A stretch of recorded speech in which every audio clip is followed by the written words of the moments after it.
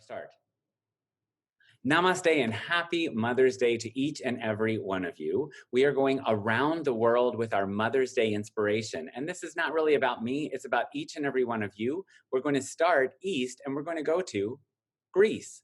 Our only person who's been involved in our around the world so far, twice, is our father from the island next to Mykonos, Father Ioannis Sklavos, or what I call PG. He's going to be joining us, and in a moment, he will be giving us a blessing worldwide for our Mother's Day.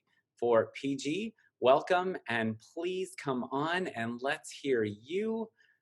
Padre Ioannis, Kalispera, Kalinita, hello. Good Kalispera, Lawrence. Hi. Thank you for your patience. Sorry? Happy Father's Day, happy Mother's Day to you. Thank you very much. Thank you. Is it possible you give us some worldwide Mother's Day blessing for those people who might be watching? Of course. But before do this, I would like to light a small candle. So this candle and this light I offered to you and to all over around the world moms. And for 5 hours so. So you're going to keep the candle lit during our show, and we know it's playing while we are broadcasting and recording around the world. Thank you very much. My pleasure. So, in the name of the Father, and of the Son, and of the Holy Spirit. Amen. Dear God, we thank you for all of our mothers' figures and personalities in our lives. Please send a special blessing right now, at this moment, to all mothers and female figures all over our world who give birth, who love, and who sent love. We pray in your name, God. Amen. Amen. Thank you very much, PG, for blessing all the mothers and mother-like figures around our world of fitness works, fitness professionals, fitness consumers. You are on the island next to Mykonos called Tinos.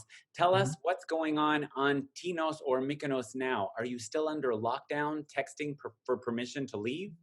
No. Last Monday, the government gave us the possibility to go outside without permission. Wonderful. And the beaches, tell us about the beaches, open, ready, or not yet?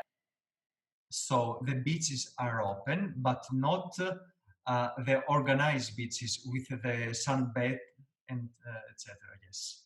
Wonderful. So if someone would like to swim for 1 hour, it is possible to do. Okay. And you are in Greece where it is still Mother's Day. Did you get to speak to or see your mother, who's, I think, on Tinos with you, or is she in Athens? After 1 month, I hug her today, and with my dad, we have a lunch together. Yes. Wonderful. With masks or no masks? No mask. Yes. Please tell her that I put on a bow tie because you are going to send a blessing, and I don't put a lot of bow ties on Sundays and shave for a lot of reasons. PG, or Padre Ioannis, I call you PG like the British tea. Thank you for staying up so late. Thank you for giving us your inspiration.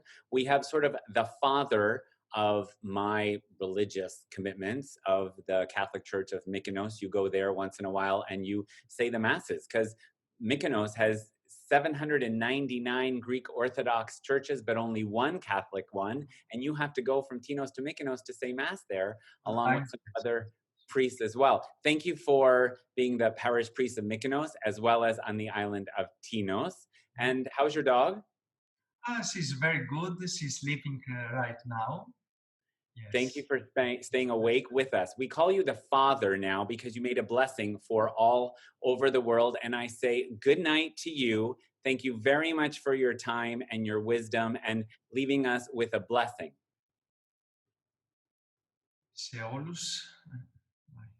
Bye. Bye-bye.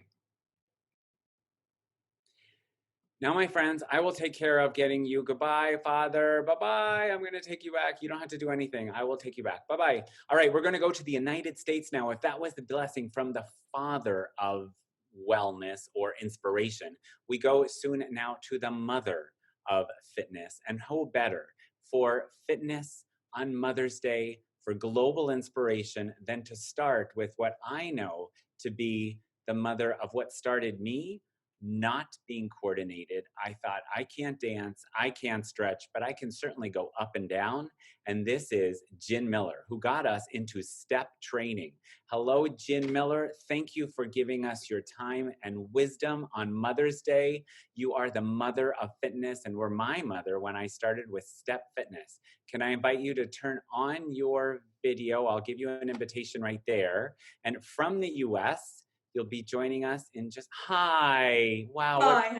lighting, perfect set. It's so nice to talk to somebody who's got it all figured out better than I do. Hi, happy Mother's Day. Happy Mother's Day back to you. Where are we finding you and what time is it? It is Woodstock, Georgia, and it is exactly 3:13 p.m. Thank you. And what is your current state of mind, Jen? How are we finding you today?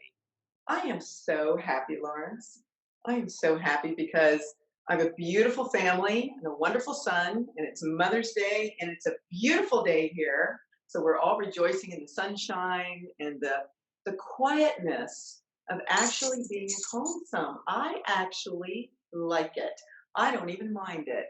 So I'm quite happy. I'm full of joy and full of peace and full of happiness. It's like a retreat, which is wonderful. It What's the is. state of mind of people in your state in general, with fitness affiliations or without fitness affiliations? I believe that Georgia is one of the first states to sort of open up. Open up. Right. Well, it's really interesting because what we saw was that most of our people were really trying to follow all the guidelines and accept what was being told to them. And then after a while, I think we just got smart. We just decided we're going to wear gloves, we're going to wear masks, we're going to stay apart, and we're going to do all of our work in that way. So our restaurants opened up. All of our restaurants are serving out on the street. You know, our numbers are going down now. So it's really interesting because we were the first state to open. And now we have some good results from that. And you know what I think it is, Lawrence? You got to be smart. Be smart. Don't go hugging people without thinking about what you're doing. We love each other, but look, we've got to stay apart for a little bit longer. So yeah, our state's doing great. Leading the way, always you are, with inspiration and innovation. I know you're still training clients and you're the first one to jump onto YouTube Live when people didn't even know we could go on YouTube Live. Can you share anything that you're doing or you've seen in this whole pandemic situation that others might be doing that you say, that inspires me, Jim Miller? Well, I'll tell you what, everybody out there inspires me. You, Lawrence, with your amazing give back attitude and your pay it forwardness that you've always had. Thank you. A. B, the other thing too is I think we had to get creative. When this thing all happened, at first we were sort of shocked. We were sitting around thinking, okay, what do we do? We've never had this happen. How are we going to cope with this? So the next thing we had to do was think outside the box, get creative, do the things that we had to do to move on. Now, here's what's interesting. You, like so many others of us, are a giver, right? So if you are a giver, you figure out how to give. It's not really about the money at first. What it's about is how do I take care of my clients? How do I keep them active and do the things that they need to do to keep them going crazy in this quarantine? So YouTube was the first thing that we thought of. How can we do that? And we got on there and said, look, you got water bottles, go for it. You know, you got this, go for that. But then something occurred to me. I thought to myself, well, what if you know somebody who isn't feeling so great or is having some issues with depression or is having issues with addiction, which my partner and I work very much with. And I thought, what if you ask somebody else to buy that person a gift of a consultation or just a conversation? And that's how it kind of worked for us. I think I I think lost. that I know I'm here. I think that's innovative. I just wanted to spotlight you because I think it's incredible when you actually, you can still hear me now, right? When Yes, you I can. actually show us how innovative you were, like the step and the cush and all the stuff you've ever come up with always leads the world. Thank you for telling me what inspires you because then we know what's sort of successful and what's going to last for a while. because I think that's where we're here to stay. Have you found any new normal, like something that you really find as a highlight to being in this new retreat attitude of life? Well, I think one of the things that you have is time on your hands. So what will you do with your time? Because we can't buy time. We don't get That's more of it. So what are we going to do with that time? Well, I'm going to learn some stuff.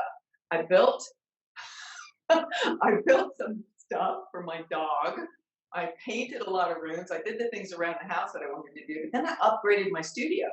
I started thinking, okay, how can I make this more innovative? I'm not using it right now. So what do I do? So I painted targets on the wall for people to focus when they're reaching for things and trying to use the wall or any of the items around the studio as a focal point. I went on Amazon and I looked for all these new products that are just out there, weird, out of the box stuff. You look Right. at, what is that? Right. So that was a kind of fun thing that I did. And then I think it's really powerful, like you've thought of with this, is to gather people together, create groups that come up with concepts. I mean, the brightest minds in the world don't work on an island. I mean, they bounce their ideas off others and you get some really good feedback from each other. So I think it's an opportunity to learn because as a great teacher like you are, you know that when you are teaching, you're actually learning. And that's the thing that I want to encourage people to do. Get online, look at other people's workouts, look at what people are doing, ask questions, and then find that you actually are learning from those people. So that's innovation. And necessity, of course, is the mother of invention. So that brings a lot to the table as well. I appreciate you saying that because then I feel validated by you that I'm on, in addition to your compliments, thank you, on the right page. Just keep connecting instead of, oh, just write out your silence. No, we're social beings and it's social connection and physical distancing. I never said anything about social distancing. We're more social than ever. Look at you and me now on a Sunday afternoon on Mother's Day connecting. Yeah. Yeah. And I think it's so true, Lawrence, because you have to say, you have to reach out. And then you have to also ask yourself, what if? What Right. if? Right. I agree with that. Tell me this before we let you go. I see under your name, Jen Miller. Is that at Jen Miller for Insta, Facebook? In other words, how do we find you? Oh, we just go on, let's see, how do you find me? You go on Jen Miller. That's my, type in Jen Miller and there I am. And also YouTube and Facebook, just type in Jen Miller. Okay, thank you very much. I want to say thank you for leaving us with the present of your wisdom on Mother's Day. Just you inspire me, and I know that there are more things that are contagious than just biologically measurable things, like your resilience, like your resilience planning, like your ability to say, here's what's here, but here's also what's coming down the pike, like up and down on a wooden box, which became the world phenomenon of Step Reebok. Thank you for your time, and I appreciate you. Thank you, Lawrence. Much love. Bye, honey. Bye-bye. Bye. Okay, my friends, we are going to go. We have begun in Tinos, Greece, and we've had a blessing from Father who lit a candle, who is going to remain lit for all of us into the morning while he's in bed. And all mothers and mother-like figures and people who bring wellness around the world have this candle that you'll see when you watch the entire feed. Number two, the mother, after a blessing from Father, of all of fitness, Jen Miller herself has given us very motivational, educational, inspirational secrets to not only what's working now, but what will be working as we move forward. So you're going to make sure that in the beginning, in our first half hour of our Around the World Town Hall, that you may have missed here, you will find when you message me for our complete 5-hour plus show. Where are we going? I have a flag that you'll see, and my flag, my friends, is a flag of India. We're going to go to India, to Sangeeta, and I'm going to promote her to panelists now. And Sangeeta is a humanitarian who teaches in the university, who's staying up very, very late. She's coming to us, and she's going to be talking to us a lot about my questions, which remain the same over our last couple months of being in retreat or quarantine. Hello, Sangeeta. Hi, Lawrence. How are you? Sangeeta, can you unmute yourself so we could hear you nice and loudly, please? Sure. There Hi. you are. There you are, Sangeeta. Hi. Welcome. Namaskar. How are you? I am awesome now that I hear your voice. How is your Mother's Day? Slightly laid back since we are all in quarantine. It's a complete lockdown. A complete So we get, lockdown in, where are you and what time is it now, please? And what day? it's India. It's Delhi, the capital of India, and it's 1 a.m. in the morning, Monday. So it's already Mother's Day is over. Wonderful. What is your current state of mind, Sangeeta? Mother's Day is never over. Aww, that's lovely. How did you spend your Mother's Day? I began my day with a prayer for my parents, then thank my mother. Thank you, Mom. You've made me very, very awesome. So that's it. I've mentioned that you teach at the university. Can you tell our viewers what you do in terms of education? I am working as a professor for Delhi University, and I teach English literature over there. But recently, I've also started doing work for physical education department there in my college. Tell us, what is your current state of mind? Mother's Day is never over, you said. How are you feeling in terms of everything that's happening with our pandemic and India, you mentioned, under lockdown? Not about India, just about you. Hopeful, sad, scared. What are your feelings now? I think by now we have all settled down. It's been quite some time. It's more than 21 days, and 21 days are enough to form any kind of habit. So we are getting used to it a little bit. So it's much more peaceful. Earlier it was quite, we were quite apprehensive about things, but now everybody's picking up in their own way. Lockdown is still on, so and there seems to be no end to it in the near future. So let's see how things happen. And this seems to be everywhere. This is what I've seen, like all over the globe, the same scenario is there. So apprehension is there, but then you have to do what you have to do. Sure. And so therefore, my next question is, as I get rid of the India flag, you notice the India flag, right? Tell me, with the next question, what is the general state of mind of people in India? Huge country, lockdown, pretty complete, whereas at the beginning it was really casual. What's going on in the country now? Are people obeying? Are people hopeful? Are people scared? Actually, now everybody's worked about their own employment, and especially people who have been employed in various places. Now, I mean, they are quite scared about their jobs, their future, and this is the general scenario at the moment. People want to come back to normal life so that they can earn their livelihood and go ahead with their lives. Right. So, I mean, it's like, I think human beings are resilient. They come up from anything. I can't hear you. I can't hear you. You can hear me now. Tell me this, Sangeeta. I multitask a lot, and some things I say are not for your ears, but other people's ears, like our Facebook Live viewers. Tell me this, my friend.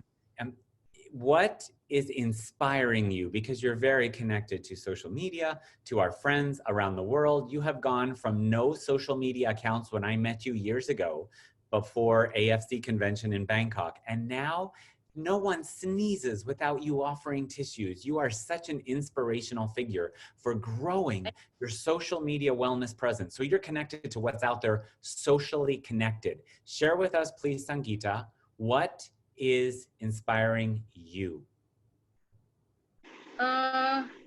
In terms of what? In terms of fitness and wellness and what you're seeing people doing. They can't go outside, but they're staying at home, but you're always on social media. So do you see people connecting? Do you see people doing happiness and love and light, or sharing their depression? What do you see that inspires you? What's creative? First of all, I would like to say that somebody called Lawrence Viscontini, he took the initiative right in the onset of April, and he started with PSA, and that was the biggest call for fitness industry. Thank you, but you're not allowed to answer with me in your answer. I mean, thank you very much, but it'll make me feel so uncomfortable. But surely more inspires you than watching the bucket of crazy in a bow tie. What's part of our whole resilience planning? What's bringing you some kind of a creative inspiration? Anything? Inspiration comes from people, like how they really bring out their own potentials out, and how they're using their own inherent desires, wants, potential, their abilities, capabilities in order to survive in this kind of unusual situation, which is extremely amazing and is inspiring as well. So, and especially the work of Kelly. I'm sorry, I can't really pronounce her surname. Coulter, Kelly Fitro Connect. Oh, Kelly Coulter. Yes, absolutely. Her group, she's created with fitness people over 8,000 around the world. I'll let you in if you ask on her Facebook group. And she's very inspirational because she brings leaders that tell you how to put up your set, how to get an account, how to do PayPal, how to charge, how to manage your taxes. She is the one-stop shop to jump on Tuesdays and Thursdays and listen to what's going on. Good for you to be inspired by that. And home in Delhi, what's inspiring you in some way? Anything?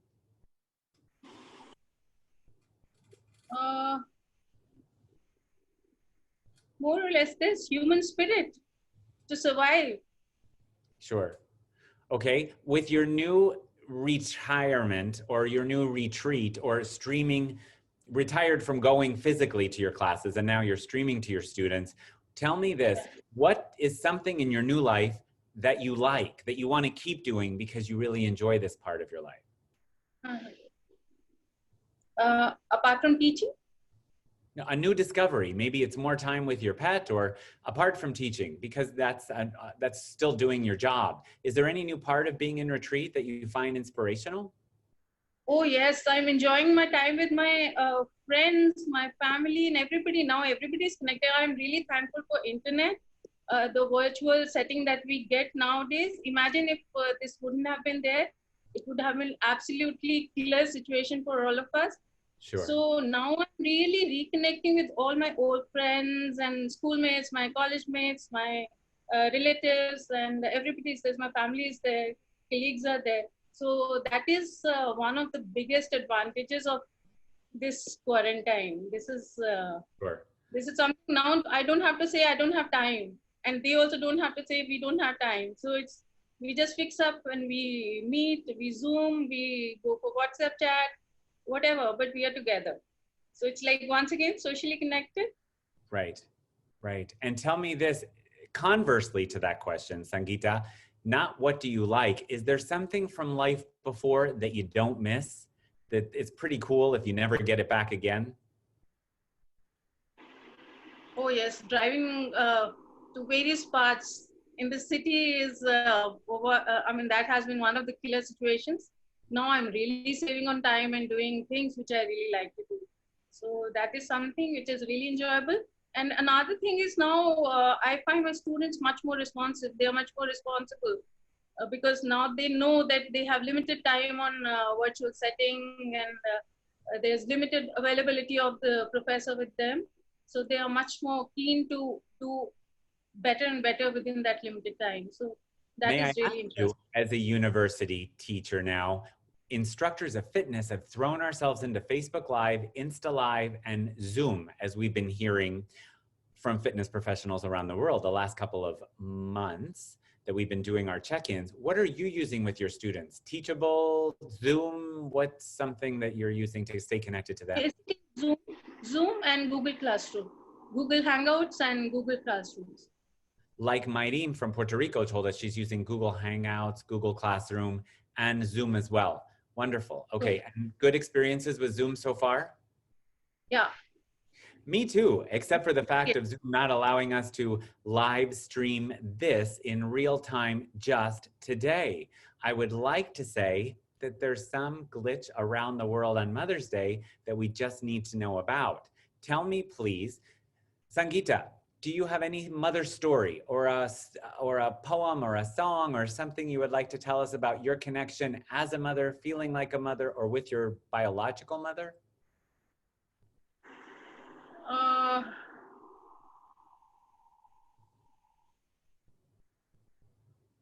I just can't really think of anything at the moment. Yeah. No, that's fine. No worries at all. Can we tell all our viewers how they can find you or where they can find you? We see your name here, Sangeeta Sharma, and it will appear in the full final version that has video as well for our visual learners. Hello. And for people wanting to find you on all the social media links, can you share with us, please? Yeah, on Facebook blog and Instagram, I'm available on Sangeeta's Official. So that is my handle, Insta handle. On Insta. And what about Facebook? Sangeeta Sharma. Okay. And the page is once again at Sangeeta's Official. Yeah. Sangeeta's Official. Can you tell us, please, all over Delhi, because we haven't had anyone from India, when you are there and under lockdown, how are you allowed to go out to do things like grocery shopping or go for a walk, or if you have a pet? Just before we let you go, for those of us who have never been to India and not know that traffic and not know what's going on, can you tell us a little bit about what it's like in general? During the lockdown period? Now, yeah. We are not really supposed to be going out, and people with pets, they can go within their complex or society itself, not outside. It is a complete lockdown. They have partially opened it up for essentials and stuff like that, but otherwise it's a complete lockdown. So since it's a big, like Delhi is the size of Dubai, right, and the population is ever growing. So in order to contain the entire pandemic, they are much more severe in their approach at the moment. So, and I think it's for the best for everybody. Sure, it's not about fear, it's out of love that we stay home. Stay home. STFH, right? Not your words, but mine. I've been posting that for a long time. On behalf of all of our viewers, thanking you for staying up into our next day. Thank you very much, Sangeeta. We want to express our gratitude for giving us the wisdom of your time and for sharing with each and every one of us your thoughts about connecting what's going on in India. Yes? Thank you very much. And we look forward to staying connected to you in other ways like your social media. Thank you so much. Thank you so much for inviting me. All the best. Stay fit. Namaskar. Bye. Now, my friends, before we go on to our next surprise, I'm going to tell you this. I'm going to tell you that if you're just joining us, then I'm going to invite you to make a comment in real time now, #IWasHere, if you haven't already.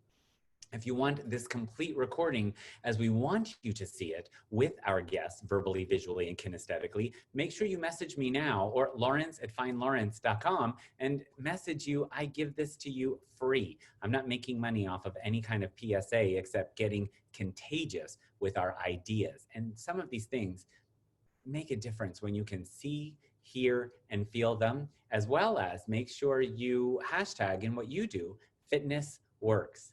Now it's time to connect to another part of our world, all the way from India to the West, where it is still Mother's Day. And I think the word that we would use is wepa for cookie, or the traditional sounds. We began with our priest from Tinos, having been on a previous version of our PSA around the world, Fitnessworks. And now, my friends, we're gonna go to a place where we've already been, Puerto Rico, and we're going to invite a repeat guest who is Zory Sepulveda of the Joy of Wellness, coming to tell us a little bit of how things have changed over the last few weeks since she first appeared and sang to us.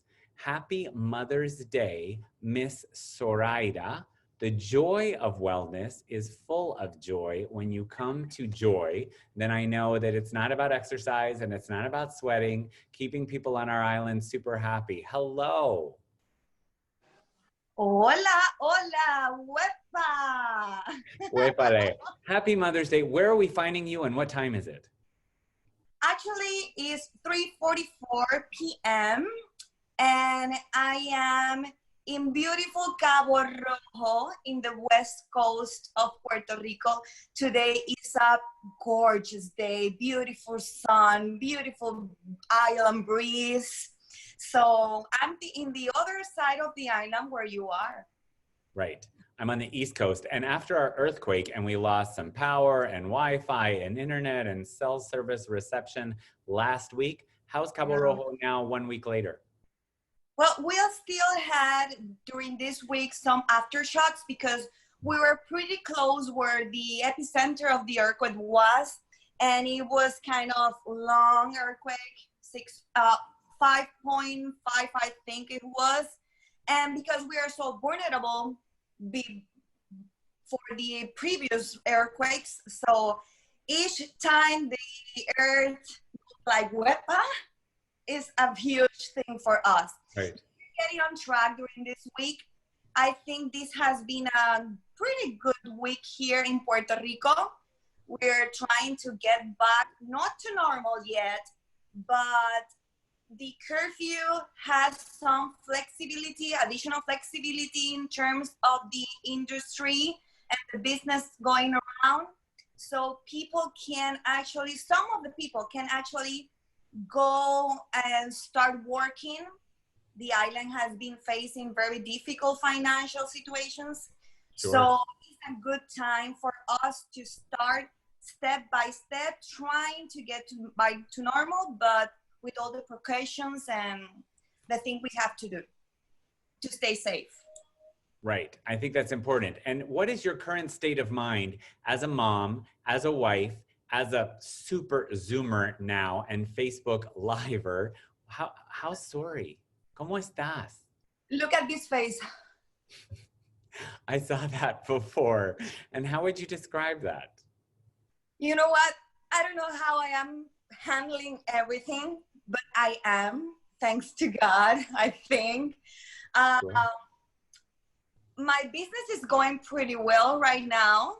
Of course. I have to give thanks to you for all the wonderful ideas you've been sharing with your community of fitness, because sometimes we get kind of frustrated with all the things that are happening, and I'm kind of optimistic, but sometimes, you know what, I'm kind of frustrated and weak. And when I hear my colleagues in other part of the world how they are doing, when I hear you, when I hear colleagues like Jeff's trying to step up and hashtag we are not alone, you are not alone, hashtag fitnessworks, each time I see our PSA, hope again comes to my heart and strength again comes to my mind and my body. And actually my business is going pretty well. I'm live streaming a lot.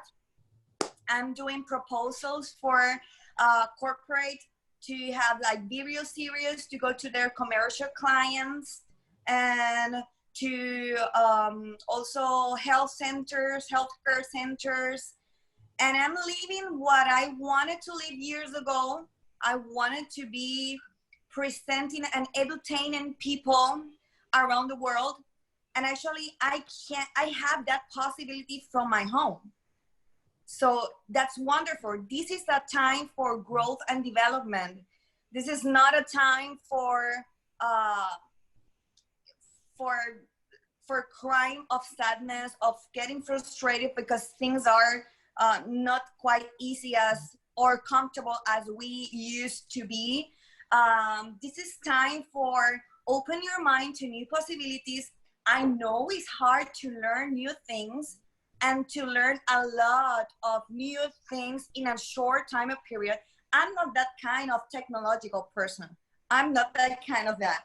I'm like pretty much old. I have to say old-fashioned, but not anymore. But my brain doesn't work like that. So I have to learn a lot. With humbleness, I have to say, I'm not doing as much as I can because my brain is not learning as fast as I wanted to learn, but I'm doing so much than before. Sure. And I'm reaching so many lives. Oh my God.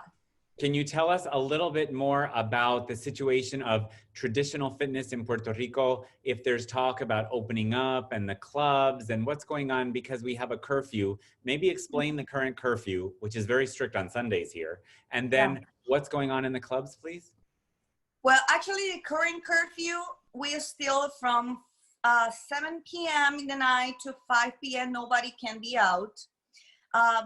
The new business that started working since last Monday, they only can work from Mondays to Fridays from 9 a.m. to 5 p.m.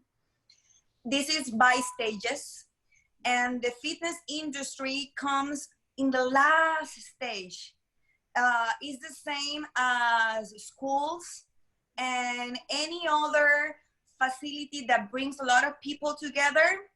So we are not able to open gyms yet, but the government put flexibility so people can work out outdoors. Sure. But in a very strange agenda, I don't know. Right. From 5 a.m. to 3 p.m. We've heard about these countries and clubs with phase 1 to phase 2 to phase 3. And in some places, nail salons and spas and heavy breathing places like gyms are the first to open.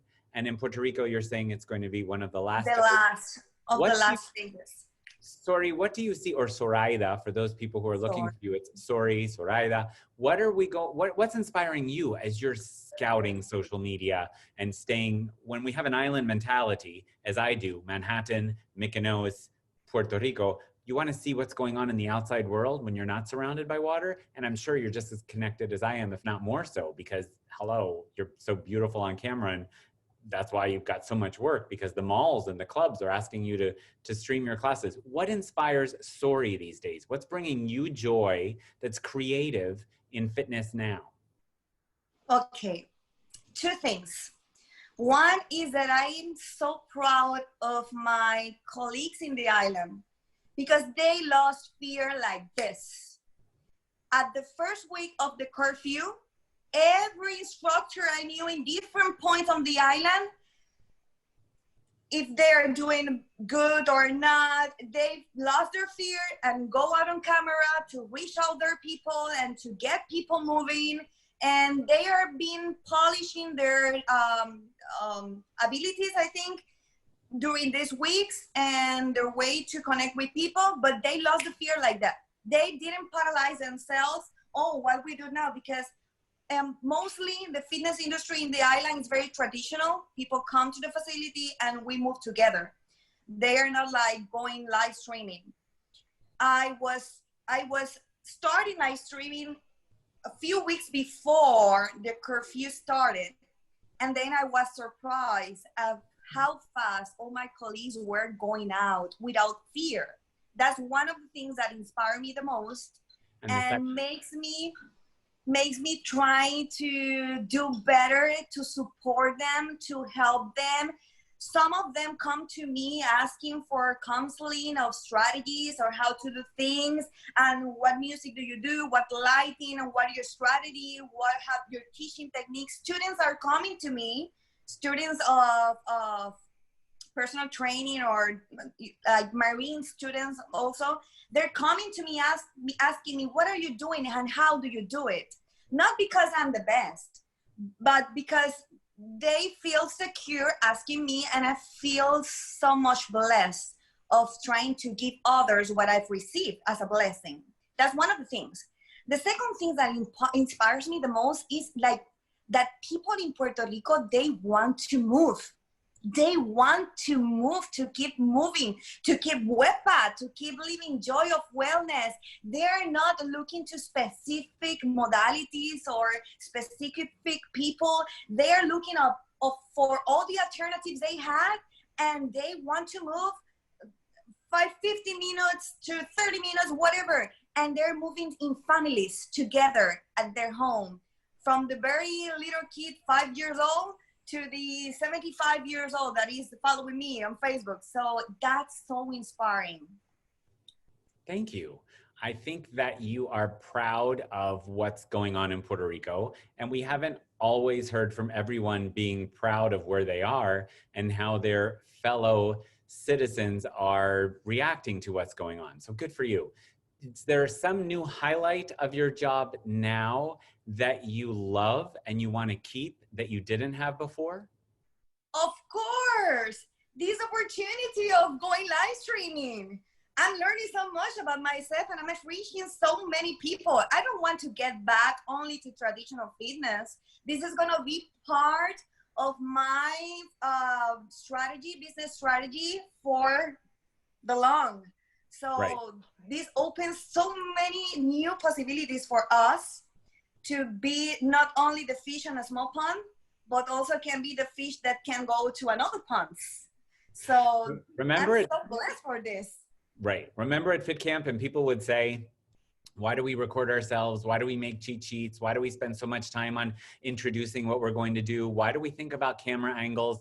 I just teach to real people. And now I'm getting messages like, thank you, that I never thought. And now I have to look at, and now I'm learning from. So we planted the seeds of watching yourself and uncomfortably recording and watching yourself subsequently, but that helps us grow, right? And now how many times are you on a day? So you have lots of material at the end of the day to go back and, you know, when I'm live, then I send you notes. And I just think you're so courageous for putting yourself out there. And so many clubs now are saying, when we go back, we'll have less people in our classes. Well, if you're just thinking about going back to new standards, shame on you, because if you're not putting a camera in the back and charging virtual membership, then you're staying mental. Well, we normally have our zip code of Zory. Well, now what about the people in Puerto Rico who don't belong to our club that want to take Zory? And what about number 3, the people who just want to be awake in the world and pay a session fee to take Zory? So now the question is not, what do we do with less social distance? There needs to be physical distance in a club, but that's not where the money's going to come from anymore. The money and the revenue is going to come from all these relationships we've created, saying to the club, but I can bring people in from Malaysia. I can bring people in from Asia. I can bring people in from India and Europe and South America, especially you that are bilingual. Now you got Spain involved, right? I have become better because of this. So that's another thing that I have to be grateful for. Right. Well, this all resumes in the following. Lost your fears. Don't try to be perfect. Right. You told me that. Don't try to be perfect, because otherwise you're going to get paralyzed and frustrated. Just go out there. Clearly, we're on Facebook with this way and listening this way. Yeah. We can't throw in the towel because Zoom and Facebook don't want to speak on a certain monumental Mother's Day. Zory, what is one thing you don't miss from life before? Being late because of traffic and having to bring my kiddos to wherever I go and be like in a rush. So I don't miss that. I know that eventually that will come again. Sure. Tell me, last question for you, Zory, please. As a mom, as a new mom, as a mother of 2, unless you include your husband, any wisdom or Mother's Day something for our viewers? Actually, I'm a mother of 3. You don't know this, but my mom dies like 15 years ago. I'm a little sister. My little sister was 8 years old. So we raised her as our first kid. And 10 years later, we had our first daughter that today is 6 years old. And then my little one that is 1 year old. So I have a 25-year-old sister that is my daughter. Right. And my other 2 kiddos. That brings me so much wisdom, because mothers are not only the ones that have the baby in the womb by nature, but we are mothers and fathers whenever we deposit something in other people, something that changes their lives, when we care about others, when we give more for others sometimes than from ourselves. So we have this love in our hearts since we were created. So every mother out there, if you have your own or not, think about how many people have you touched in your life? How many people have you inspired? How many people still waiting for you in this world to get inspired and cared and loved? So, so inspirational, Zory. Thank you. All of our viewers would like to thank you for making us pregnant as a mother with your inspiration, your energy, and your joy. Wepa, thank you very much. To you and yours, happy Mother's Day. Thank you. Bye-bye, Zory. My friends, if you're just joining us, let me invite you to do a couple things. From this Facebook feed, please click share and share now to be on your timeline for your friends and family and followers.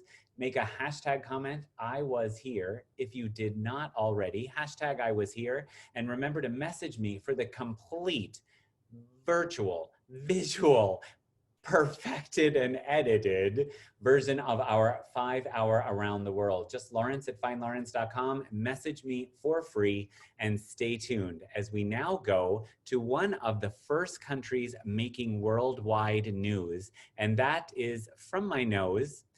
We're going to go all the way to Italy. And Italy is super important because we have inspiration. We had Luciano Motola and we have Serafino Ambrosio from Rome. And we're going to go to the north of Italy.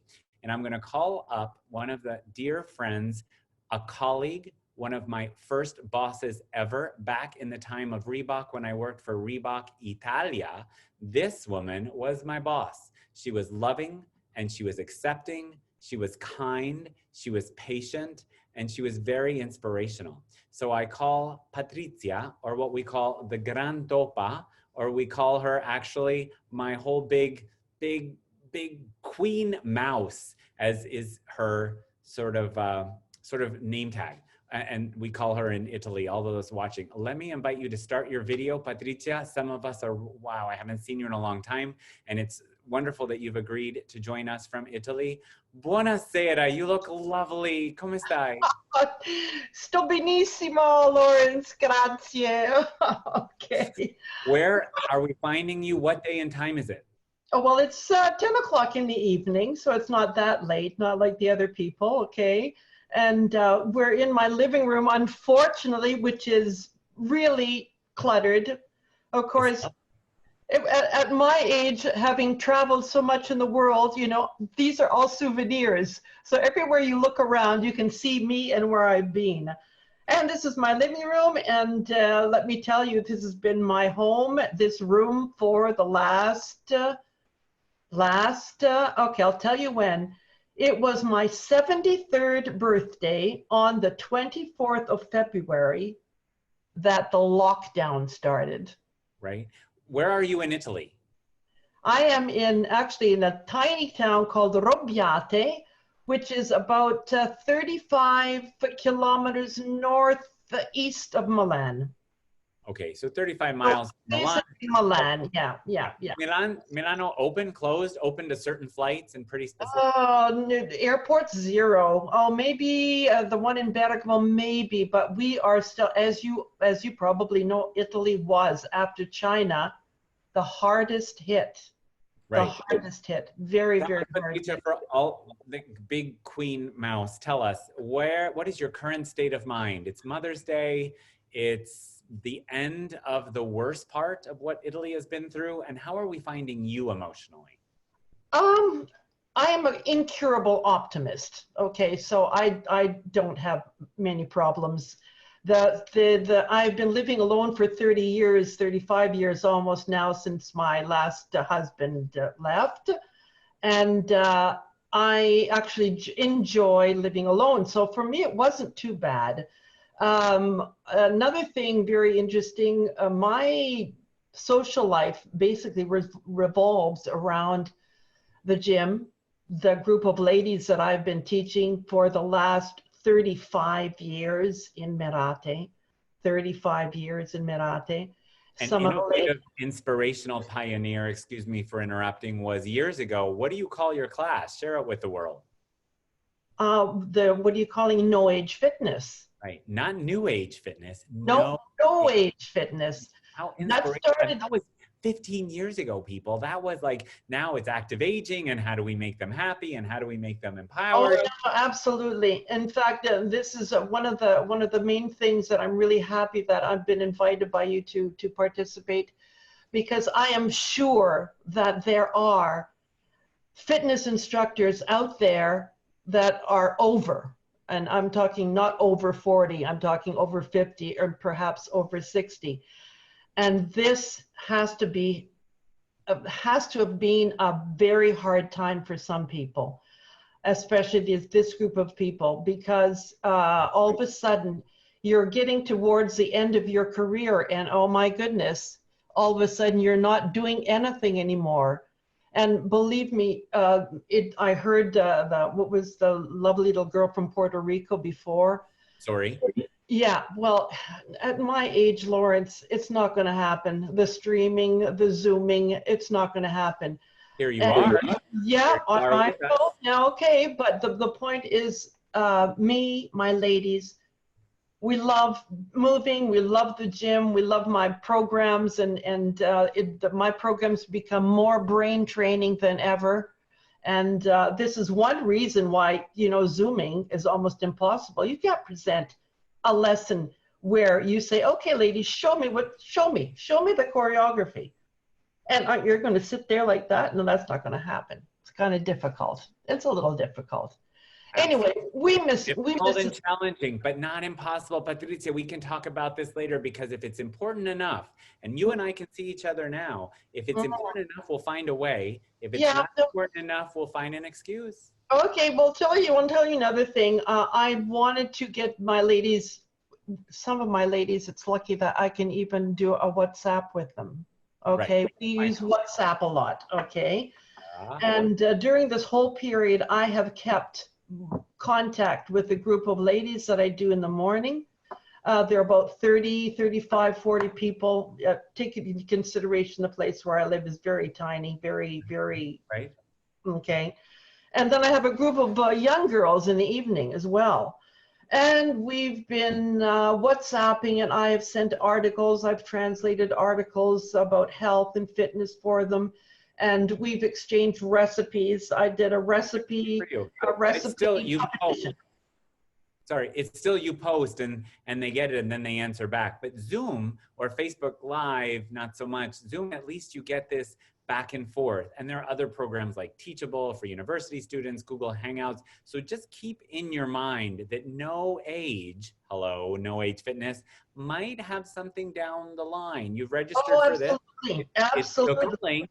And these ladies, even if they could have a cup of coffee or wine with you, or coffee with wine in it, might be able to sit for half an hour and have a back and forth like we are here. Tell me, what's the situation in Italy, Patricia, in general, of opening up again? Because I think you're past worst, whereas some places are just starting their lockdown. The government has been very severe about the lockup. They have, the concessions have come by drips and drabs. The people are chafing at the bit, really. And there is a definite program done by the government to open this sector, open that sector, and some of the regions in Italy, like Calabria and places that didn't have such a big outburst of COVID, are kind of rebelling. Let's say they're the mavericks of the situation. So this is becoming a little bit difficult. Okay. But they're taking out now. We're taking out. Okay, take out in restaurants. You can't really take out an Italian coffee or a cappuccino. It just doesn't work. 5 minutes later, è mossa, non è al dente, io la voglio dura. Tell me when you're scrolling and when you're seeing and when you're connecting, because you are the Starbucks of fitness, you're connecting to everyone from originally Canada, and home's been your years, for many years, your home, and then my boss for Reebok Italia, and you made your name for all over Europe as that queen, if you will. What's inspiring you? What do you see as creative or inspirational in our mondo di fitness? Okay, I won't even name you then. I won't even say your name. No, what is very inspiring is the fact that there have the necessity of having these alternatives. Like you said, online, YouTube. There have been some of my students, my ladies, that have this, okay, what can I do? Give me a good lesson, because, you know, on YouTube you can find, you know, stuff that don't do it, okay? But it's been cute because it's okay, find this workout, and I suggest this workout, now that's wonderful, and they send me back their results. They show me how many minutes they did of the HIIT workout, et cetera, et cetera. So we're keeping connected. I find inspiring the fact that people still have not forgot the movement. The movement is very important in their lives. Doesn't matter how old, even my ladies, you know, they go up and down the stairs. If the gym is closed, it won't be open for quite a while. And sincerely speaking, they've done their best to try to, because in Italy, at least, everybody's put on a couple of kilos. Everybody has gained weight. Gorgonzola. Everybody has gained weight. Speaking of putting on kilos, I want to put you on spotlight and ask you if you would please share with everyone this inspirational message, poem, Mother's Day appropriate, that you are so kind to have shared with me that you would like to put forward with our viewers. And I'm going to just let you do that for us, please. Okay. Now, I have to start by saying this is a poem that was written by my father to celebrate his 80th birthday. And I find it very, very inspirational. And this will be an inspiration, especially for the older people who are tuned in, the older instructors. And bear in mind that my father practiced as a pharmacist until he was 86. So this was a poem that he wrote for his 80th birthday. Here we go. Age is just a state of mind. But if you leave your dreams behind, if hope is gone, no plans ahead, if your ambition is all dead, then you have reached the bitter end. You've grown old, so old, my friend. But if you make of life the best, into your life you put some zest. Work a bit, play a bit. It's not too late. Don't sit and whine and vegetate. Get off your butt. It won't be long when you will be 80 years young. So that's my inspiration for any of us that are a bit into the sunset of our lives, maybe. Thank you, Patricia. There are more yesters than tomorrows for some of us, that you wake up sometimes and you think, I have more yesters than tomorrow, and therefore every day has to count. And some people in our life are counting their days. And I just want to make sure that our days count. And if that means day drinking at noon, guess what? I'm going to be day drinking at noon, because I don't think, if I'm privileged enough to know how I'm going to go and I'm laying in some bed somewhere, I don't think I'll ever say I should have done more intermittent fasting. Oh, well, no, I'm telling you what I've been through physically myself, you know, every day. And what makes me very happy that some people say that I have been an inspiration to them. And that's why I invited you to my mind. Can you tell us, in the very, very few seconds we have left, Patricia, your story of coming back from cancer very quickly, please? Well, it's been 5.5 years, okay, very, very serious. I left the hospital after a total hysterectomy, lymphodectomy, et cetera, and stage 3C, very, very serious. Dieted, ate healthy. I must say, I'm very happy to say that Dr. Barry Sears is one of my personal friends. So I'm a zoner, and that helped me through. I was never sick, never during the chemo, the radio, that did a lot, let's put it that way. And sure. But anyway, look at you got now. through it. Back to as you were. Your hair is beautiful. Your skin is glowing. I don't agree that your place is cluttered. It's wonderful to see you. Thank you for sharing as a mom. ¿Cómo está el figlio? Mio figlio benissimo. Thank you very much, Lawrence. He remembers you kindly too. Of Yes. course. You give him my love as I a will mother do of that. fitness, as a biological mother. I'd like to thank you for sharing all of your wisdom with all of us. We're actually going to stay in Italy and go a little more south to someone we know and love who will be very soon coming on screen, Mimi Adami. Wow. Fantastic. Bye, Lawrence. Thank you, sweetheart.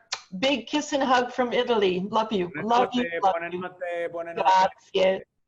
Oh, so sweet and so inspirational. You follow her, my friends.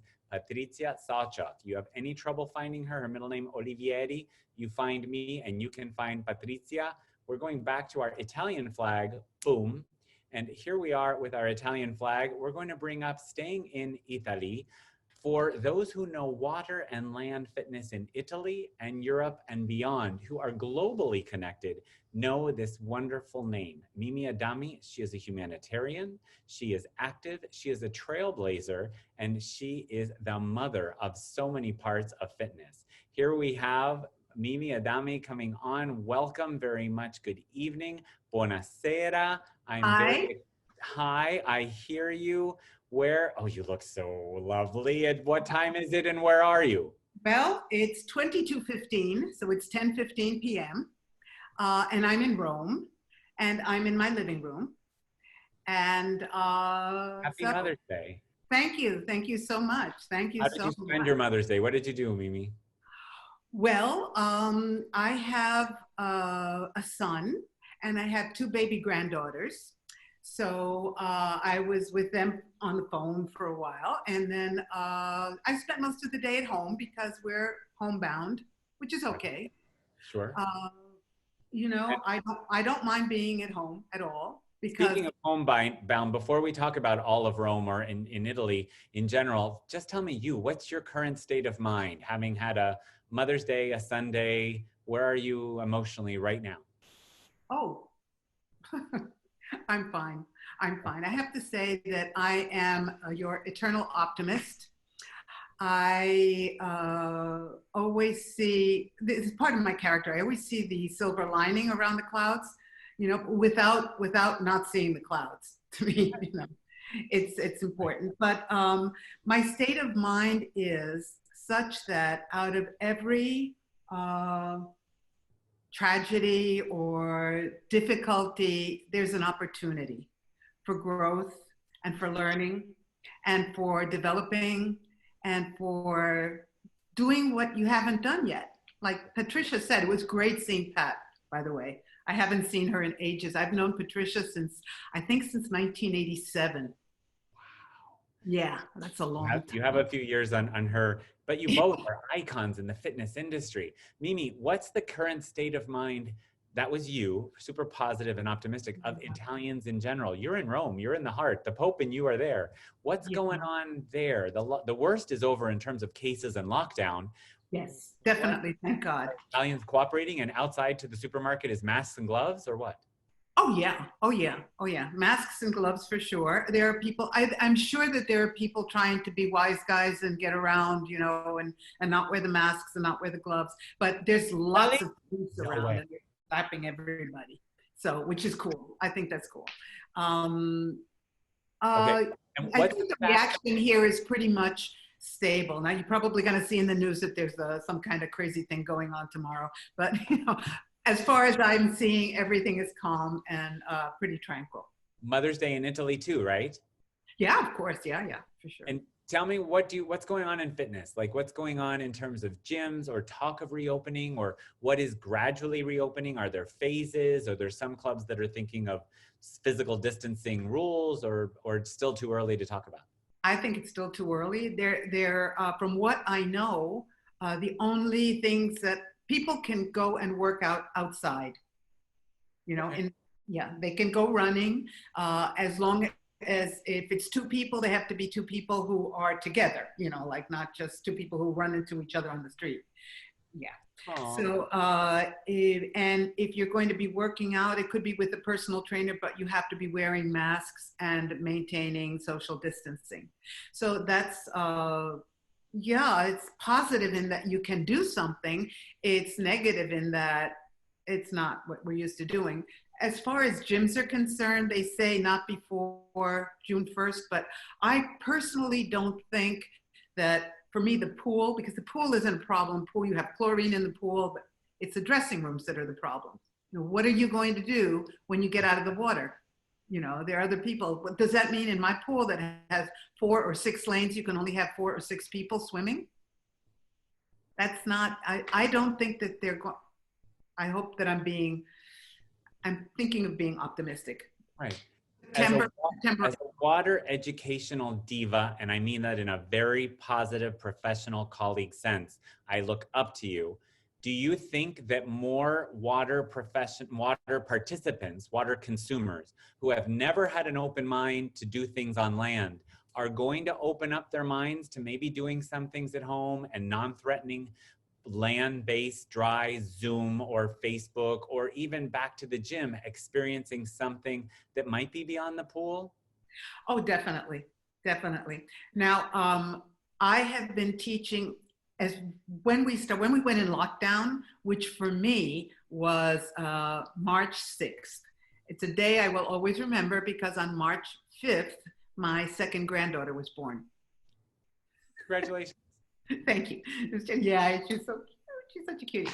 And so as of March 6th, I wasn't working anymore. So about 10 days later, by the time you get used to what's going on, what's going to happen, I started doing Zoom classes with my clients. And I started putting on a video because I figured I do something that's called hypopressive exercise, which is kind of something new. And it involves posture and breathing. How do you spell it? Hypopressive. Hypopressive. Hypopressive. Low pressure. It means yes. So what we're doing is we are working. Listen to that. Yes. In Spanish, it's ipopressivo. In Italian, it's ipopressivo. Same thing. Anyway, so I did a series of very, very simple 2 to 3 minute videos to teach my water people the exercises and the breathing patterns and learning how to breathe properly and how important posture is for breathing.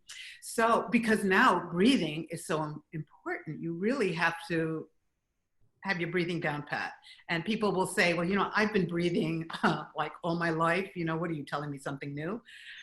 Right. Yes, because maybe you haven't paid attention to how you're breathing. So a very dear colleague of mine who just won a really good prize with the AEA, by the way, Maria Sakharova, asked me to prepare a series of videos for her patients and clients who have chronic pain to teach them the breathing. So I did it for them in English, and then I did it for my people in Italian.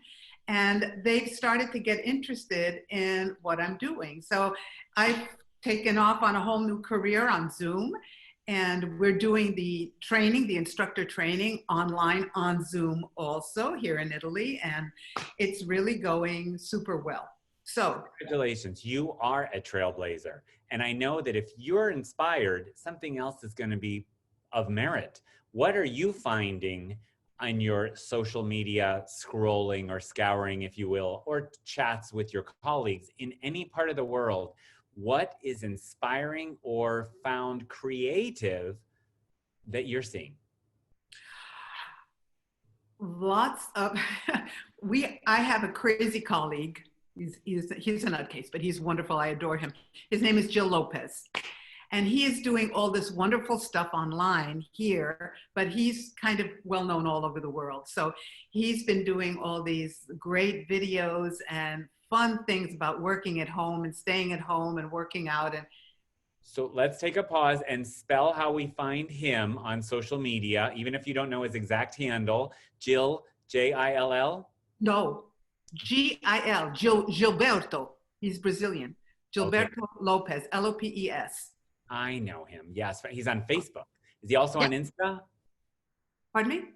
On Instagram as well? Of course, of course. Everybody's on Instagram except me. That's something I have to figure out. Next question. Where are you? How do we find you? On Facebook, we see your name, Mimi Rodriguez Adami. And Yes. then your website? Well, my website is ipopressivi, IPOPRESSIVI/Italia.it. We have enough viewers who will be typing that into comments. If you say it one more time for me, please. I tell you an easy way to find me. It's with hypopressives.international. And that's our website. That's our international website. It's the international website for the International Hypopressives Council. This guy here. Thank you for finding me about what's going on. I'm glad you have stuff going on in your environment as well, because this is a ship show going on here. Tell me, please, may I ask you, what's a highlight of your new life now? You mentioned you love that you're Zooming and you love that you're ready to reach more people. Is there anything maybe in your personal life or in your kitchen or other rooms, that something in your daily life that you've come to love and establish now that you want to keep, that you're a highlight of your new retreat or quarantine? Well, let's say that I'm enjoying it very, very much, but I don't think I'll be able to keep it. But I'm enjoying it while I can. I don't have to wake up at 5:30 and 6 o'clock in the morning. So that you don't miss that at all, early wake up. Absolutely, absolutely. One of my favorite hobbies is sleeping. Anyway, but aside from that. Good for you. People have always said, Lawrence, what talent do you most like to have? Fly, it's not realistic. Sing, I can't, but I do anyway. But to be able to drop your head and go into a deep sleep at will, like people can do that on a plane, even with the screaming kid. Are you one of those? Yeah. Yeah, good for you. I'm an easy sleeper. Good for you, Mimi. Good. So I'm loving that, and I'm cooking, but I think I'm going to have to do less of that because, like Patricia said, everybody's putting on weight here. So, and my husband's sweetheart, he runs it up and down the stairs in our building. I live at 6 floors, and so he'll run up and down the stairs 10 to all over 15 the world. times a day. Huh? Been seeing all over the world the balconies where people come out at certain times, and in New York at 7 p.m. pots and pans make noise for the healthcare workers. In Italy, you sing and entertain and Zumba and Roomba and Moomba and full moon and recite and lasagna. I think that is so inspirational. Social connection, just physical distancing. Yeah, and I do personal training for my 2 cats that are very lazy. I have 2 cats, Yin and Yang, and they lie around the house all day. So I put them on the elevator. I take them down to the 1st floor. I live on the 5th floor, and then I have them run up the stairs. You've come so far from March 6th, when all of this began, that day where you referenced so many things. Good for you. Yeah. Any final words of personal training cats? Yeah, how you do that is incredible. Any final story of Mother's Day, or what you think as fitness leaders we are in terms of giving mother-like or inspirational wellness strategies to other people? You know, I think that it's very important that we realize for ourselves and share with others the fact that the answer for all the problems that we have is within ourselves, and we are above any situation or considerations or problems that are around us. I really believe that if you have a problem placed in your lap, like you weren't expecting this and oh my God, what happened? It's because you're going to have the strength and the creativity to be able to find a better response for it. And part of my life, part of my goal is to be able to share this with other people so that I can inspire confidence in them and the growth, and help them to move ahead no matter what's going on. Because thanks for sharing that. I agree with you. When we teach, we share a testimony, and you can't have a testimony without a test. And I don't know what's tested us more as humans who lived through the 2020, 1999 to 2020. Special people always have changed centuries. And now to live through this, we are so connected and more similar than dissimilar. This whole test has given us testimony. Good for you for finding new ways to spread your testimony, good ways to be wet and dry, different populations, and continue to be an inspirational figure, because it could be that you didn't want to speak to us. It could be you said, well, I'm planning my retirement. It could have been that you said, no, I'm sort of finding my sunset of life. You know what? You are stronger than ever. And thank you for the terms impressive that you've been giving us for us in the water environment to look into and Yes. be aware of what's coming, because the Italians have spread the word of water fitness for centuries. Yeah, and hypopressive exercise is Viscontini, of course, certo. Hypopressive exercise has up until now always been land. Right. But I'm putting it in the water as soon as I can get back to a pool. Of course you are, because you can get us in the pool and you can say, let me make you wet, and I will be one of the first people to sign on board for you. Thank you very much. I want to express my gratitude for your impregnating wisdom, the wisdom and the present you've given us of your time. Thank you very much. And I send you lots of light, lots of love, and lots of gratitude. Thank you. Thank you so much, Lawrence. Thank you for inviting me. I'm so honored to be a part of this group. And I'll look forward to seeing you and following you even more. And I'll send you pictures of my cats on the stairs. Yin and yang, Mimi. Thank you. Arrivederci, Roma. Buonanotte. Ciao, buonanotte, grazie. Thank you to Rome and Mimi Adami. Now we go in a flash, my friends, from Rome, Italy, where there are currently no flights, but Delta said they're going to start up soon, New York to Rome. We're going to go back to the United States of America. Here we are with our United States flag, and I'm going to invite now from the East Coast of the United States, and she will tell us where, a fitness icon. No one do I know that's doing more work than this individual. She is teaching teachers. She is teaching clients. She is on it. She is participants and consumers and professionals. She is around the world, Miss Abby Apple. Happy Mother's Day. Hi, thank you. Happy Mother's Day. Can you hear me? We can, absolutely okay, fine. Good, yeah. Good. Thank I'm always you worried for about these. Our show. Tell our viewers, where are we finding you and what time is it? It's Boca Raton, Florida, and it is 4:30. 4:30. Wonderful. Abby, what is you're super busy today, as all days, the most working fitness professional I know, as I have said. Oh my God. For consumers, for participants, for professionals. If there's not a webinar or a certification, you must be sleeping. Plus, are you a mom to any animals? I am. I have two kids. See, you know I have no kids. I'm a mom to my husband. He's my first child. You probably heard me say that. And I have two cats. I have two cats, Frank Sinatra and Dean Martin. Oh my gosh. If there's ever a Nat King Cole, we'll talk, okay? Right, but they're both rescues. They're both little mutt cats. Fighters. That's great. Yeah. Tell me, Abby, please, what's your current state of mind as we're finding you right now? Oh, that's a good question. I feel good. I feel really good. I was just listening to your last interview.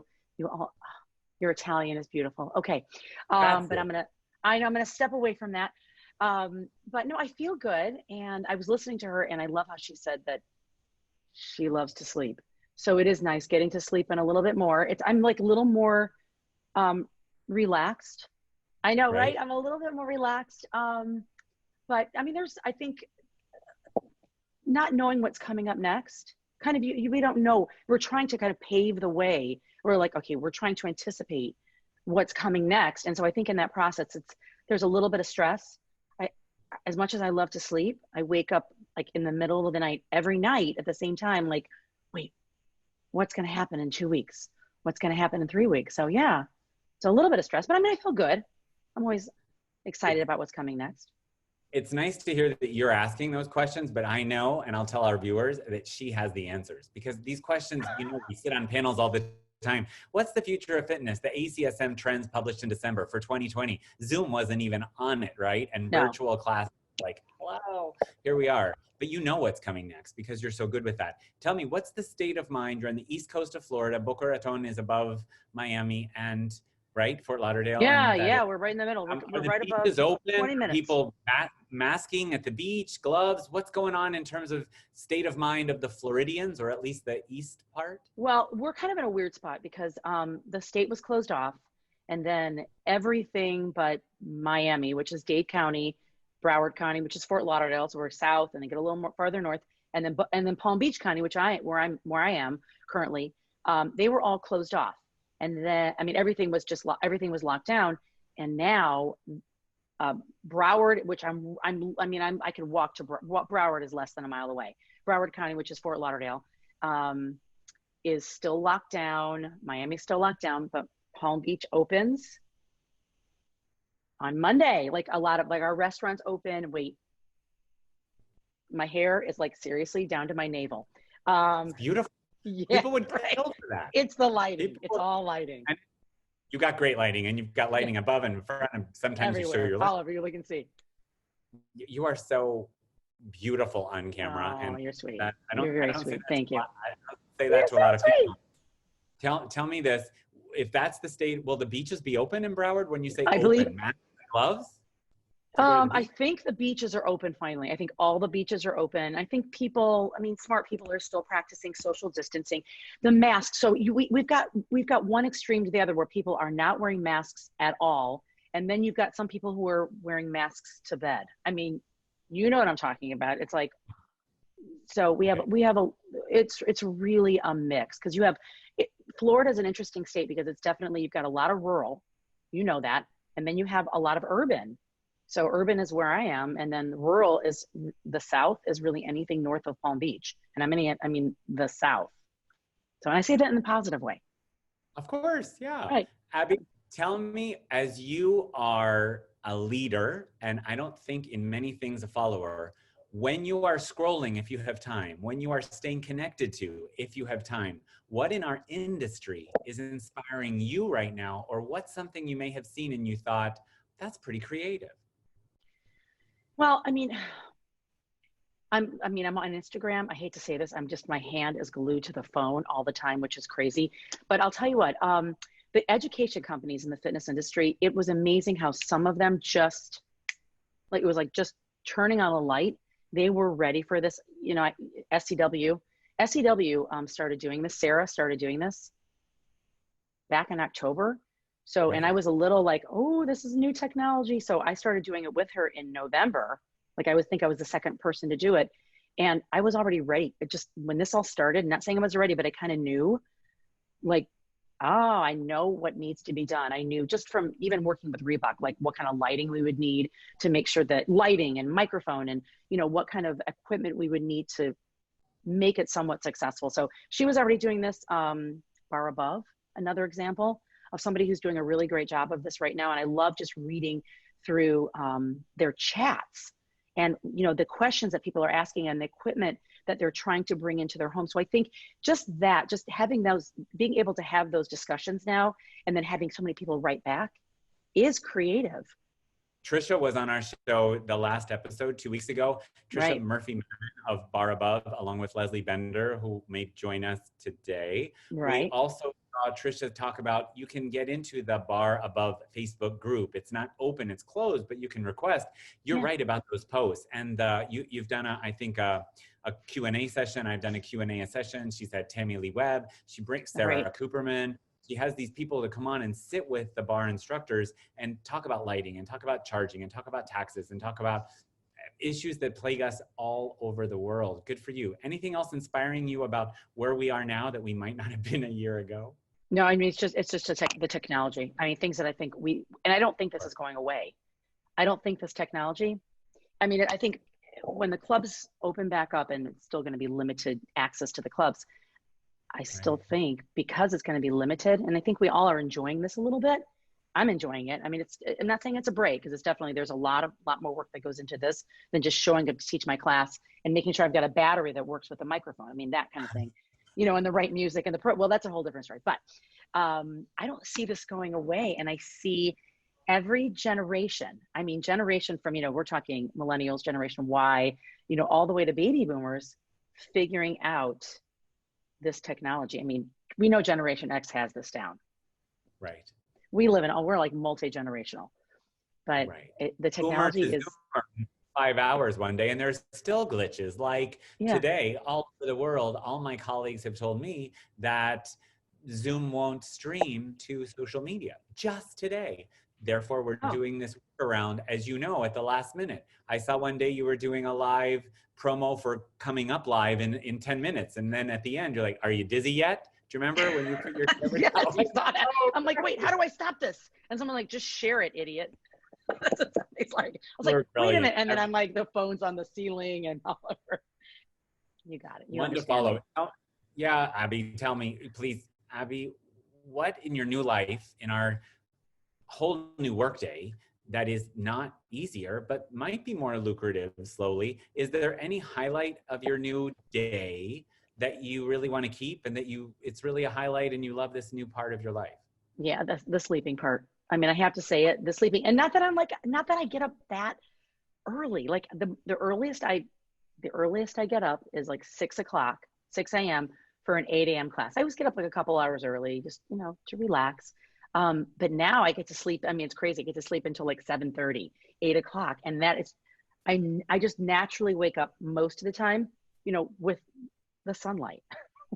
When the sun comes up, I'm like, oh, I'm coming up. So that feels good. It's just relaxing, not knowing, knowing that I don't have to get up. That part. And I think the other thing, and this might be another question you're going to ask me, but I just have like maybe a better sense of self, and knowing what classes I want to teach and to whom I want to teach.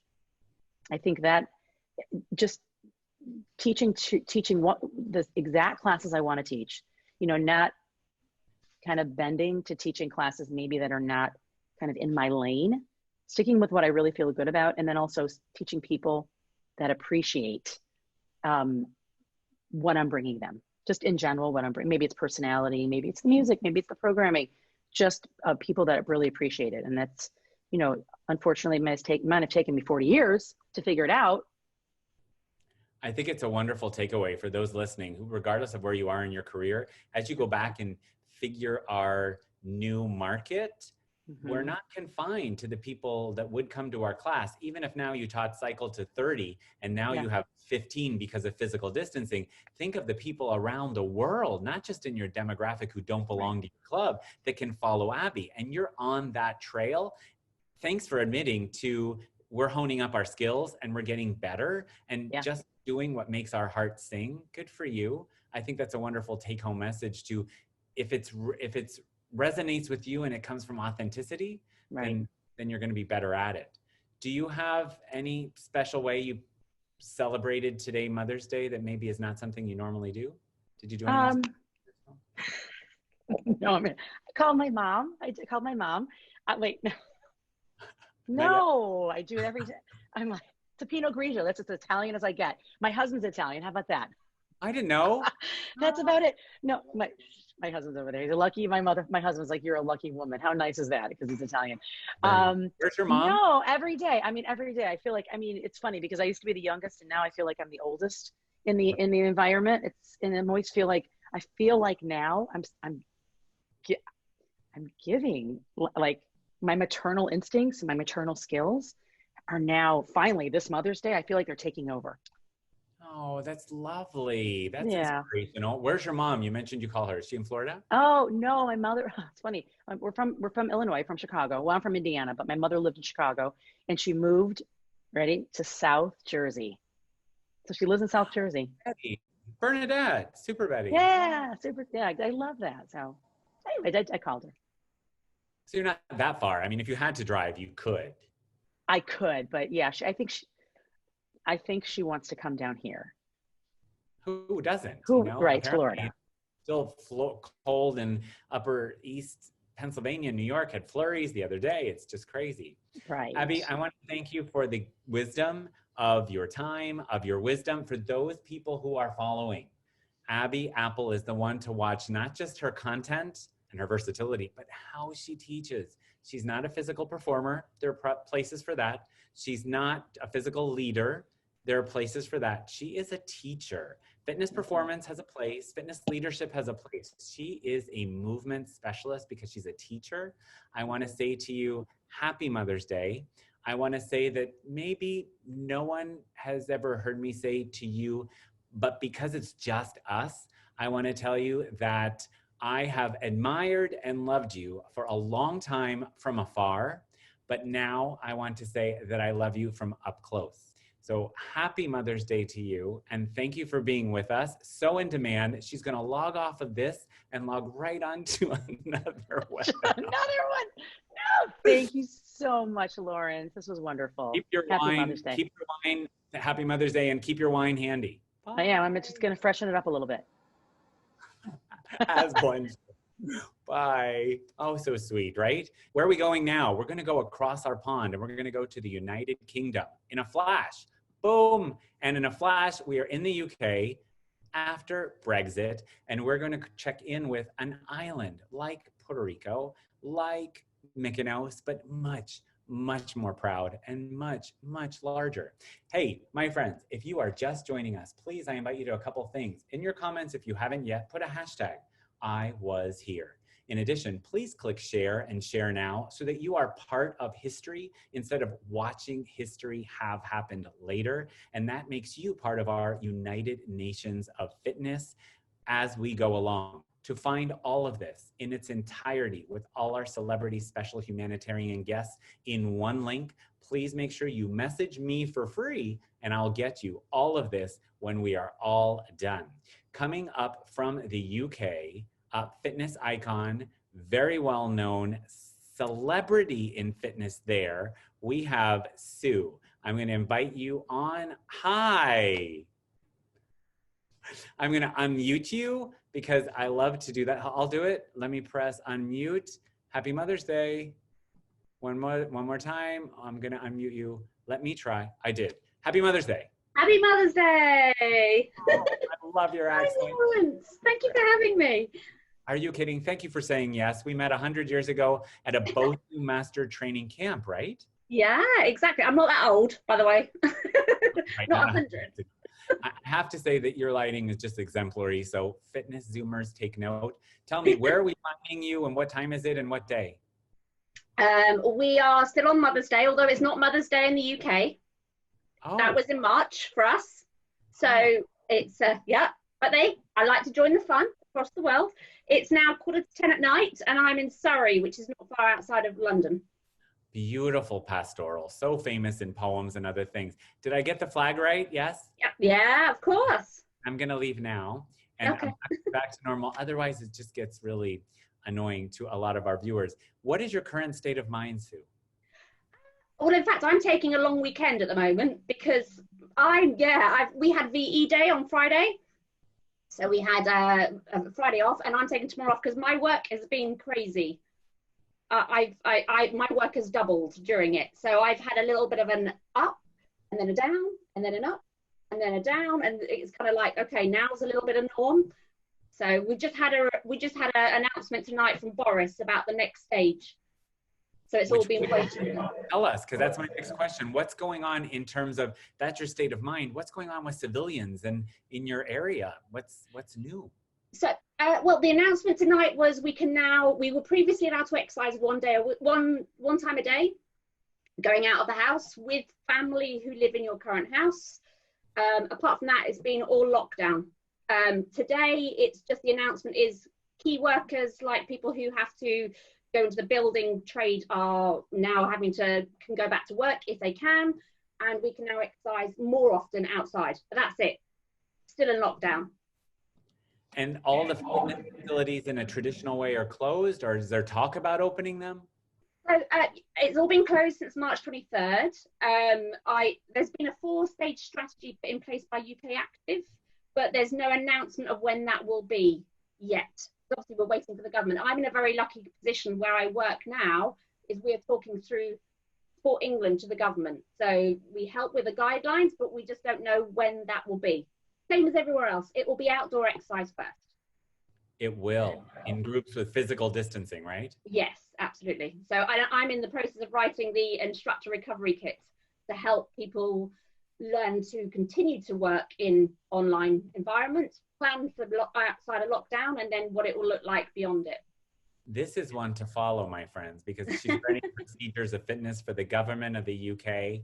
I'd follow her. We'll give everyone your social media handles in just a moment, as well as your private phone number. Just kidding. Tell me this, my love. What is going on in terms of going out? You said it's less restricted, but do face masks and gloves to the grocery store and lining up out front? What's going on? Well, to be honest, I haven't been going out that much to the shops. And if you go out to the shops, some people wear masks, some people wear gloves, but we have it delivered in. So we've been staying in. The only outside I get is going out for a run, and then that social distancing. So you run in the middle of the road to let pedestrians walk past. I hear you. Wonderful. When you are talking about fitness, because you're so connected, what's going on in the world of fitness in your country or beyond that might be inspirational or creative to you? Oh, the inspiration has to come from Group X. Wow. Has Group X turned it around in the UK? And literally like that, all online. It has been phenomenal. So Sport England did a stay in workout campaign. So they're bringing together workouts of people who already had content. Just today, our company, I work for the national governing body of Group X in the UK now. Right. We just did a 12-hour marathon for Women's Aid. So it's 12 hours of half-hour classes back to back. They have just been, Group X people have just been so resilient. They've just turned a negative and flipped it. Wonderful. So that's you inspired, because you're seeing people who may have been shy but still teaching to their people are now putting themselves out there and really getting out to get exposure from people they might not even know. Good for you. Anything else inspire you that's going on from what they're doing, or other things that you're finding online or Insta or social or Facebook? Or... I think how people are kind of looking beyond themselves. Admittedly, some people are struggling. And so the connection of people of the groups, I mean, within the UK, the Facebook groups within fitness have popped up and how to support each other. And not just that, is what they're doing within their fitness is raising money for charity. There's so many charity people, you know, like if people, I don't know if you know what's happening in the UK, but a lot of staff who were employed, so Group X instructors, have been furloughed, which means they can't work, but they want to make use of their time. So whereas at first they were giving their time for free, now they're saying donate. So they teach a class and you donate and it goes for charities. That's lovely. Yeah. That's wonderful. And we've been doing this long talk about how people will ask for contributions towards their professional classes, because every mission needs a margin. And when you ask for a contribution, I think that goes towards you as a professional. And when you ask for a donation, it is, as you've mentioned, towards a social good or a charity, like the Salvation Army is a charity, or 501c3 or nonprofit or something like that. Good Absolutely. for you for sort of making that distinction. I love that instructors in group fitness keeping going our heart are sort of giving you inspiration. Yeah. Is there anything from your new life working at home that you want to keep and celebrate, a highlight? Yeah, well, yeah, I don't have to travel like everybody else is saying. That's not hitting that rush hour and driving an hour and a half every morning, an hour and a half every night. But more time, I mean, to be honest, I'd say more time. My work hour is a 10-hour day at the moment. So, but the ability to kind of go and do meditation. You know, I can just walk out the room and take time for myself. I can walk out into nature. I can relax. I can go and do an online class. That part has been nice. I can make more time for myself in between that. Okay. Is there anything you don't miss about life pre-March 23? Chaos. Sorry? Chaos. Rushing everywhere. You know, especially where we are. It's straight onto a motorway, straight somewhere else. Rush home, do this. Right. To have more time. I mean, my life has been full during lockdown because of work, but just to have that time that I think there's a number of us. Yeah, it's like, can someone stop the world? I just want to get off. And when you hear people saying, oh, there's been a global pause button. Really? Sure. I haven't hit a pause. Right. I think that's inspirational that we can be so busy, because we got consultancy for companies and we've got consumers, and then we've just got the fitness professionals saying, what do I do to stay relevant and stay fed, right? How do we keep going? Which is one of our hashtags, staying relevant and staying fed, because everyone that works with public, the drag queens and the restaurants and the vets and Broadway, West End, no people, nothing, but how creatively the online market has allowed us to zoom through that, right? Wow. Yeah, absolutely. And I feel so blessed personally on my own journey. I mean, I stepped out of the industry for a year and a half, 2 years, and I went to work in care homes. And this job, I only started this in February. And last year I kept searching for what's my why? You know, what do I want to do? What I want from life? And it was like, I'd love to be back in fitness and I'd like to be able to create change. And then you kind of go, I'm now in a job, mind you, 5 weeks after starting, thrown into lockdown and a job you're just starting to learn, but in a position now where I feel so blessed that I can help make change.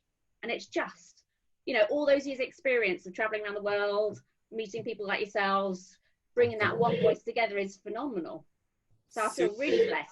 For those of us that want to find you and follow you and know you are a trailblazer and writing standards for the government, how do we find you on different social media? I'm on Facebook and on Instagram on Sue Wilkie. So I don't have a webpage because it's all through work. No need. Thank you for being one of these people that has the same handle with the consistency of a Starbucks mermaid, that whether you're on Instagram or the book or the talk or the tweets, you are the same. Thank you for that. And while we're thanking you, can I say thank you for giving us all your wisdom, sharing us the gift of your wonderful wisdom tonight, and impregnating us as a mother figure with your enthusiasm, with what you're doing for the government, and with your love for what our colleagues in group fitness are doing, because we're sort of the misunderstood people of the world, right? Absolutely, absolutely. And thank you so much for bringing us all together. Oh, my pleasure. Thanks for hopping on and staying up so late. No, that's fine. Bye. Bye-bye. Happy Mother's Day. Bye-bye. Happy Mother's Day. Thank you to her. Now, a special treat, my friends. In very little time, we're going to go far, far east, super far east. We're going to go to Kuwait. And let me just show you, for those of you who don't know, this is the flag of Kuwait. May not look so great right now, if you could even see it. However, we're going to call up a humanitarian, a personal trainer, a movement specialist, by popular demand, where it is probably not Mother's Day anymore, another day, another time, Mr. Nikos Danos, originally from Greece, now living for years in Kuwait City. Mr. Nico has proposed to and fallen in love in Kuwait with his Greek girlfriend. And guess what? In Kuwait, my friends, his wedding is on hold because how can he get back to Greece right now? Mr. Nico, Kalispera sas. Kalispera. Hello. Hello to everyone. How are you? Hi. Can you tell us where we're finding you? What time and day is it? It's still Sunday, yes. In 3 minutes, it will be Monday. Okay. Yeah, it's like almost 11:57 p.m. Mr. Nico, as a very inspirational personal trainer and movement coach who's left home in Greece to be now in Kuwait, how long have you been in Kuwait? Kuwait, almost 4 years now. I'm here in Middle East. Right. Tell me, what is the current state of mind of you, Nico? What are you thinking? What are you feeling? Like about what? About the whole situation of the world right now, but not. Yeah. Okay. You know, we try to stay strong.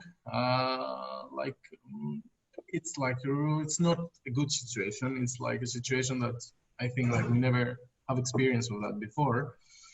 But I try to myself to convince that, okay, stay strong. You will pass it. You have to do it. You can't stay like. Tell me, in general, in Kuwait, what are the citizens feeling and thinking? Are they living at home and scared? Are they out as normal? What's like we don't have choice in Kuwait. From 12th of March, we are in a lockdown. Okay. So yeah, it was like today they announced in 24 hours lockdown because now we are in the peak of the virus. But even before, we was like in beginning was like 12 hours lockdown. It became like 18. So like Like, yeah, normally from 12th of March, we are like home. So Nico, you have cases there and the gyms are all closed. Is there talk about reopening? What's the status of fitness? I don't think so. Like they speak about September, maybe October. The gyms will open, yeah. Sort of 2 weeks ago, we heard from Benjamin Seong in Australia that's also talking about October is the earliest. Just sit back and stay Zooming. Are you Zooming your clients or using any kind of social media? Yeah, I'm Zooming or like WhatsApp. Yeah, I have clients that it's the only thing, it's one of the things that you can forget everything, just to think your body and just to take all your feelings out. The training is like, yeah, the thing that we need, at least through Zoom or through like Facebook, I don't know, like video calls, you know. So because you are from Greece and you haven't been able to go back, your family's okay, you're stuck there, the clubs are closed, you're figuring out social media with your clients in a country that is very, very different from us, like no alcohol in public. Strike one. Tell me. Not only in public, even in your home, you can have it. Yeah, strike two. Tell me, but you always told me there's a workaround, but we don't say that because they're just it's not, yeah, exactly. You'd be punishable by death, probably. Tell me this, how do you feel in terms of what's inspiring you? When you get up and you think, how longer? How much longer? When can I go home? What's creative that you're seeing fitness do, or what are you inspired by? The good thing in all this situation is the good and bad. Like, I left my flat with my fiance, like here, so we came to our company have buildings. So I live together with 2 other Greeks. So we are 4 Greeks in one flat. So I think the good thing is like, we try to inspire each other. We try to stay together. It's like, really, we remember our years back to university that we used to live all together. And I feel like really like child. Yeah. So like I woke up, it's so different to say like in 3 other people, good morning, hi, and stuff. So we try each other to push like, what are you doing? How you feel? Oh, I'm not feeling well. Okay, let's go for some training. Let's go to do something together. That's good. And you're still charging, right? You're making money. Yes, but not like before. Even like the good is like, I'm trying like people that they can't, basically from Greece. It's like people, I'm home, I know that they don't work or they have some problem. It's like, okay, you can train with me. It's not like a PT. I'm not PT, but show me, like train with me, inspire me through Zoom. I will inspire you. So like, let's do it together. Right. So like, we can say like, no free classes, but train with me. Good for you. And you had that program, I think, going on in Greece. That was pretty inspirational. And you gave me that inspiration once. Charge my clients very little money and they work out with me and I don't worry about what they need. But if they want to train with my normal routine, they show up to my house, which you know in Mykonos. And they get to, Somebody wants to say hi to you. Can I give you a hello? Because, you know, this is live and in person. Hey, Biscuit. Oh my God. Hello. I told him that if you were shaved and we recognized you, then he would make an appearance to Mr. Blue Eyes, and you are shaved and recognized. Kanis kala maresi para poli. Oh. Hi, Biscuit. Any pets there in Kuwait? I'm not sure, right? Yeah, like, no, like people, like they used to have dogs. They love dogs and cats. Basically, like in Middle East, they love the cats because I don't know, it's something about the religion and something about dogs and angels. Right. I don't really know the story. Nico, did you speak to your mom today? Of course, I called her. Yeah. Bravo. It's like, normally, it's like, yeah, you know, like Greek mothers is like they call you every day. It's like, just for one day, like, did you eat? Like, did you sleep well? Everything is fine? Like something like that. But even today, if I forgot to, if I don't call her, it will be what? So yes, I call. Yeah, my mom called me at 6:05 this morning because at 6:00 a.m. I hadn't called her, and I was trying to sleep in a little bit longer for my energy for this marathon. Craziness, literal craziness. Nico, is there any part of your life now after the whole quarantine thing that you like? Some good part of what's going on now? I like a lot that we don't have any more traffic in Kuwait. Traffic in Middle East, I think, is like the worst thing around, like the world. It's like the worst here. So like now it's empty, so we can enjoy a nice view from our windows, from our balconies. The atmosphere is much better. But you got the best gas prices, I think, for your cars as you're going to get around. Yeah. God is fair. That's true. I want to thank you for being one of the very few males tonight to come on and share with us your inspiration. I think it's great that we had someone from Kuwait. I think it's wonderful that you are still connecting to Greece, but leading your way of an expat in Kuwait, in a city where so many things are difficult, to make people well and happy and transform and empower their lives. For everyone wishing to follow you, and I'm thinking there are some males and females that are going to want to be following you, and I recommend they do, because just seeing your proposal clip on YouTube to your girlfriend is crying enough. Where are you on Insta? Where are you on Facebook? And then I'm going to let you go. I will tell. It's like I'm in Instagram as Nicolas NTA, and in Facebook is Nicolas Danos, but with NT, N-T-A-N-O-S, because in Greek, NT is D. Right, there's no letter D like David, so we have to use NT. But so those people watching see your name will be able, with this spelling, NT and Nikos, find you on Facebook and Instagram. Yep. Thank you very much for the wisdom you've given tonight. One of our males, Kalinita to Kuwait City, and big kisses to your fiance. Okay, thank you so much. Stay healthy. Love you. You too. I love you too. Oh my gosh, he said he loves me. That's always a nice way. My friends, we're going to go to an icon in the fitness industry. We're going to go back to the United States. I'm going to change my flag to the United States because we can, because we have friends who might be actually screenshotting this. Guess what? We're going to go to an icon in the industry. Her name is on balls all over the world. What? Not small balls, not too big balls, but green orbs, as I call the emerald spheres. And her name is Leslie Bender. She's coming on, and those of us in fitness know that she is an icon. She has been with Xavier. She's now with Bar Above. She is smart training. Hello, Leslie Bender. You look great. You look great. Thank you. Can you hear me? We can. Happy Mother's Day. Oh, well, happy Mother's Day to you too. Thank you. Where are we finding you, sweetheart? You are finding me today in Orlando, Florida. I should be outside, but I'm actually inside in my office working. So thank you so much for having me. Of course. Tell us, what is your current state of mind with everything that's going on? And you're a busy professional. We've heard from Abby Apple in Florida. You're in Florida. How are we finding Leslie inside emotionally right now?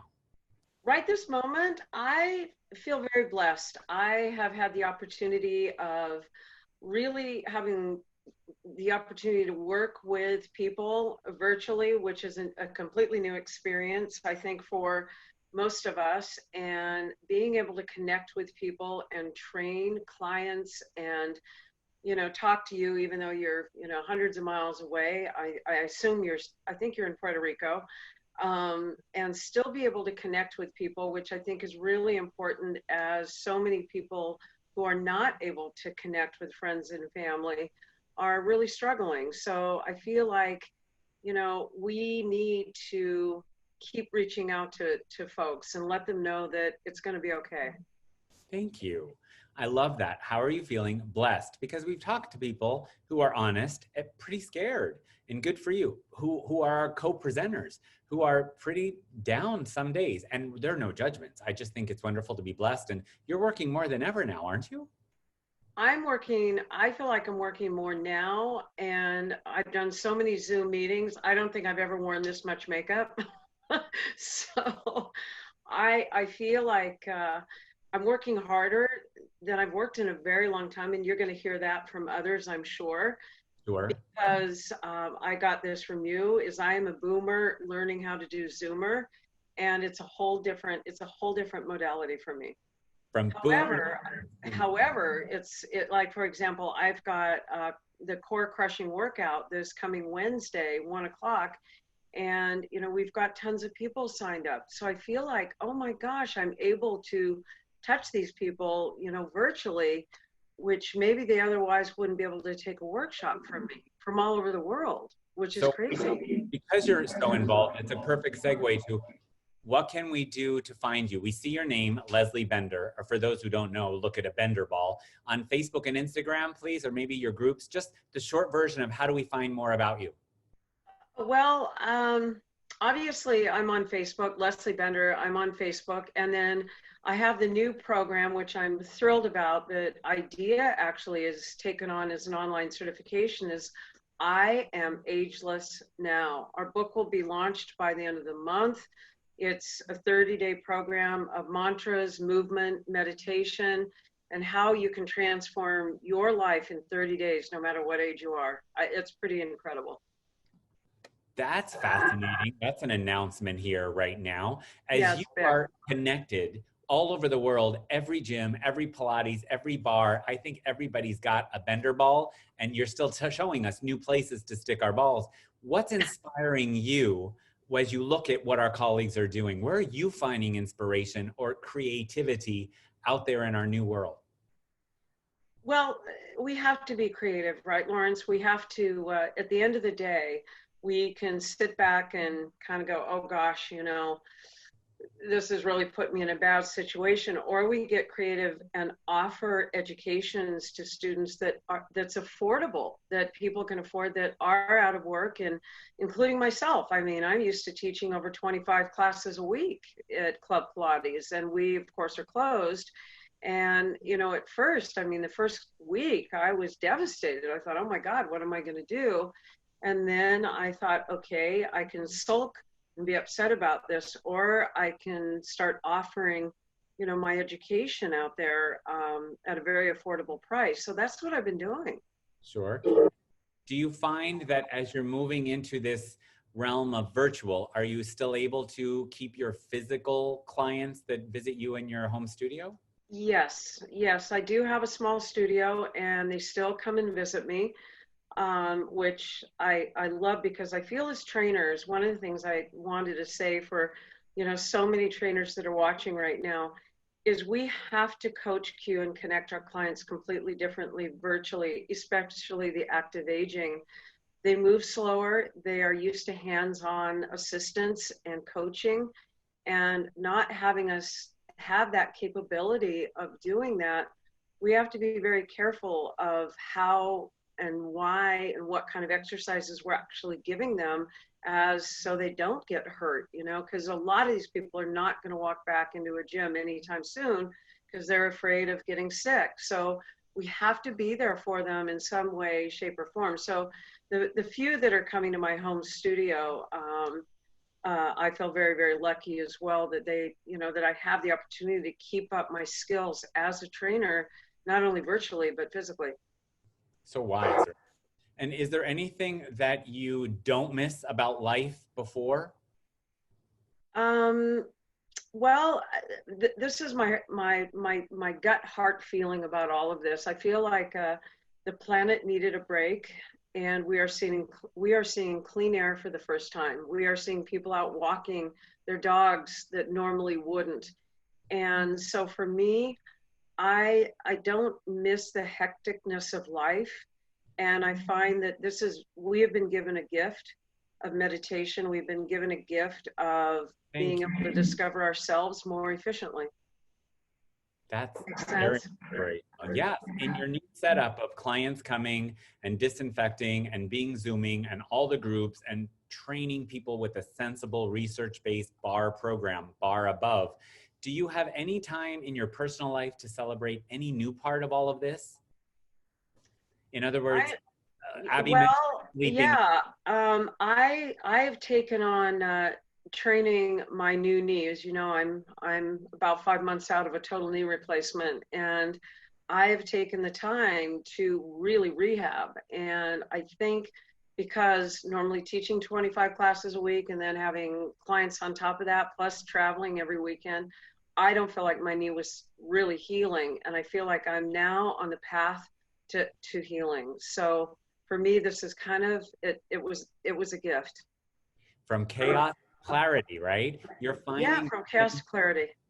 the things that work for you in your new life. Congratulations on your idea project. Congratulations on Zooming and being able to certify instructors that can stay home and not have to go to find replacements and lost income and hotel and flight and go to bar above instructor training. I know a couple weekends ago, you're doing this, people log on and study with an industry great.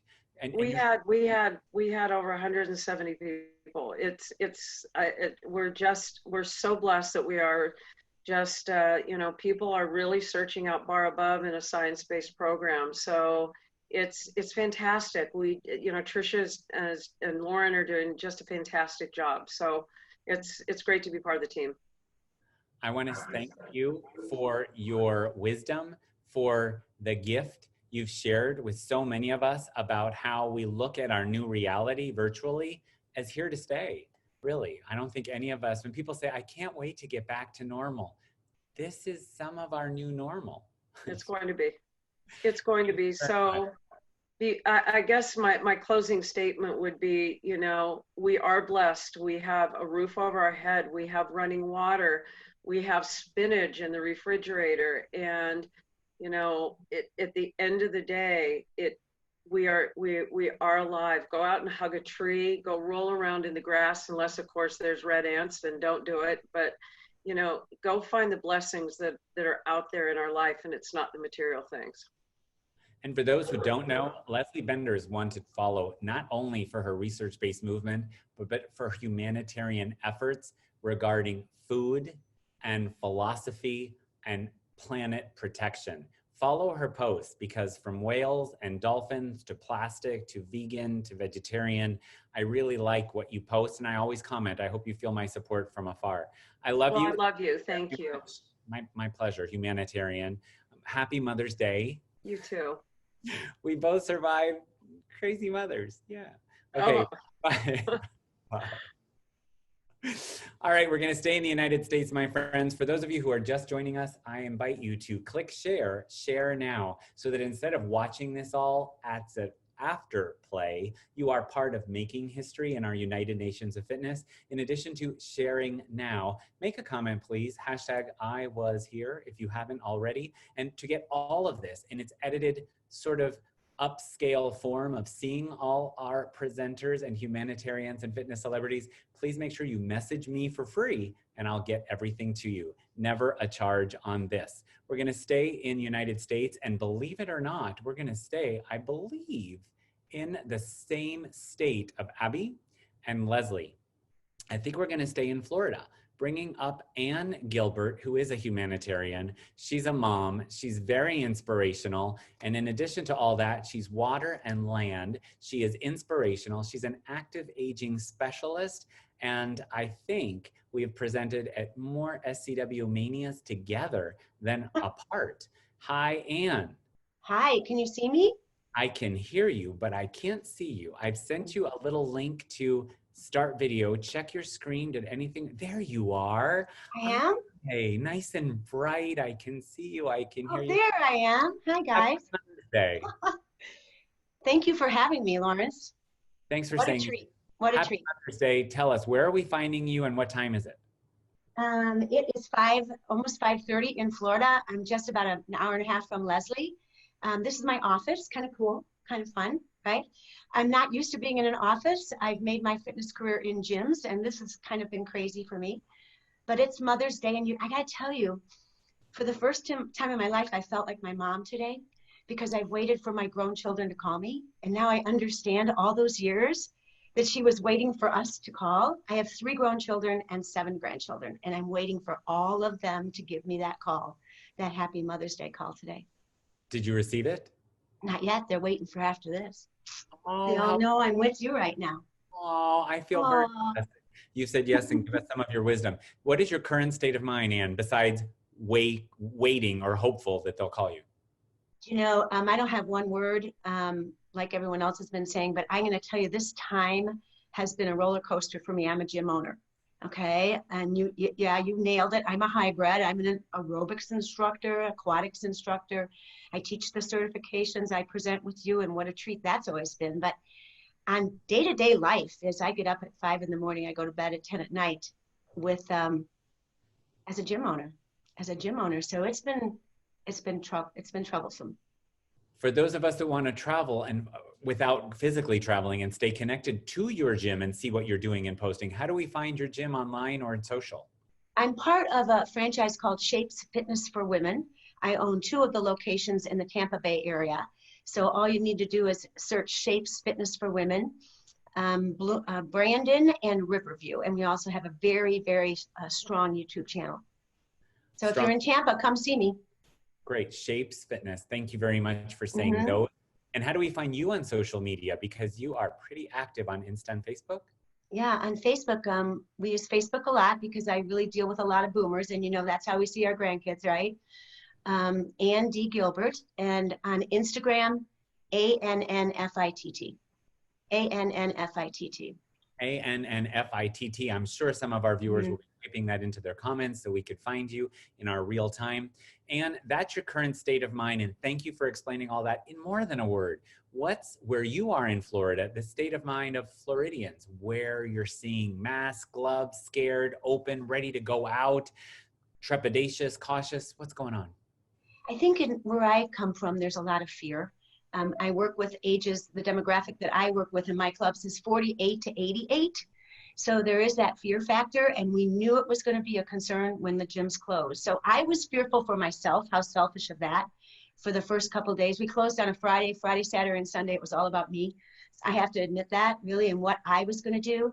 On Monday morning, I decided that if we were going to help these active agers stay active and stay engaged, I needed a task force. You know, in a crisis situation in Florida, when there's a hurricane or an oil spill, it's not just the team that they call, it's the task force.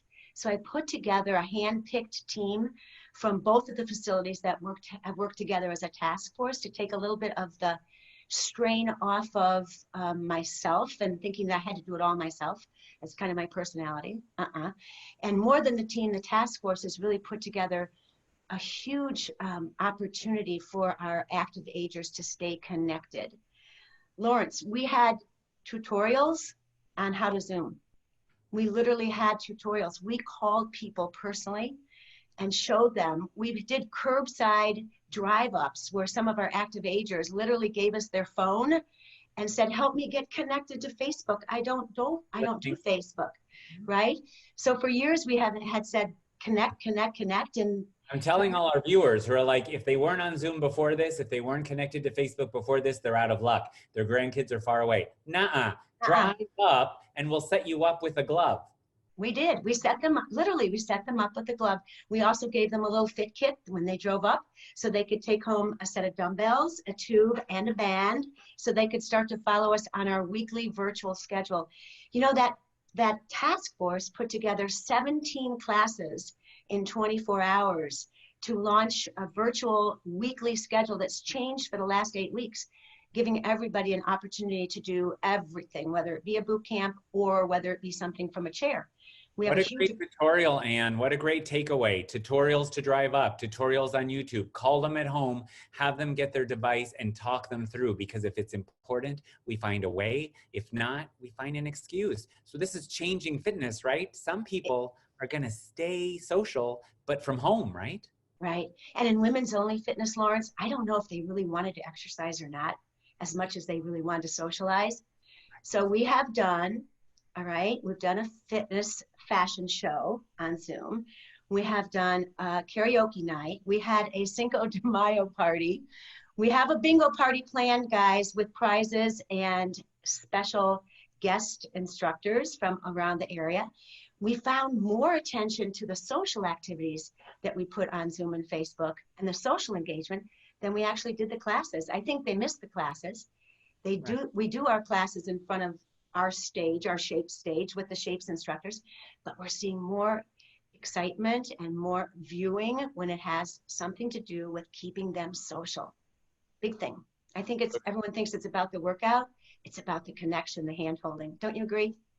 I agree. Social age is something we can train and unify and reverse, because instead of isolation, depression, and loneliness, we work towards community and connection. So what? We have physical distancing. We can be more socially connected than ever. I started shooting some stuff for my nuns, and they said, it's going well on closed circuit TV. Could you do longer than 10 minutes? Originally, they asked me 10 minutes. Now I'm doing 55-minute stuff for them, but I'm repackaging it so I can sell it to other places that speak English that want content. They don't care if you're going to read a story to them.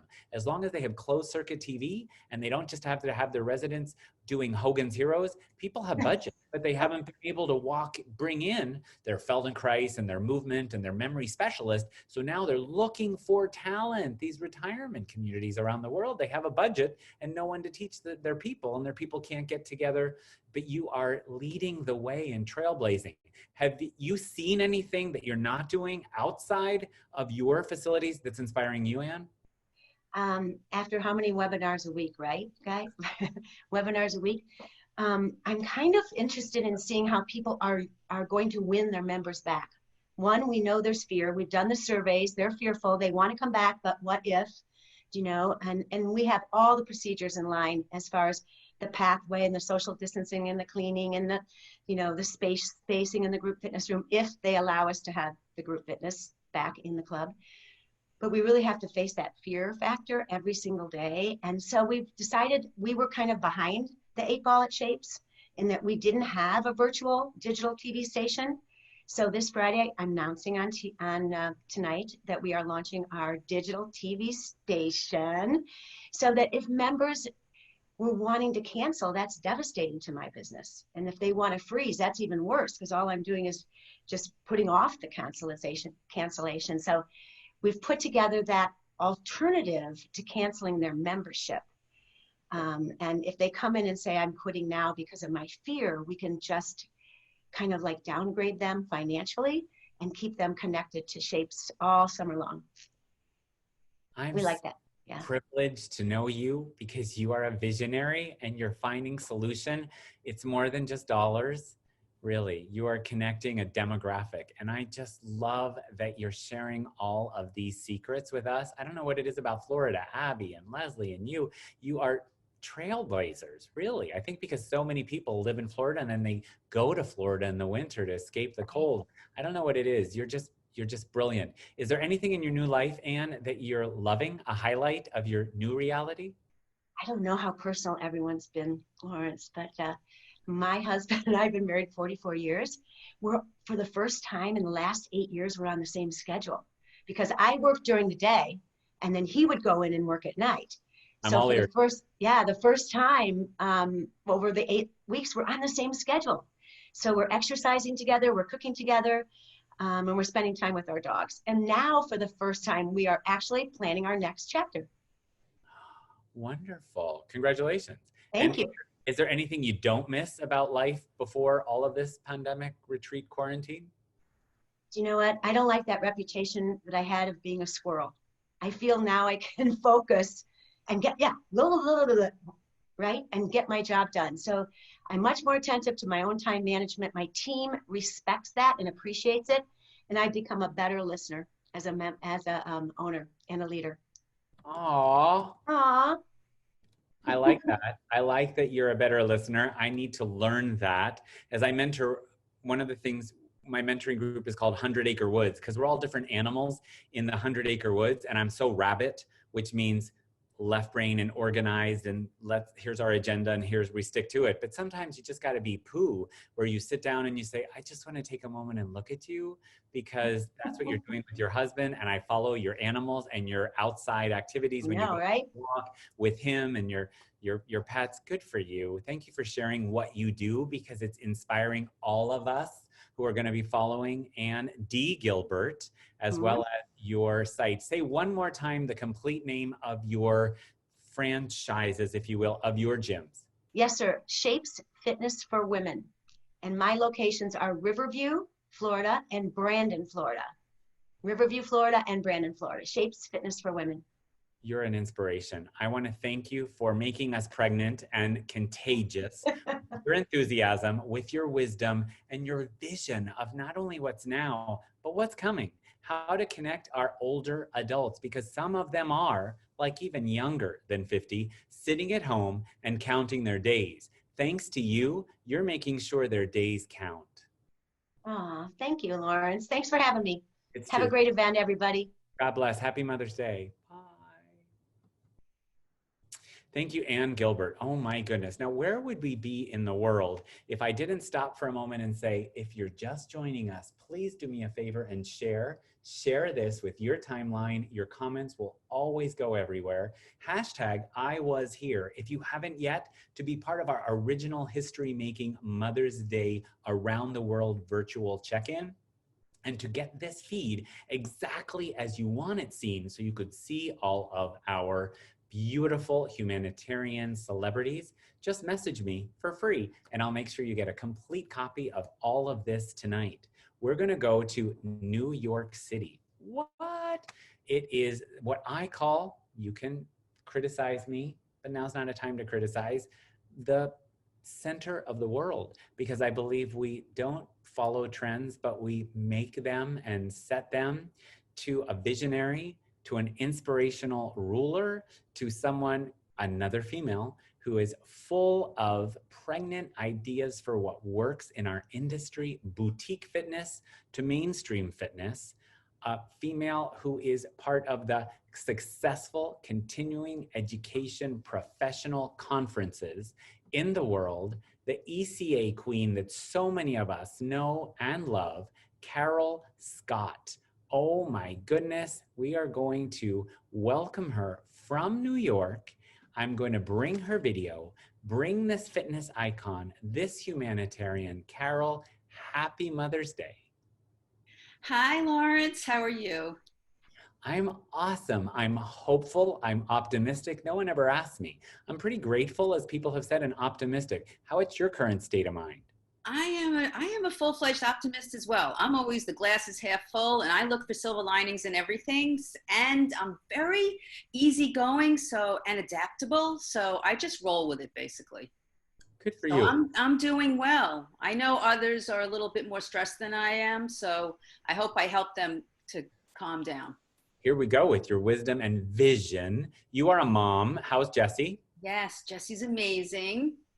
Good. He's very well. Thank you for asking. Tell him I said hi if he remembers me. I remember when he used to MC your ECA Saturday night parties of Presenter of the Year and Lifetime Achievement and DJ. And is he there? Hi. Oh my gosh. I don't know if he can hear me. Are you on headsets or not?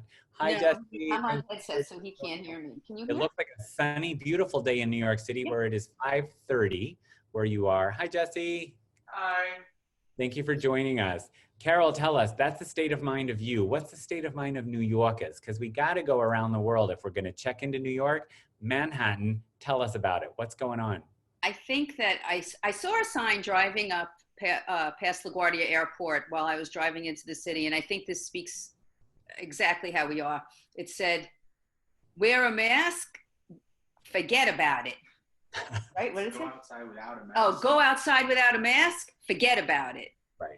So we pretty much, we're very resilient New Yorkers. We take everything in stride. We're used to working in small spaces and being confined and being on top of each other. And I think that's one of the beauties of New York, is that we suffer together through everything and we just rise above whatever they throw at us. So New Yorkers are tough and resilient. So I think that we're managing, especially since, according to the world, we're like the epicenter of the virus. I've heard us called as Petri dish. You are a visionary, and that's a very wonderful, positive, wonderful, connective way to look and describe New York. You've always had a great way to talk about what's going on now. As we look around, you're so connected. What's inspiring you about our fitness world in general? I think the diversity of the business, and I see a lot of newbies coming in and younger people coming in and creativity happening. I'm pretty optimistic about fitness in general. And I also think that more and more people are starting to exercise than ever before. So I think that our message is getting out there, and I think it's only going to get bigger. I think that we never really appreciate that we're only probably touching about 20 to 25% of the population, and we have so many more people to grow with. And I think that's going to happen. And you teach regularly, don't you teach for Equinox? I do. And that's, I think, I know that's one of your questions. What do we miss the most? And I'm going to like jump ahead, but that's what I miss the most is teaching. Right. You teach regularly. Are you doing the online teaching? I'm the only one that isn't. And I've been watching everybody else. So I have great feedback and criticism and, and pluses as to what I'm seeing out there digitally. The bottom line, though, I think, is that now with this virus, everybody is going to need a digital platform. Thank you. Whether we go back to brick and mortar or not. You've hired and fired at your conventions for years. You've known, I don't like to use the word fired, but I mean, you brought on, kept on, and some you let go, like what's not a great fit for our boutique ECA in New York and in Miami for years. So you're connected. I trust you. You are part of our original visionary team of our PSA or public service announcement. Thank you for that. I'm super grateful because not everyone said yes at the start. And representing New York, talking about money, that fitness works and not for free. You were one of the very first humanitarians to jump on.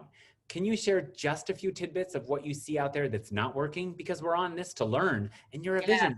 You know what doesn't work. So tell us in a loving way. Okay, yes, I'll try and be loving, but I'm very straightforward. I'm forward, but not the other one. Right. So, when I teach group fitness and it's in a room, you feel that energy. And that's what drives me. And that's why I'm not on the digital platform, because I feel like it's more of a one-on-one situation because you don't have that group dynamic. So I know that I'm not going to pop on that kind of digital platform. Maybe I would do it in the future, but now I feel like there's other people doing it so much better than I can, so that I don't feel the necessity to, okay, I have to do it. And I am seeing that with other people, that they feel like, gee, if I don't keep my name out there, I'm going to disappear, or I'm going to be steamrolled over by other people, and I'm not going to be able to have a career. So everybody and anybody, whether they should or shouldn't, is online. And I'm seeing a lot of amateurish looking presentations, look, we know we're in people's living rooms, but it doesn't have to look like that with a pile of your dirty laundry in the corner. I think that if you're going to do a fitness class online, then you should set whatever room you're in and make it as close to a fitness setting as possible, and clean it of debris, and check your music and check your volume, and make sure you are a professional, and this is not an amateur medium, and you should not go into it thinking, let me just throw whatever I can up there. And I know that's a lot of people's advice, like don't wait until it's perfect, just do it. But I think that it takes a little bit of stepping back and looking at everything and setting things up and getting critique from others, and doing your pre-show and getting it out there and getting opinion and criticism, and then launching. Thank you. That's wise. I think it's okay. You're not going to be steamrolled because you're so on webinars. People are using you as a consultant. Your email is your Carol's consultancy. You are out there. You don't have to keep your people, I think, from Equinox to be forgotten as an icon in our industry. Some other people, I might say, yeah, stay virtual, stay connected, but they're not Carol Scott.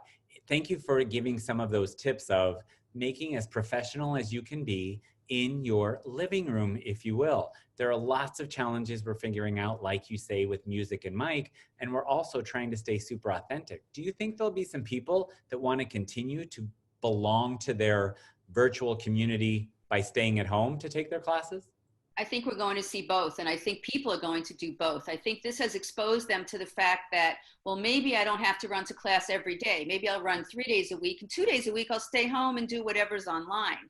And I think fitness professionals have to realize that, they are up against some heavy hitters. Peloton and Varus are out there with amazing looking programming, very good. And that's really what they should be looking at and saying, and comparing themselves and saying, how do I measure up to these more professional, more moneyed platforms, and how can I represent myself in the best way possible?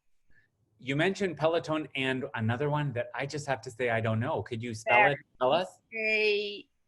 RRIS, I believe is how it's spelled. It's Equinox's digital online platform. B like boy? V is in Victor. V as in Victor, Varus, V-A-R. IS, I believe, or it's maybe two I's. I'm not sure. But if you Google probably Equinox Online, it'll come up. And it's spectacular. It's very well produced. It's very well done. It's a beautiful set. There's people behind the instructor, which I also recommend. If you can bring in some backup people, all the better, because to watch different people is definitely more appealing than to just watch one person. So I think you can pick up a lot of tips by looking at the more professionally done online content and then saying, okay, what's the closest I can get to this type of production? Thank you for telling us. For some of us watching who might know this facility, to put it in your comments from the shoot off of Virtual for Equinox. Thank you. I've been watching Equinox puts out live Instagram of a lot of meditation I've been seeing, and I'm sure that will grow. Can you speak to anything in terms of Equinox setting the world? I've said that. Lots of experiences, New York, so many clubs per square couple of blocks.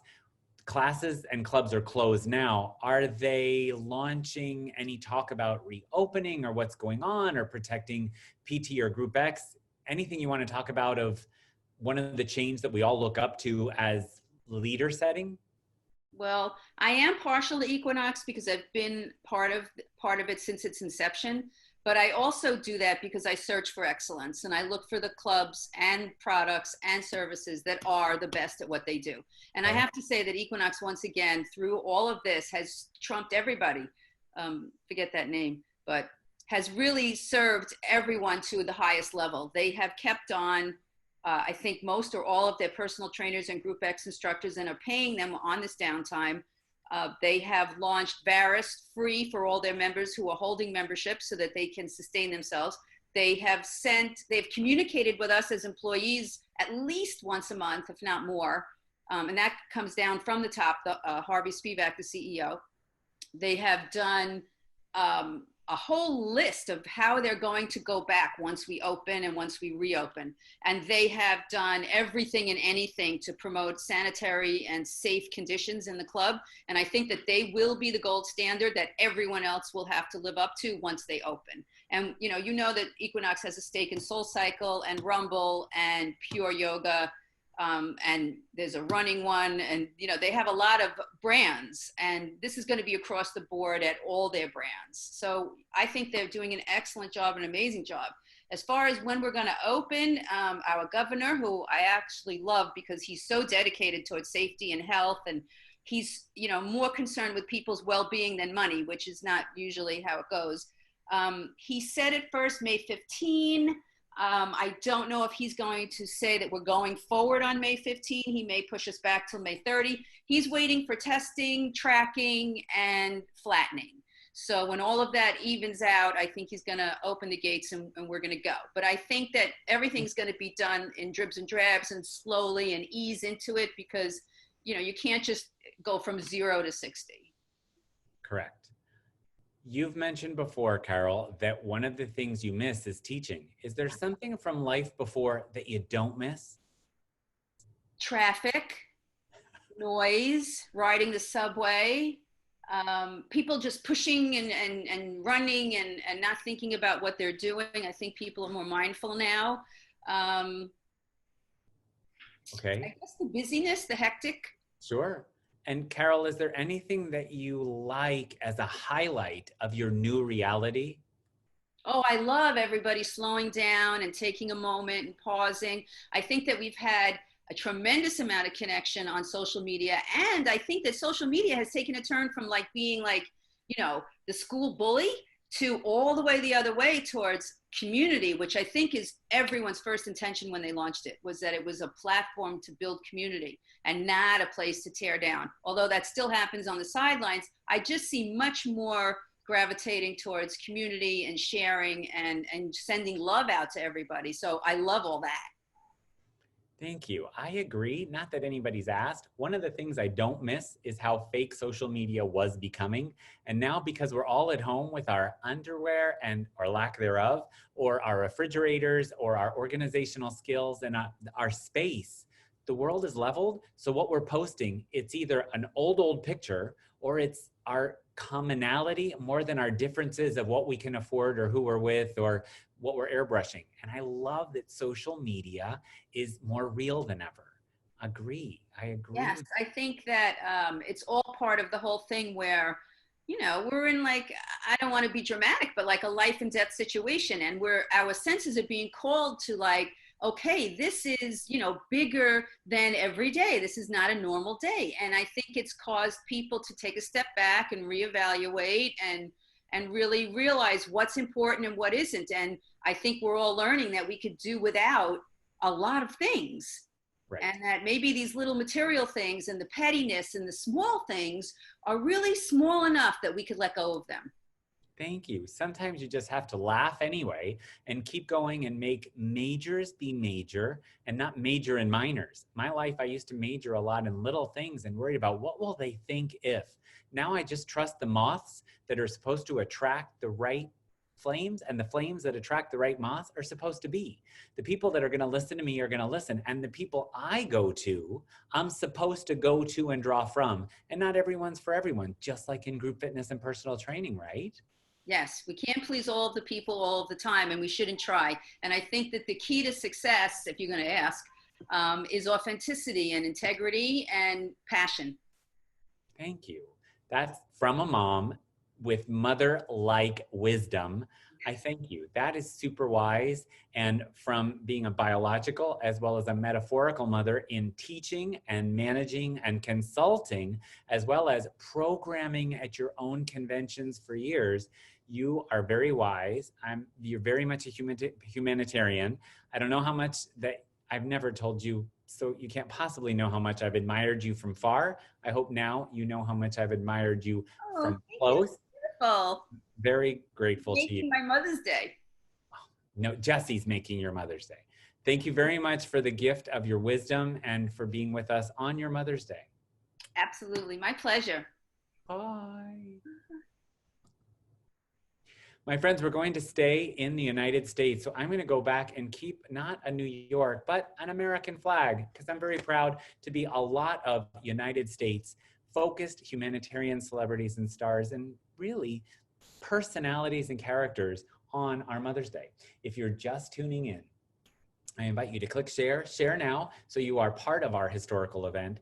Hashtag I was here. Make that a comment, please, in real time. And if you want to get all of this as soon as it's done and edited in all its entirety, in beautiful splendor of audio, visual, and kinesthetic, please just message me for free and I'll send you this entire recorded 5-hour plus extravaganza around the world.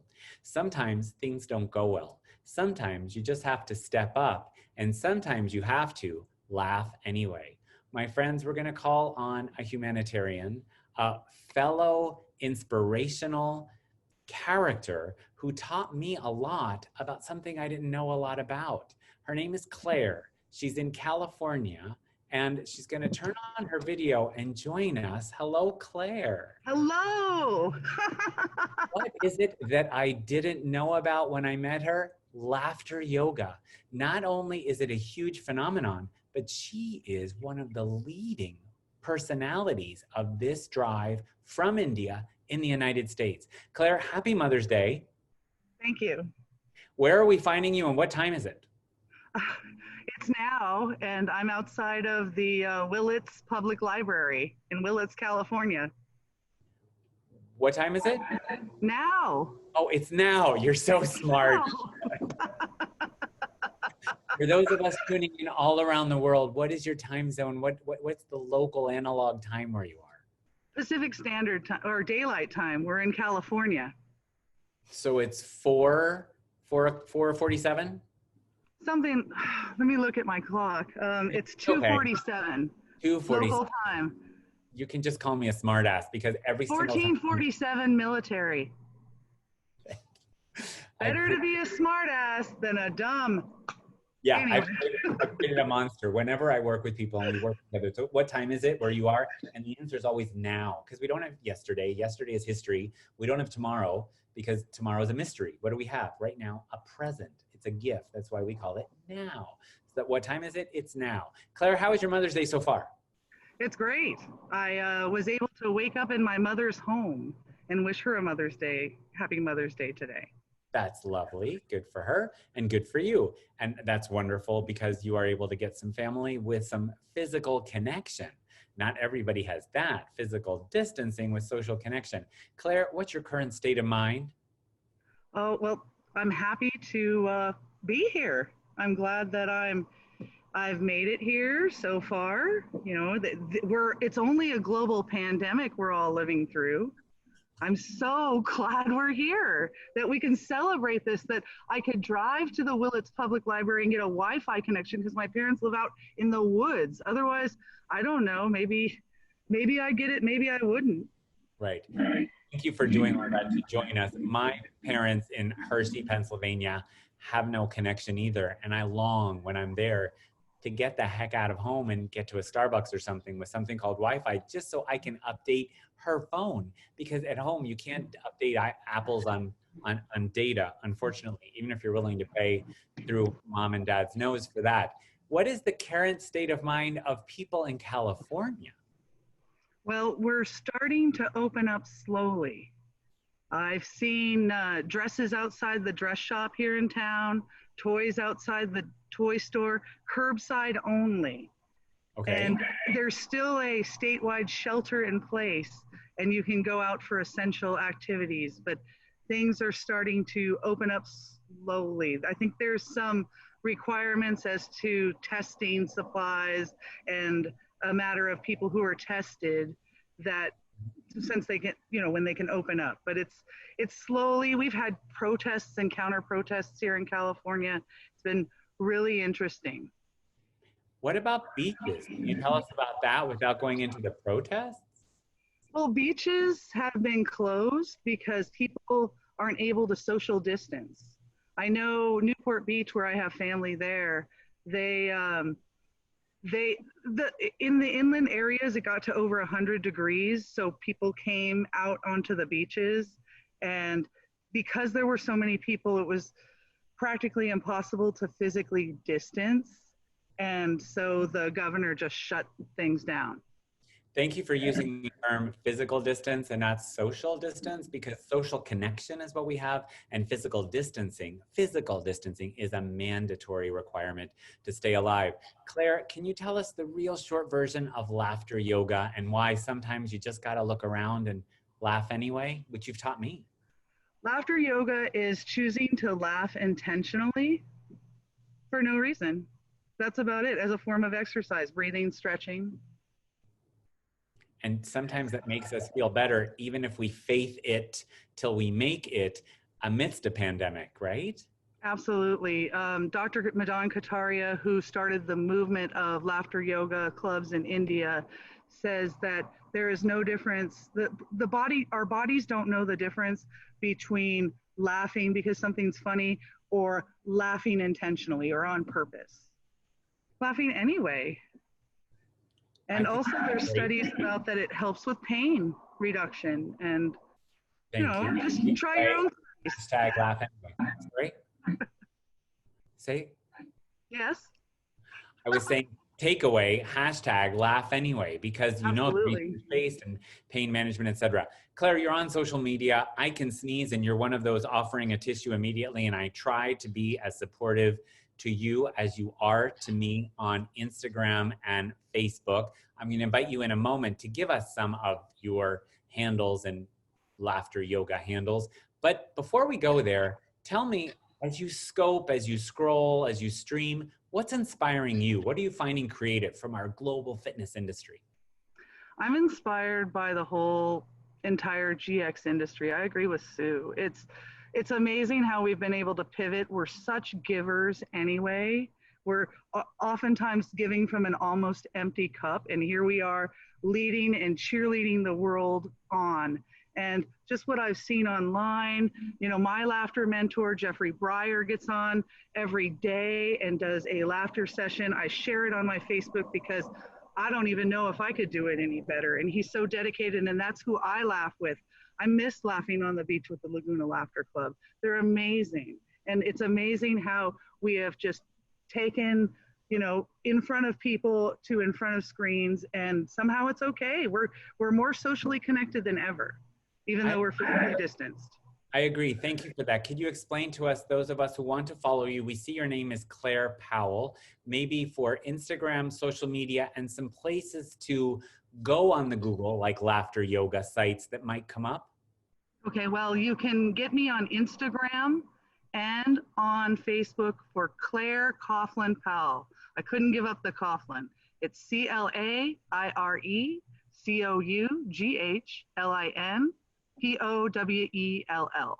And you can email me at claire@laughanyway.com. Thank you very much for that. We will look for you on social, because even if we don't teach yoga or know what yoga is about, it's wonderful how you have taken this to personal struggles, professional gains, both land and water.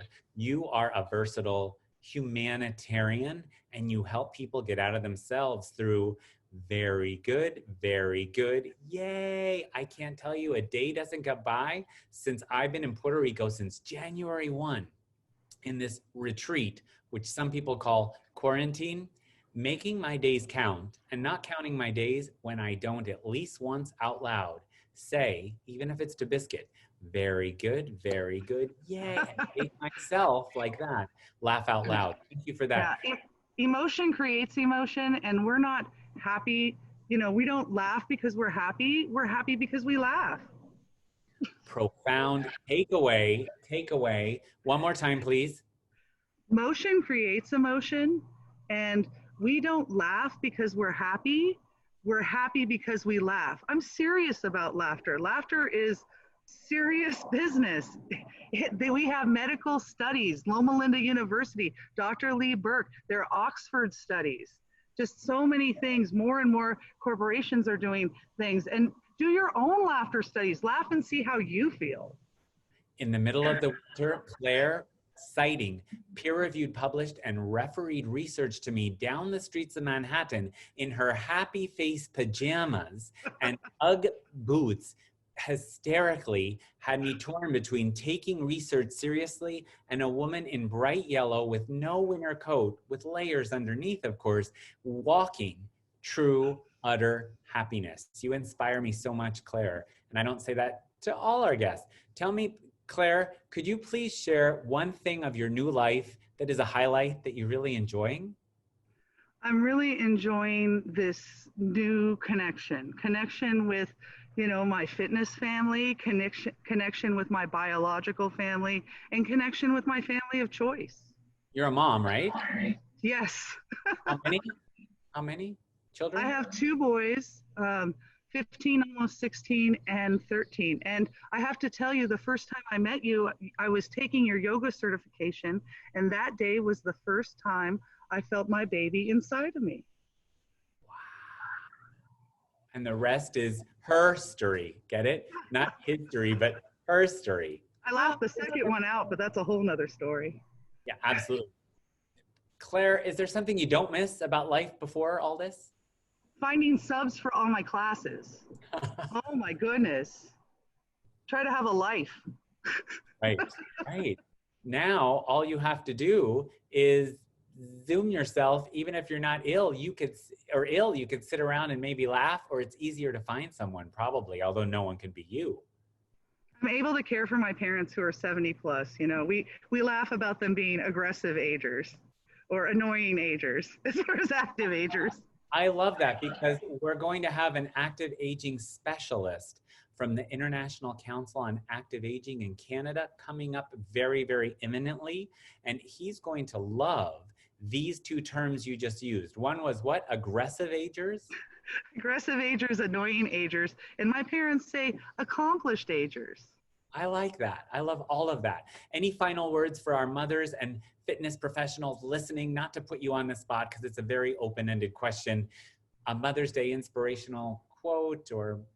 My mother always says, don't push the river. And then she also said that it should be mothers and fathers together, because it takes 2 to make it happen. Mothers and fathers together because it takes two to make it happen. I love that. And you don't push the river, meaning sort of like Wu Wei in Tai Chi. You just let it flow and not resist, because the more you resist, the worse you make it for yourself. Is that kind of? Yes, and I argue with her because I say, I like to think that I'm the force behind the river. I'm making that river move, Mom. I like that. Thank you for the wisdom that you brought as a mother, as a presenter, as a fitness idol, as a humanitarian, as a laughter yoga specialist, as a water and land influence. There's an article in you, I know it already, for the I miss the pool, you know, laugh anyway, water enjoyment techniques, you know, water enjoyment training. I miss that pool. Well, you laugh anyway, and you're very good. Can you do it for all of our viewers one more time? Because I've been doing it in my bastardized way, the very good thing, please. You got 30 seconds. One of the things about laughter yoga is childlike playfulness. And so we celebrate things like children. Very good, yay! And you make yourself laugh even if you don't feel it inside first. Oh my gosh, I fell this week, and so I laugh. I go, you know, skinned elbow, bruise, bruise, skinned elbow, bruise, bruise. Yay! God bless. You're just such a character and inspirational. I was called once at a BOSU Summit meeting.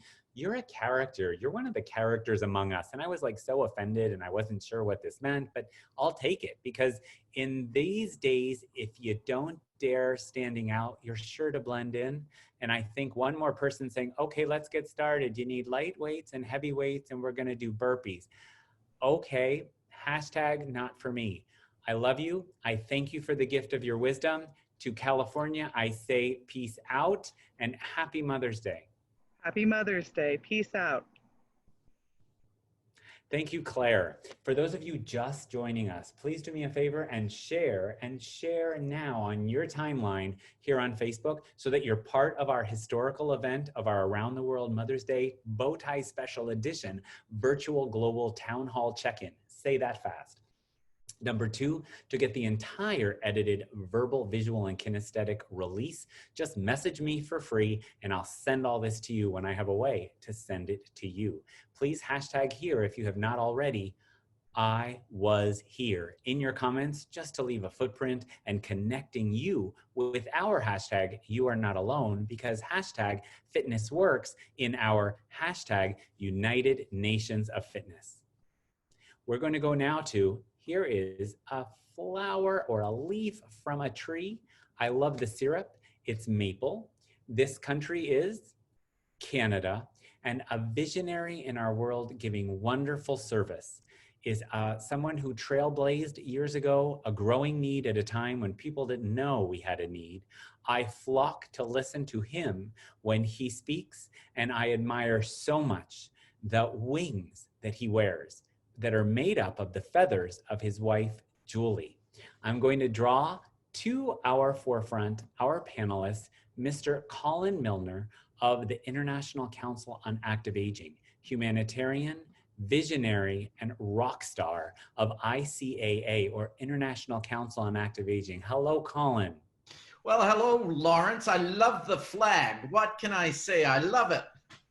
Something for you, but it won't last long because it's crazy background. Happy Mother's Day. Well, I'm not really a mother, but thank you very much anyway.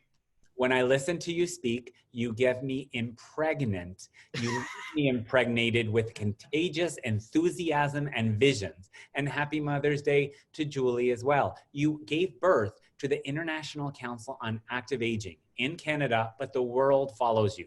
What you put on your site, I'm not paid to say this, and what you make available to anyone who trains people over 50 is unprecedented around the world. When you lecture at a convention, I rush and I sit there and I'm constantly taking notes, because I think you set the trend for what we need to do to age well. What is your current state of mind, Colin? Crazy, man, crazy. You know, I mean, what can you say? It's, you know, it is a crazy time. That is the only description. On the other hand, it's also a very exciting time because, you know, we're all looking for connections. We're all looking for solutions of how to come out of this. So I think that, you know, it can actually make you crazy, or you can actually move forward with some of these crazy opportunities that are in front of us. Taking a note from the page of your previous presenter as she flips the terminology, which I loved. Thank you. Thank you. I think Claire's got an article for ICAA in here, and I love to be a connector if I could. Colin, yes. Where are you tuning in from, and what time is it where you are? Well, I'm in Vancouver. I am sitting in my kitchen overlooking the harbor, and, you know, just chilling out on a Sunday. Wonderful. Waiting to speak to Lawrence. Sure. Your life revolves around these 15 minutes. I'm sure you've made the day very special for Julie, because we love Julie. And I love the artwork behind you, I have to say. Tell me where you are. Colin, what's the state of mind of, is it Calgarians or fellow Canadians? What's going on where you are? Are you allowed out? Are you talking about reopening? Are people scared, hopeful, masks? What's going on? Well, you know, the state is like in many places, and that is that people are apprehensive, people are fearful, and a lot of that is basically coming because of the unknown. If we actually created more certainty, I think we would all adapt to what that certainty was. You know, if you walk along the beaches, as other presenters have, or individuals that you've spoken with today have talked about, it's nuts. You know, there's a lot of people and they're not really physical distancing, and they're not, you know, doing the things that are recommended. On the other hand, it's a beautiful sunny day. So they may feel that they're being transported back 2 or 3 months ago, but the reality is we're here today, and we need to be careful. We don't need to be paranoid. We just need to be careful so that we can all get through this in a sane and healthy manner. Correct. Thank you for using the term physical distancing. When an industry thought leader like you does use the term physical distancing, I'm so much rewarded and so much feel validated that it's social connection we now need, especially with our active agers. Social distancing to me is just not a necessity or even a possibility. We're more social than ever. I've spoken to you more now as an advisory board member and as a human more this year than we ever have checked in live real time compared to emails or text, for example. Any talk about fitness or anything open up or any stages, or too early yet? You know, it's still a little bit early, at least in British Columbia and in Vancouver. You know, it will come at some stage. The question is, what does it look like when it actually comes? Is there a radical transformation to the environments? Because it's not just the physical distancing, it's also the spray. You know, I mean, people are putting up all these plastic walls around their treadmills, or, you know, I saw one for a restaurant that they're putting curtains in between the tables. But, you know, that's a very small solution that sometimes maybe comes with bigger problems, such as cleaning it. Who's going to come in after that? Staff. I mean, there's so many issues. But, you know, the one thing that we can do is to try and figure out step by step how to move this forward. And I think it's going to be a while for the clubs, just because you've got a lot of people in a very small space over a long period of time, and there's stuff flying around all over the place. As you look around, and you're because you are getting calls and emails and bombarded with, what do we do for our active agers? Before we go right to that answer or a reword that I'll make of that question, as you're just looking and scrolling and connecting, what are you seeing that's inspiring you, Colin? You know, I think it's a human spirit. I think the human spirit has been lifted to actually become less self-indulgent and actually to be more community-based. Yes, there still are some pretty selfish people out there.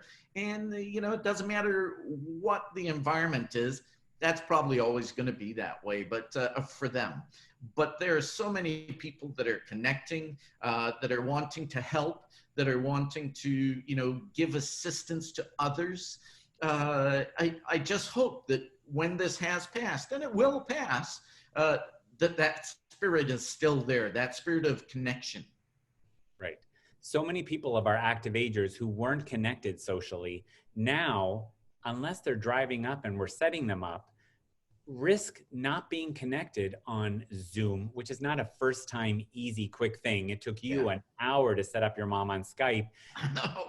What are you finding that might be inspirational that we can do for our active agers? Closed circuit TV is a great thing we've talked about. Anything else inspiring you? Hallway fitness, residence something, or some ways that we're reaching out to them? I think whatever you do, and there's lots of things that we can do. All we have to do is be a little bit creative, but whatever you do, try and make it fun. If it's hallway fitness, make it fun. If it's window fitness, on the other side of the window, maybe you're standing there and you're a personal trainer and you're doing it, that's your real life mirror. Forget buying one of those. You can actually just stand in front of your trainer and away you go. But make it fun, because right now, it's a challenge out there for many people. I'm concerned about the mental health of the global population, especially the older population, as we move through all of this. So, I think the more that we can make things as normal as possible and as enjoyable as possible and as fun as possible, no matter what you do, it's key. I'll give you one quick example, what they're doing for younger people, in Vancouver. One of the television stations was doing a scavenger hunt, but not having them run around the neighborhood, doing a scavenger hunt in their apartment, in their house, to, find items that they answered questions to. And then they posted it onto Facebook, and then they, whoever ended up doing the best, wins. A little bit of creativity with a lot of joy. I like that, because it keeps people more than just physical, social connection, social age, functional age, biological age, psychological age, all the games we can play, standing and walking bingo, even in your room to residents. You have 5 seconds to find something green that you can bring up and bring back to the screen. If they're on Zoom or not. I don't think people really have to be right. They just have to be trying and being connected. Anything else that you're seeing that you're maybe wanting to flush out in the future, or maybe a webinar about, or think about dedicating a column to, or what might be coming up in our new reality of active aging messaging? Well, I think the reality is things are going to be different. It doesn't matter, we're not going back to the normal that we had once known. And, the new normal, I think, is a ill-founded term. I think it's a next normal, because I think we're going to move from a next to a next to a next. So, and I think the next normal for most businesses is half and half, and maybe 60-40, whatever it is, but your real world and your virtual world solutions. And you have to have those. And those virtual world solutions may be personal training, because you can't get close like you could before. Your real world solution may be, having a bigger perimeter around you, not just 6 feet, because if you take one step to the left, now you're 5 feet away from someone. So, and if they take a step, you're 4 feet. So what is that actual perimeter around it? It's kind of like, do you have a little app that shows a circle around you, and you're walking, and all of a sudden it's about to touch someone else's circle, and you go, oh, can't do that, beep, beep, your app goes off. I don't know, that's a little exaggeration, but not that far from the truth. Right. Yeah, thank you. I think because you are so connected, you are on top of the world of active aging, literally. You're up there in Canada. You're getting all these calls. You use this term I had never heard before. When I checked in with you months ago, how are you? You said, I feel like I'm drinking from a fire hose. Oh, yeah. I've never heard that expression before. And that meant because you're getting bombarded with this stuff, right? Yes, yes. One of the things that we're working on, Lawrence, is actually we're just finishing creating a task force, in the senior living sector, to start with, of senior living providers, to try and figure out what the next step is forward. And I think, they're going to have a big challenge, as I think the clubs are going to have a big challenge as they try and reopen their facilities, because all it takes is the media to get a hold of a few bad stories of people getting COVID-19 in the clubs, and we got a PR problem in front of us. You are right and predictive. And I think it's so smart that we're just asking the questions and putting together a task force, because then they communicate and collaborate. Good for you. Colin, back to personal. Is there any part of your life now that's a highlight of your new reality? You know, I think the new reality, kind of like you and I, and that is, you know, I speak to my mother every day now. I never did that before. I was busy on a plane. I was, you know, I know, a bad son. I do shopping for her too, so that's okay. You know, but, you know, and her community had 70 cases, positive cases of COVID-19, and had 12 deaths in that community. So, you know, every time I would hear the phone ring, a chill would go down my spine. So, you know, one of the things that have come out of this is I'm checking in with her every single day. And we're speaking, you know, much longer than we have ever done before. And I have a 108-year-old grandmother that I'm checking in on at the same time. Wow, good for you. 108. Where's your mom physically? This is what you're going to look like at 108.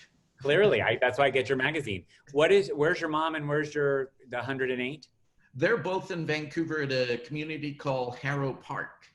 Okay, wonderful. Thank you for that. Is there anything of your life that now that you enjoy? Yes, you said. What do you not miss from life before?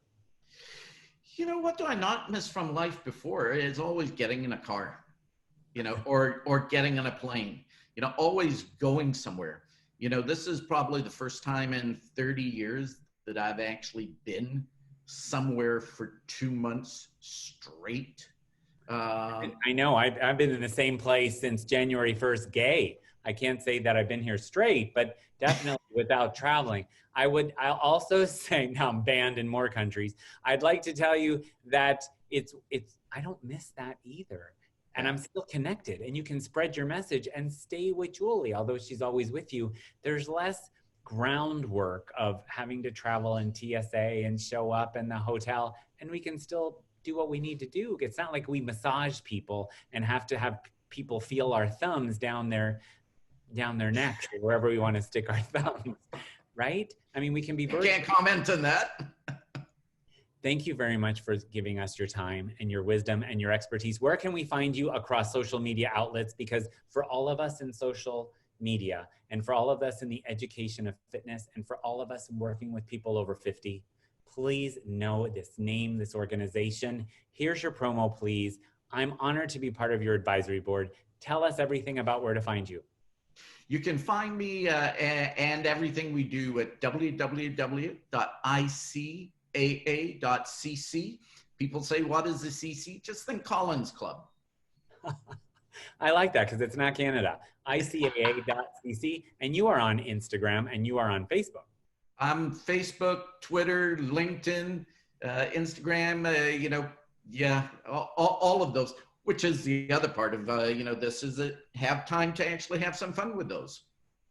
Lots of fun, right? And post, and sometimes it flies and sometimes it flails. But the most important thing is that we're learning now, because people say, well, I don't really have the time. Not so much now. What's your excuse? Thank you for the wisdom you've given to all of us of the organization ICAA you have given birth to, circling back to, I'm not a mother. Guess what? You are. You leave us full of ideas, and you give birth to this organization called ICAA. Thank you very much. Give my best to Julie, and thank you for the wisdom of the present you've given all of us of your time on Mother's Day. Well, I appreciate it, Lawrence, and thank you for the opportunity. You look very snazzy. Thank you very much. I appreciate that. It's almost time for a costume change. Some people have actually said, you don't sit there for 6+ hours, because I noticed that every few hours you change your clothes. So some of those must be pre-recorded. Nuh-uh. That's the magic of what I do. I'll talk to you later. Hashtag Get a Crazy. Me, not you. Love you, miss you, mean it. Peace out. Bye. Bye. Thank you to Colin Milner, a true humanitarian. If you're just joining us, please share instead of watching later. If you want to watch the entirety, message me now for free to get everything as it is edited together verbally, visually, and kinesthetically. And please make a comment if you haven't already. Hashtag I was here. We're going to go far away now. Guess what's awake? Awake is Asia. And in Asia, we're going to go to, boom, Malaysia. This is the Malaysian flag, or the Malay flag. And the wonderful thing about this is, guess what? We're going to call someone who has been Zooming from the start, who works not in a gym, but in a tagline of a physical place called the Gym for People Who Don't Like Gyms. It's actually called the Lighthouse. It's in the capital of Malaysia. It's in Kuala Lumpur. I'm going to bring onto our global around the world check-in, Sharon Stephen. And I'm going to unmute her and I'm going to welcome her with love and light as a true character. In Winnie the Pooh Woods, this is one animal you want to know. Hi, Sharon. Hello. Morning. Good morning. How are you? Apa kabar? Kabar baik. I'm fine. Thank you very much. Selamat pagi. Yes, selamat pagi. Where are we finding you? What day and time is it? It is Monday morning at about 6:20 a.m. and I'm located in Kuala Lumpur, Malaysia. And you work for a gym called the Lighthouse Daily Muscle, correct. right? Yes, correct. With Noel and Kim. Right, who are on our very first ever Around the World and who are supportive right now from behind the scenes, also realizing that today Zoom doesn't want to coordinate or communicate with Facebook. Sharon, thank you for being with us. And could you tell us a little bit about what your current state of mind is as an instructor, as a Zoomer, as a coach, as an expert, as a mentee, as a 100-acre woods rising star animal? Right now, my state of mind is because I'm a very social person, both physically and virtually. So this is something like what you said earlier, a new normal. And because we've been in movement control for the past, I think, 50 days, I think we've gotten used to the fact that we still can connect both to our friends, family, as well as our heroes. We call our members hero at Daily Muscle. And I think even the connection that we have is even better, and we become so much closer, and we are more creative in trying to connect with each other. And it's really great that we find great initiatives to do that. Thank you. What's the state of mind of the Malaysian people in terms of talking about reopening? Is it too premature? Are you under lockdown, masks and gloves? Any talk of reopening the gym? Because right now you are Zooming everything. Yeah, right now we are in, I'm not sure how to remember this, the more relaxed stay at home where people still are able to go to work. But at the moment now, the gyms in Malaysia are not allowed to open yet. But at Daily Muscle, we are already preparing. Even though now we are still continuing our stay at home until 9th of June still, but at Daily Muscle, we are trying to already prep our minds on how we want to open up, whether we want to be, how many people we want to put in the gym and stuff like that, because we really want to make sure that yes, we are open and we are looking forward to it, but we still need to take in mind people's safety and get some health measures done before we open and have fun a bit more physically than normal. Which brings up two questions, because you're clearly not shy. I'd like to spotlight you and have you answer in a row 2 questions. Sound like a good plan? My first question is generally say in a minute or two how you are connecting with your classes. We Zoom, we see them, we offer feed forward and notes, etc., and they sign up or whatever, and then go right into the second thing as you are teaching and Zooming, how you do that. Second question, what's inspiring you from our worldwide fitness community? Okay. How we go into Zoom when we will work with our clients, aside from just talking to each other, we do like questions of the day to connect with everyone. And when we show the movements, we do kinetic, and we do visual as well as audio. And what we always like to do to connect with our heroes is, aside from working out, we like to do things like trivia quizzes that we just recently did, and it's really good to connect to each and every one of them.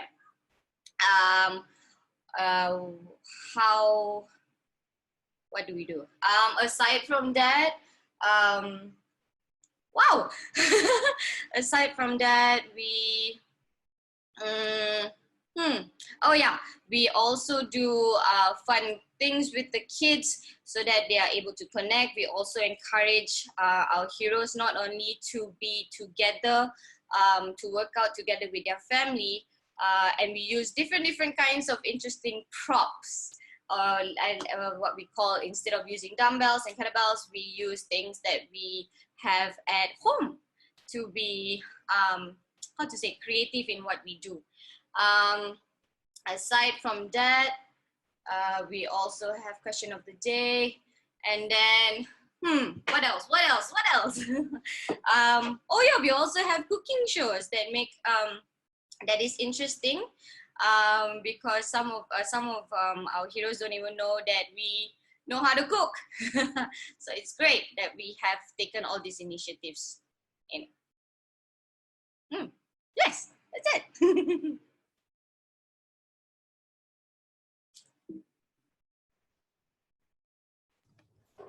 Now you're able to hear me. Thank you for being inspirational and sharing your story with us of how you're doing your job. As you scroll and you socially connect to our world, any other things that are inspiring you about, well, we hadn't thought of that, or I really like when I saw this person do this? Anything out of the box? Right now, I think the scavenger hunt is is a rather good initiative, because so far, what Noel, Kim, and our team have done is, whatever we have seen during the updates that you have during the town halls, we try to include in our activities, and it's really great. Even we had this thing called the break room on Zoom that we did, and it was really great that we can still connect, and then after that, break them into the root, and everyone went, wow, this is something new. So yeah, so we Malaysians are very astounded with what we can do with the internet, aside from Facebook and Instagram. So it's quite good. I agree. And for the fitness professionals watching and listening, remember this. Currently, on Zoom, you can do breakout rooms in meetings only and not on webinars. Yeah, correct. Go discuss. You've mentioned Kim and Noel. Tell us a little bit about Noel and Kim and your website and how we find you leading the world. And I say this, leading the world in movement menus and programming, how to take care of your instructors, what happens, the gym for people who don't like gyms, 6 months, 6 weeks challenges, etc. How do we find them? You can actually find us at our website, www.dailymuscle.com, or else you can follow. Listen to write in. dailymuscle.com for those of you putting comments and takeaways.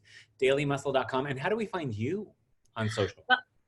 You can find me on Facebook with my name, Sharon Elena Stephen, and my Instagram, Sharon_Elena, ALAINA.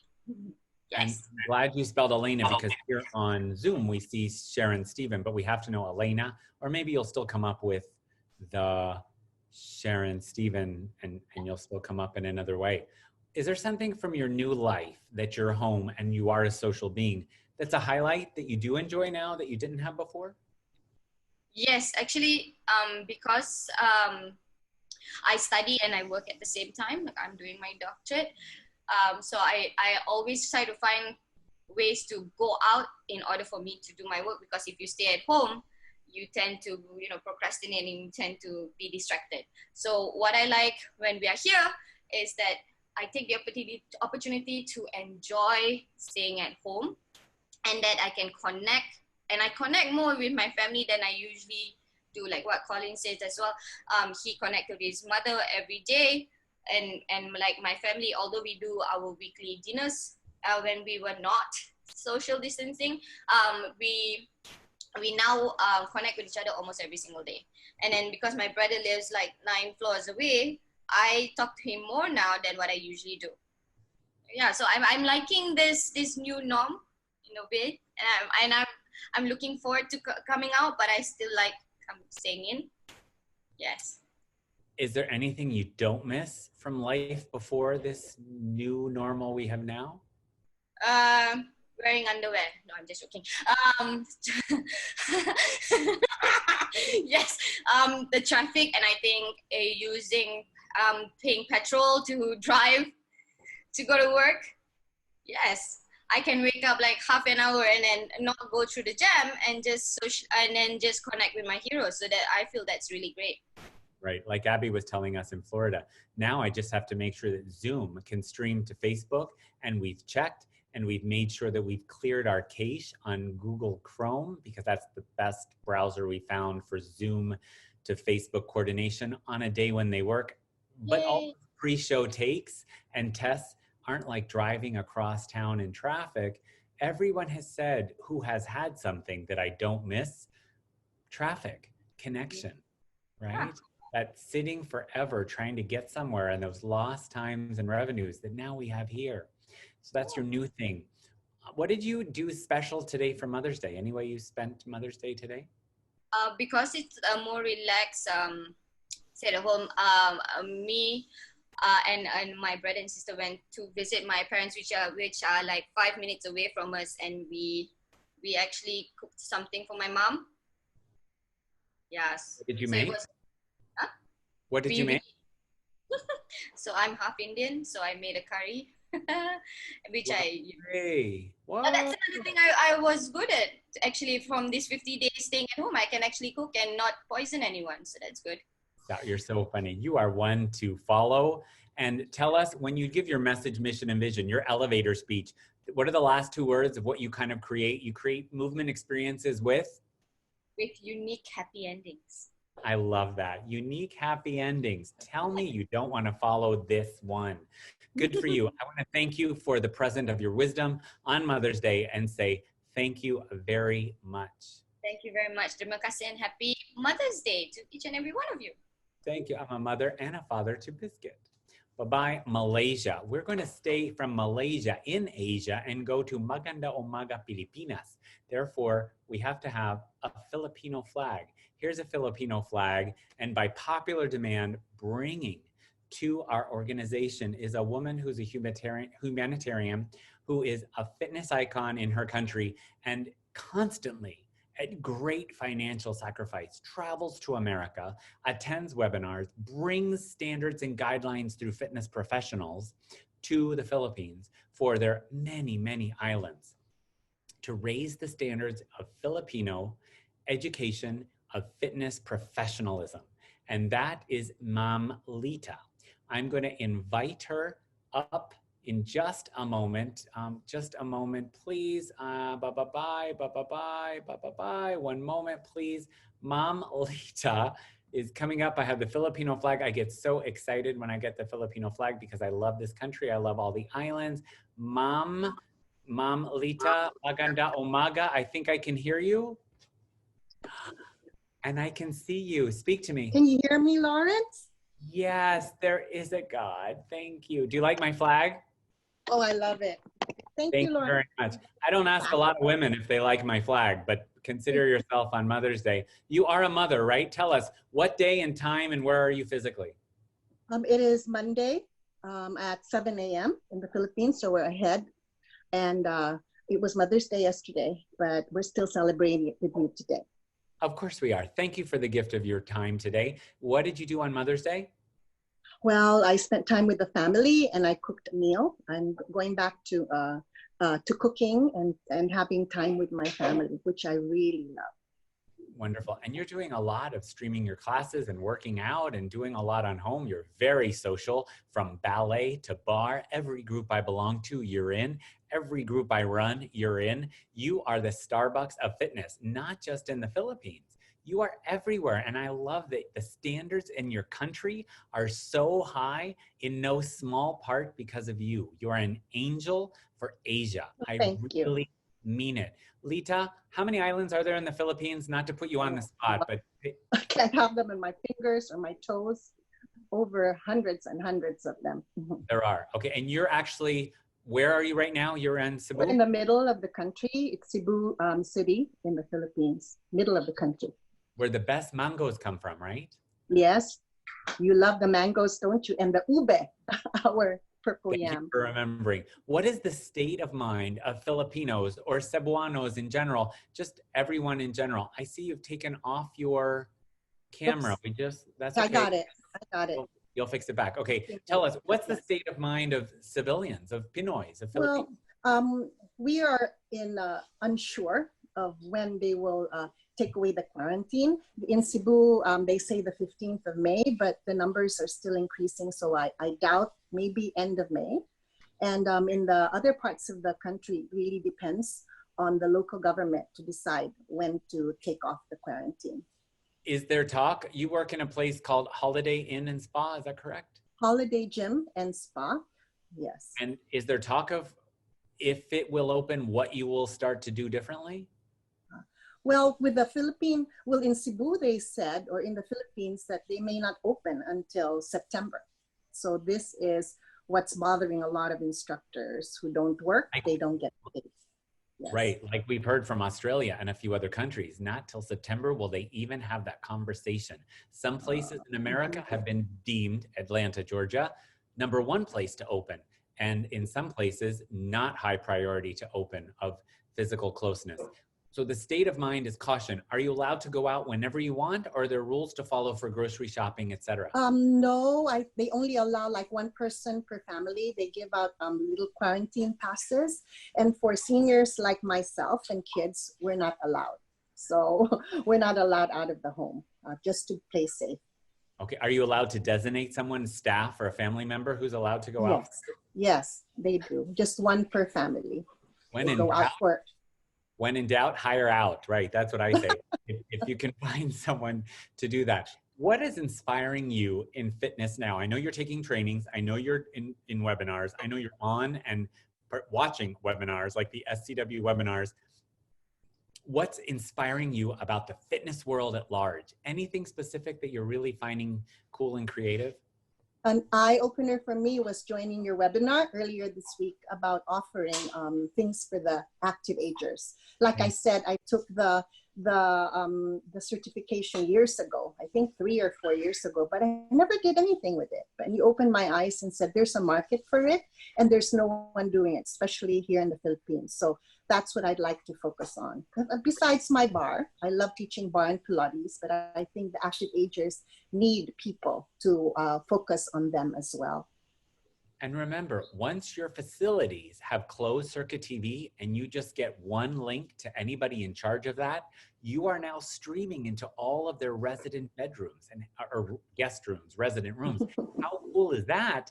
And I'm getting paid just to read stories, to tell jokes, to do brain games, as well as traditional movement. Now I just go through my refrigerator once and I did a whole detox of 30 minutes because some of them have whole kitchenettes or refrigerators in their rooms. It's uncharted territory. So good for you for opening your mind to those things. What kind of classes are you taking online? Because I see your mat and your post of your bands and your balls. What are you doing and what are you following? I'm trying to hone in my skills for bar and Pilates. So I've taken new workshops and webinars for that, and trying to see how I could make the mind and how I think my students would want to do the workout. So I'm very focused on that to become a better instructor. How wonderful. And you import so many people and you lead so many people and you're still a student. We teach what we need to learn and learn what we need to teach. Are there other things that inspire you in addition to thinking about the active aging when you're scrolling or connecting? Anything else that you thought, I didn't think of that, or they're doing that in this country, or maybe the Bar Above group, or anything at all that is inspiring or creative to you? The ballet tone seems to be very interesting for me because I'm a very active person. I needed to add cardio. Well, we do have the HIIT for bar, but I think ballet tone, I took ballet for about 12 years, and I believe that the Filipinos, love to dance, don't they? So I think that this would be very interesting for the Filipinos to have in their classes. Lita, as you're now at home, how many are there physically with you in your quarantine status? My family alone, we are 6, and then I do have my staff, which is about another 6. So we're about 12 people at home, plus my doggies. Wonderful. So it's not so lonely, right? You can all do parties, No. meals, and movement, and No. games, and rosaries Right. together. Right. We love it. We love having dinner at night. That we all gather upstairs, and I prepare a meal for them. How wonderful is that? Lita, is there anything new in your new normal that you're loving? What is something that you really highlight of your new life? The newness to me is to have time for myself, and that's so important. So I take a time in the morning after I exercise to meditate, do the rosary, and at night I have a group of very close friends, and we go to mass together every evening. So that to me is important. I never had time for that, and to build friendships and to spend time for myself. Physically go to mass or go online in a watch No, party? we go online. We watch mass together. We've been doing that since the very start of this quarantine. How wonderful for you to have highlights that you can appreciate now with time for you to hone your skills and take different kinds of movement experiences. Is there anything from life before this quarantine in the Philippines that you don't miss, Lita? I don't miss the busyness. I don't miss the traffic. I don't miss the people who ask of my time, because now I realized how precious time is to me, and that's the most important. Right. I like that, because we now know that anything can be taken away at any time. Like yes. He says, anything Yes. can change in a second. Some people are still counting their days, and we want to make sure our days count. And Yes. how we put together our time makes all the difference in the world. It sure does, Laura. Are you doing any kind of Netflix or movies or series you're addicted to? I'm so I like watching at night. I like watching different kinds of movies, but I just peg it for the evening when I've done everything, because if I sit in the chair and then put on the Netflix, I'm sure I could spend hours in front of the TV. So I just spend time. I make an appointment for myself in the evening. Any series you're really into or watching or binge watching? Nothing in particular. I know a lot of Filipinos love these Korean dramas, but I hate to do the what we call, if they're not in English and I have to read, I don't like that. So I just would like to do things that I can listen and enjoy and understand. I agree. You're a mom. Yes, I am.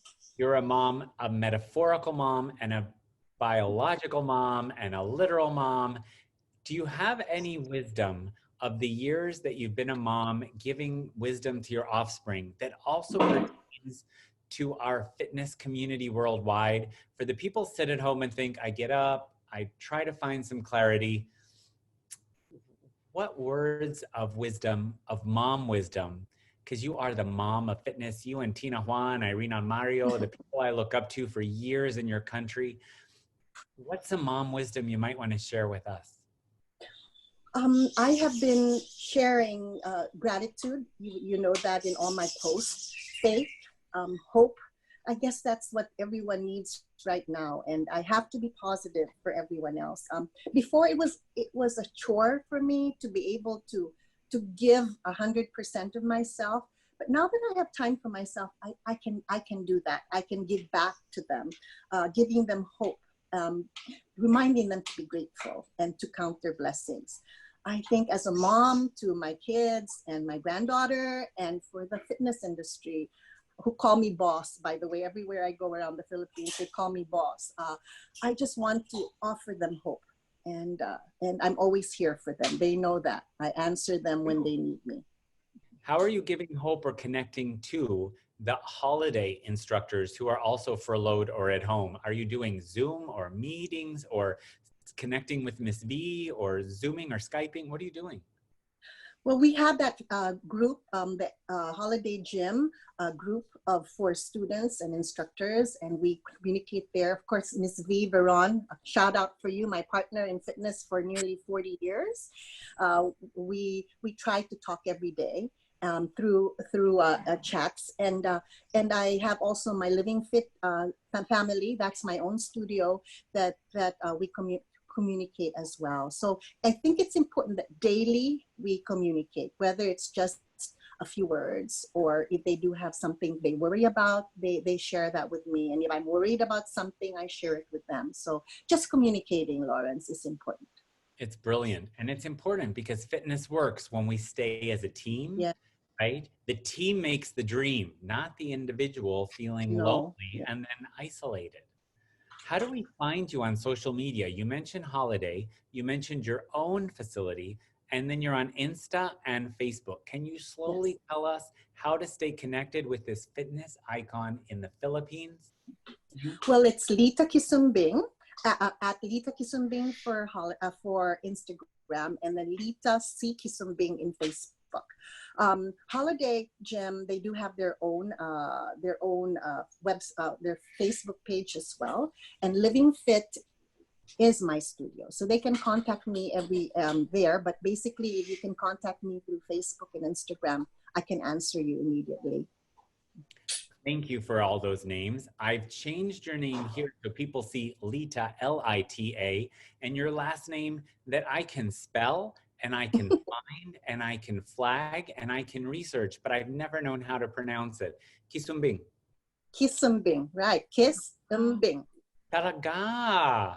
Talaga, talagang talaga.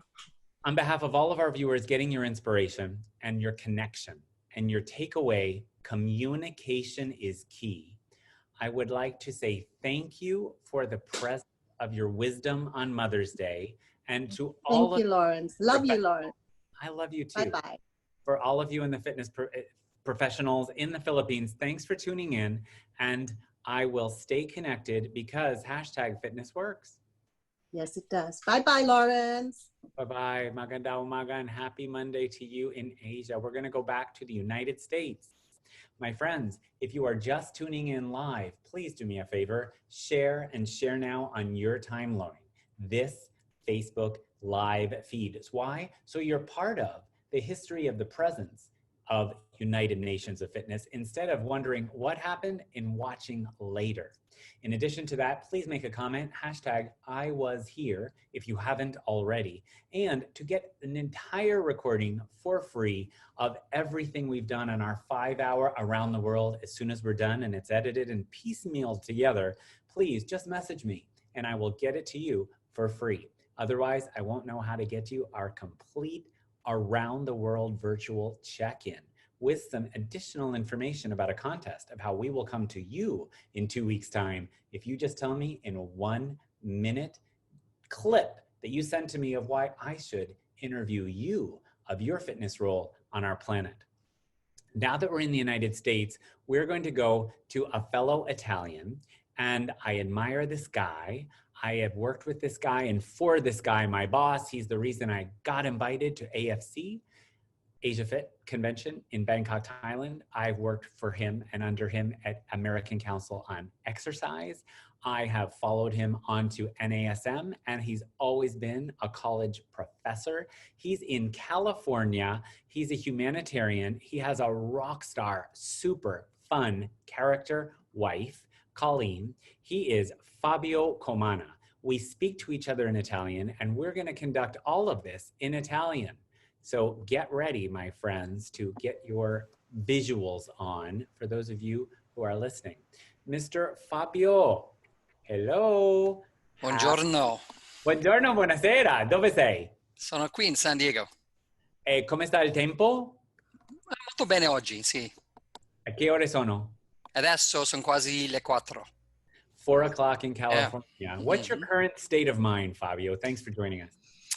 You know, it was funny when I was writing all my emails in the first few weeks, I was always ending off with, you know, just a little tagline, be safe and be well. And I've since added in the last few weeks, given what stories I've been hearing and given what's been happening, I've added be safe, be well, and be sane.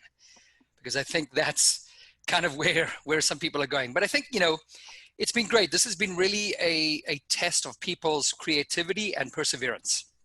And I think for the fitness world, I think for the practitioners, I really think this is a great opportunity to think about the next chapter, the next evolution of who you are and what services you provide. So I think this has been a great, call it a, a proof of concept, a beta testing, opportunity to try new things. And, that's kind of been things I've been doing and, things we've been doing at our school. And I think coming out on the other side, I think things are going to be very different. Correct. I have follow-up questions to each of those, and that's what makes you such a fascinating person.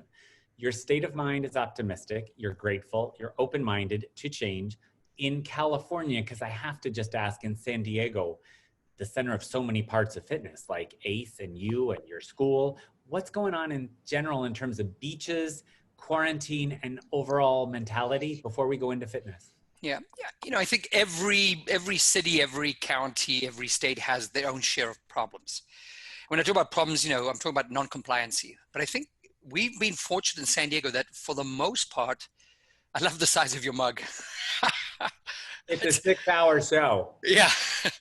Sorry, I got distracted. San Diego actually has been we've been very, compliant. So we have been lucky that our beaches are back open. We're not allowed to sunbathe, but we are allowed to visit the beach. We've had opportunities to walk and run and to get outside. And I think it's kind of, I think it's healthy. It's healthy physically, but it's also healthy mentally and emotionally. We haven't had too many people violating the beach rules. Some of our parks and trails are opening up again. So I think there's a gradual, phasing. We're kind of moving into the next phase where things are starting to open. I think people are getting outside. They're getting out of that cabin fever mentality, and they're starting to see the light at the end of the tunnel. Okay. And in fitness, is there talk about reopening? Are you already in reopening? Is your quarantine almost? No. We're moving into phase where stores are starting to open, retail stores, but it's curbside only. Essential services have been open and remain open. Our large gatherings, so gyms, movie theaters, those are still further down the road. A lot of it's on a wait and see. So we've just started as of Friday opening retail stores. And so we're going to see how that goes probably for the next 2 weeks. And then our governor may open up things.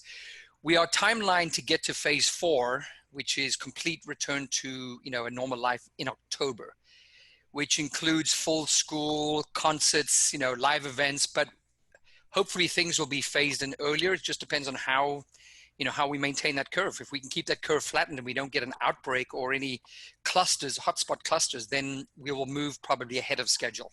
I think the key thing is for us all to be patient and do the right thing. If we all do our part, then we'll get through this faster. And unfortunately, you're always going to have those few naysayers, but hopefully not enough of them that it kind of, tempers the optimism, number one. And number two, it doesn't delay any opening as we move forward. And study our leaders like Fabio. What are you doing out there that's getting your message? Because you got your finger on the pulse of what to do and what not to do for personal trainers, fitness, gyms, clubs. You're so in demand. I see you on webinars. I see you privately and publicly going here. What kind of things are you doing besides webinars? Well, it started with, I've been lucky that in education, I've been someone who embraced online, educational delivery years ago. So when we made this transition, I spent a good part of the first few weeks actually helping my colleagues in our department, help them move or merge their classes into an online kind of medium. So that kind of took a lot of my time. And then, of course, I work with Orange Theory. I'm on their medical advisory board. So I spent a lot of time creating workouts, little template workouts, things to do at home, any place, anywhere, no equipment necessary. And I created these little mini blocks. I did mobility, stability. I did, HIIT, cardio. I did, lower extremity, upper extremity, did a variety of different workouts, things so that people could have access to being able to work out, maintain some semblance of fitness that have worked so hard to achieve in their own homes, living room, garage, whatever you want to call it, without any fancy equipment. I'm fortunate to have equipment, but I also cater to the lowest common denominator. So I've been doing that. I've been doing a lot of writing of stuff. I just actually posted right before the show, I posted an article on a little bit of a science on the coronavirus and then some basic steps people can use to kind of keep safe in their own homes. Kind of just trying to get, looking at ways also to, if you think about it, we think of that health is really driven through exercise. And I've really been speaking to the other 17 hours of your day.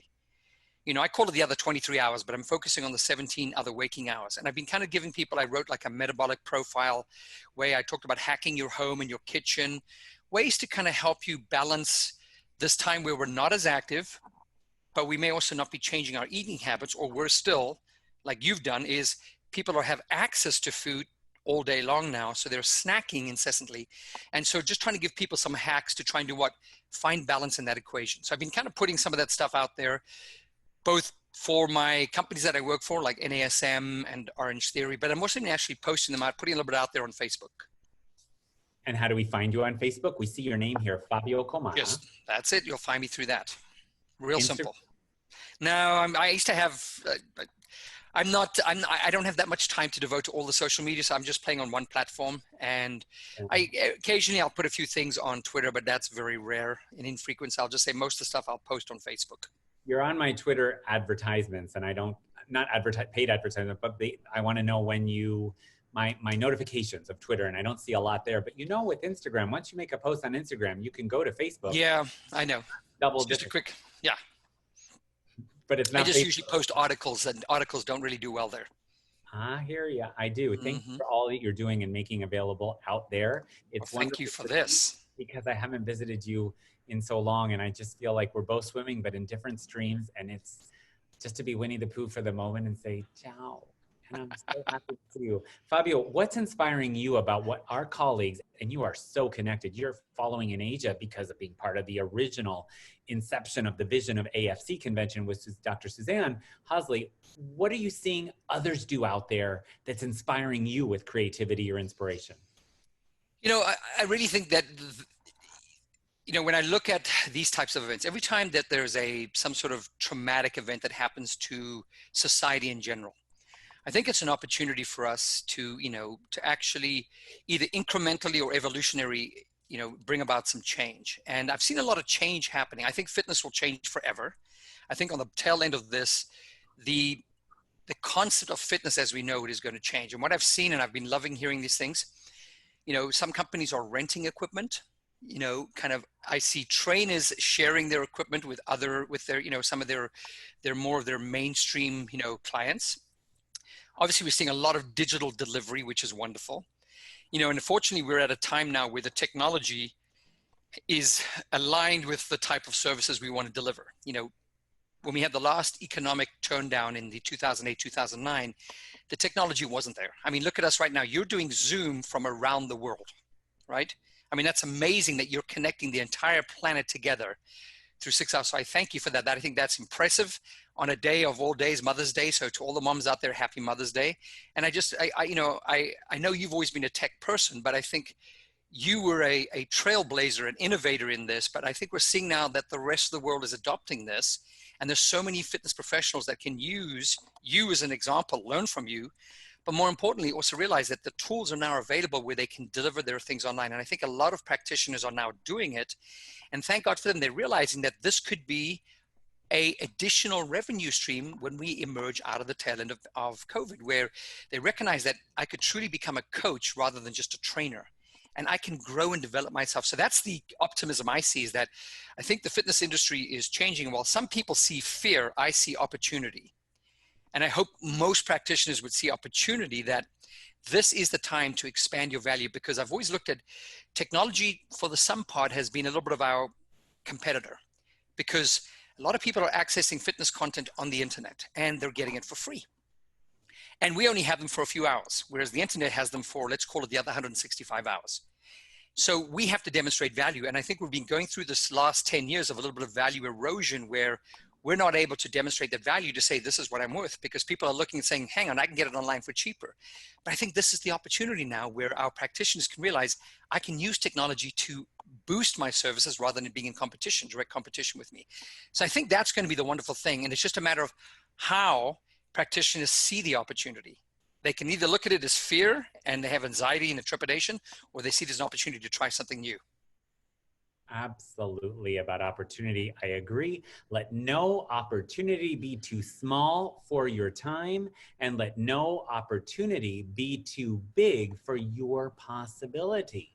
Greatly said. Be afraid of being on camera now, because you know what? Every margin has to happen with a mission. Every mission needs a margin, but fitness professionals, trainers, and individual and group are never taught, you're worth this service. But you know, we are. So good for you. And thank you for speaking how fitness works, but not for free.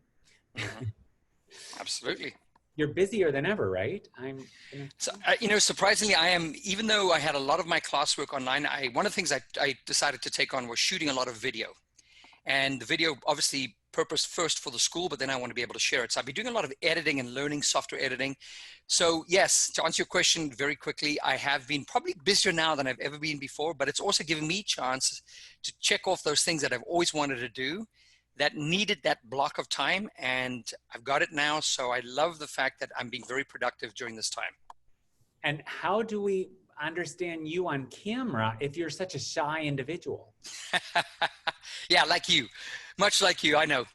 It's I'm forcing me to be crazy. I'm a bucket of crazy with smoke, mirrors, and lighting. You are research-based and a professional. Hello. Yeah. It's just, I ask questions and surround myself by people like our next guest, Irene, and you, who are so much smarter and so much more visionary and so much more humanitarian where I am. I can just point fingers and say, tell us, please.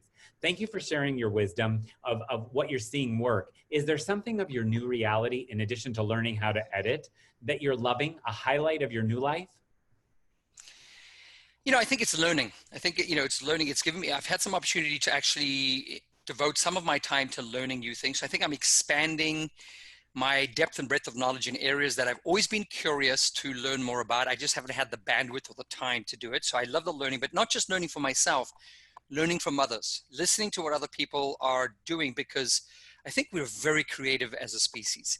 And, you know, when we talk about creativity, it's really to think outside the boundaries. I call it boundaryless thinking, and to find those novel ideas. And, you know, listening to stories when I'm on webinars or just emails coming through to me about how people are very innovative. And I love learning these new ideas, because I think ultimately we should be sharing these ideas, because collectively it makes us bigger and better and stronger. So I love learning for myself, and then in turn, hopefully I can share that with others, but really learning from others and really realizing how they're overcoming adversity and not only surviving, but thriving in this pandemic. Wise, wonderful parting words from our time together, looking at this as opportunity and not as fear, from someone who has his finger on lots of pulses in lots of pots of success. I want to thank you for the wisdom you've shared with us and leaving us pregnant with ideas and making your enthusiasm more contagious than a virus. So thank you very much. Say hello to Colleen. I miss you. Ti auguro una buona vita sicura e sana. Like you said, stay sane. Ciao, ciao, bello. Ciao, thank you. Hi, Fabio. He always calls me bello, which is an Italian thing, but not so much for Americans, which is very sweet. My friends, we're going to stay in America. If you're just joining us, please hashtag as a comment, I was here, and share so we can be part of history together on our United Nations of Fitness as we go around the world and bring another humanitarian visionary, someone who doesn't know how much I appreciate her and value her. And in addition to that, remember that to get all of this complete, concise, and edited of our 5-hour around the world, just message me and you get it for free. That's it. We are going to go to some part of the world where I'm not really sure. We're going to check in with someone who's working just as much as Abby Apple, who is the Starbucks of fitness as well, our Irene Lewis McCormick. I'm going to bring her up. She's going to tell us where she is. She is a mom. And hello, Irene. Hi, Lawrence. I'm so excited to be with you right now. I just listened to your conversation with Fabio. How appropriate. It's so great. Thank you so much. You know, I live in Des Moines, Iowa, and I just wanted to share with you a few things I did on Mother's Day. First of all, you have to remember in Des Moines, Lawrence, bacon is really important. And bacon, B-A-C-O-N, or baking in an oven? Bacon. I love it. Are you on a device that you could turn this way, because we're seeing you? Sorry. Oh yes, love you. I'm so sorry. No, nothing to apologize for. I like this way. I needed a little movement. Okay, so Des Moines, tell me. So in Des Moines, Iowa, it's a little bit chilly here. It's actually only 50 degrees here today, but I've had an amazing Mother's Day. I have 2 amazing girls, and I've gotten all kinds of flowers, so many flowers. I think I've got like 6 little posies I'm so excited for. But yeah, it's in the Midwest. I'm in the middle of the United States of America, and a lot of people don't know where Iowa is. It's really one of those flyover states, but I have to tell you, it's not that bad. And I know because I've lived here, I've lived in California, I've lived in Florida, I've lived in lots of places. It's just one of those, places that people don't really think about fitness. Well, they do, but it's not like I'm in Miami or LA or Chicago. So there are some unique obstacles that sometimes I have to overcome because I'm in a small community and people don't always have the trends come from the coasts and then they come and land here in the Midwest. And so people think it's really, some things that we've been doing for a while, it's exciting for them to try. So that's kind of where I'm at. But the message I have regarding that, do not let geography limit you. It doesn't matter where you live. I've been successful in California. I've been successful in Iowa. No matter where you go, there you are. There you have it. And you know what? When you said trends come from the coast, you're not in the coast, and you have won awards. Instructor of the Year from multiple organizations, SCWID and beyond. And you know what? You are a setter and one to follow. Thank you for having here your social media handle so we could follow you. I just don't believe that the United States sets the trends, and even the coast at that. You are one to follow because you are versatile, land and water. You teach in university setting. You teach to active older adults. You teach to kids. You are a mom. You can act like a kid, and I respect you for all of those versatile applications that I couldn't touch in any way. What's your current state of mind, Irene? How are you feeling right now? Well, to be honest, first of all, thank you so much for all those wonderful, kind words. Lawrence, you're Lawrence Biscontini. I'm like, oh my God, I'm going to be on Lawrence's show. I'm so excited. Thank you for having me. But right now I'm actually really comfortable. My house has never been cleaner. I've been, I've been able to make changes, and I, as a contractor and as a fitness professional who goes out and travels and goes to conferences and arrives at a YMCA or, some JCC in New Orleans, I don't have to do that anymore. I'm doing that from my basement, which is where I am right now. And it's unbelievably easy. Once you learn the technology is not that bad. There's so many people who will help. Petra Kolber has helped me so much. Abby Apple has helped me so much. Trisha Madden, oh my gosh, if I have a question, I call her, what do I do? Here's what you do. And it's been really amazing, but people are super responsive, and I personally would like to see more of this.